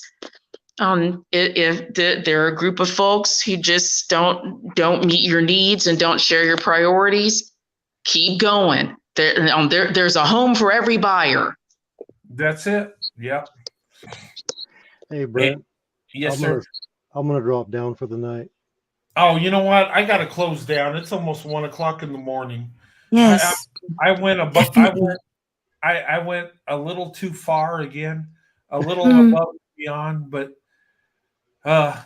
guys, ladies and gentlemen, I enjoyed this. This was a fun show. This was a show that touched on some things, and some people don't. There's going to be a lot of people that don't like what we said tonight, but truth is truth. And you know what? Everyone should go for that best option. Get the race loyalty out of your mind and go for the power loyalty. You know, instead of race loyalty, go to love loyalty. Mm-hmm. I'll say that. You know, it's about a man's character, a woman's too. You know, you want the best option for your marriage, for your relationship. Both us men and women should want that, right? So we should gravitate to the best options. And we need to keep love in there, character, hardworking. Ladies, you want a man that's hardworking. He don't have to be rich, but he's got to be a hard worker, and he's got to be out there to provide for you, willing to sacrifice for you and your children. And if he's not that, you don't need him. He's just going to cause you heartbreak and suffering, you know. And same thing with guys. You marry the wrong woman, you'll be in, you know, your life will be tough, you know. That's why you need to have an accountability partner so they can help you with vetting. Yeah, exactly. But anyway, guys, I'm going to go ahead and close this out. This was a great show tonight. I want to thank all of you that came in the chat, and I had a good show. I want to thank Pro Mel White Leadership, ABB, Hey. Afro Angelique, Mercedes, Corey. Who else came up here today? I think I'm missing somebody. Is that everybody in the panel? I think so. And none of us are going to take responsibility for you being up late because we told you to go to bed an hour ago. Yeah. And if you get in trouble, that's all on you. Well, I have to have a scapegoat somewhere. Corey? No, none of us are accepting scapegoat status because we told you to go to bed. Brent, Hey. it's okay. Blame me. Okay. There you go. Thank you, Corey. I'll be the scapegoat. Okay. It's all my fault. I'm the victim here. It wasn't my fault. Corey did it. Yep. Yep. He Well, says, Brent, you know what? I got a He medal said- for you too. He says, you know what? I'll kick your ass if you close this live show. So Oh, really? I I'm got the you a victim victim here. medal. And It's a yes, he's victim got Olympic. you got my award. You got my medal and my Easy Bake Oven. I'm gonna make some cookies while I cry. You got that for me? You know, Brent, you have to man up and take your licks. Oh, but I want to be the victim and make cookies. Brent, I'll hand make you a victim medal if you want, out of brass. Oh, so you yeah, can hang- please. so you can hang it on the wall. Hey, okay, take a picture. Hey, did you get it? That's for my medal. Okay. Oh my goodness. Oh, my goodness. Hey, I can't Okay, even. I'm gonna get off of here. Good night, everybody. Good night. Everybody. Thanks, Corey. You had a great conversation tonight, Brent. Have a good night. Oh, thank you so Yes. much. Hey, next show we're going to go on this clown. You know, he stepped the mark, so I Oh, stepped to up. So we're going to have fun when's with that it. gonna be? Let's see. When's that gonna be? It's Monday night. You want to go for Wednesday night? You want to do Wednesday? Wednesday night? What time? Because I'm gonna be on Eastern Standard Time. Yeah. Well, it might be a little late because I get off work. Let's see. What would be good for you? I mean, what day would be good for you? Because I could do it any day. I go out of town because I travel, so usually I leave on Thursdays. Okay. So Wednesdays can be a little rough for me, but I'm available. I mean, once I get to my destination, I can do it Thursday, Friday, Saturday, or Sunday once I get to my destination. So Okay. What night does it not matter what time it is? Because my work schedule, I can't pinpoint a time. no, it doesn't really matter. It's just that I travel. That's it. So the day before, I usually go to bed early. So because I got to get up early to get to the next city. Yeah. Do you want to try for Saturday? Would that be a convenient? That's fine. Are you able to sleep in if we go a little late? Oh, you talking to me? Another day? Yeah. Oh, yes, that's fine. Yeah, definitely. Okay. I can't guarantee what time. It won't be super late, but it might be a little late. So Saturday, I think, would be a good time. You want to go for Saturday? Yep. Okay, because you're my heavy hitter, so yeah. See, and my whole thing, I got to say this before we close out. My whole thing, right, is not about me thinking any race of man is better. Okay, it's about weighing out the option and what makes sense. Okay, so if you have more that's better in one particular group, it just makes sense to go there. You understand what I'm saying? No, I And that's what it's all about to me. It's not about thinking anything because, like I said, if you're going to reach out to Black women, and this is something that I don't feel like Corey understands, I don't think he understands that a lot of Black women are Black male worshipers. Okay, so statistics, facts, none of that matters to Black male worshipers. Yeah. So if you're going to talk to Black women and you're trying to connect with Black women, you have to understand a lot of things. You understand what I'm saying? That's why I come on here and I speak and I talk and I say the things that I say, not because it's a lie or anything like that, because you have to understand how we're being brought up and what's going on in our minds because of how we're trained and what we're taught. You understand what I'm saying? Yeah. So that's very important. It's all about getting the better deal. Yeah. That's it. No.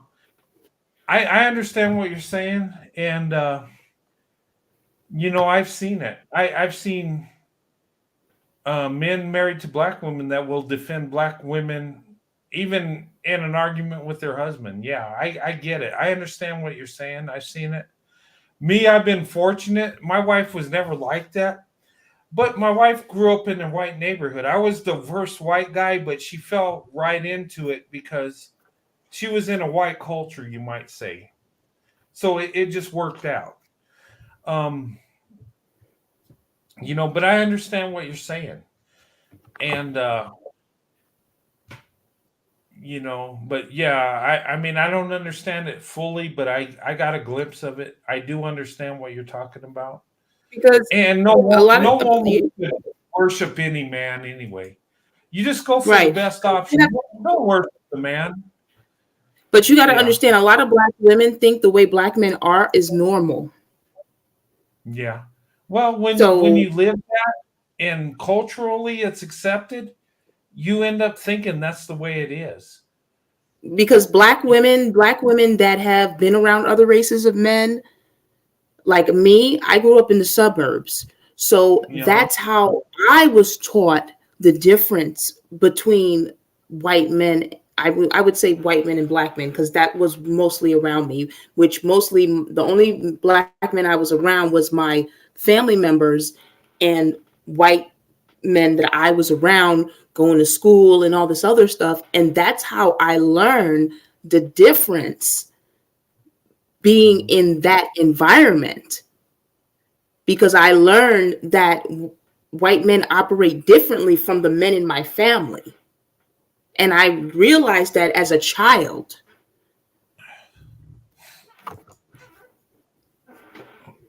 No, I get it. Yeah. Okay, Brent, time to go to bed. Yeah, time to go to bed. Hey, make a comment in the comment section, pro-white male leadership, so I can give you a wrench. ABB, make a comment so I can make you a moderator too, so I can give you ladies a wrench, okay? Okay. Yeah, but thank you for coming on. This was awesome. This was educational. You know, sometimes you got to go in hard at some things. You got to tell the truth, and the truth ain't easy. It's not, and you're going to be hated for it. But the truth is the truth. It's like a double-edged sword. You know, truth will cut us all. Nobody, you know, is safe from the blade of truth. You're going to get cut because the truth affects us all. But anyway, thank you, ladies, for coming on. Thank you, everybody. Pro-Bell White Leadership. I'll send you an email tomorrow, okay? Because there's something I want to talk to you about and ask you about. No problem. I'm here. I think you're the one that will give me the best advice on this. And absolutely, I will. Yeah, you will. And I love you for that. Afro Angelique, I love you. And love you too, Brent. Pro-Male White Leadership, love you too. And I just don't want you to get in trouble with Sandy. I'm always here. All right, Angelica. See you. All right. See you later. See you guys later. Have a good one. I am out. All right. I'll see you on the next live. I'll do one Wednesday. How's that sound? I'll do a live Wednesday. And then Saturday night, we'll go on this joker that attacked our brother. We'll go in on him. We'll do that Saturday. Wednesday, I don't know what the topic will be. I'll come up with something. Or if you want to, send me an email. Anyway, guys, had a great night. God bless you and your families. And I'll see you Wednesday night, okay? I'm going to take tomorrow off and rest, and then we'll go back at it Wednesday. Had a good time tonight. Had a good live. I enjoyed everybody in the conversation. This was, it was a good conversation, a well-needed conversation. And guys, I love you. God bless you and your families. And I'll talk to you later. Have a good night. God bless.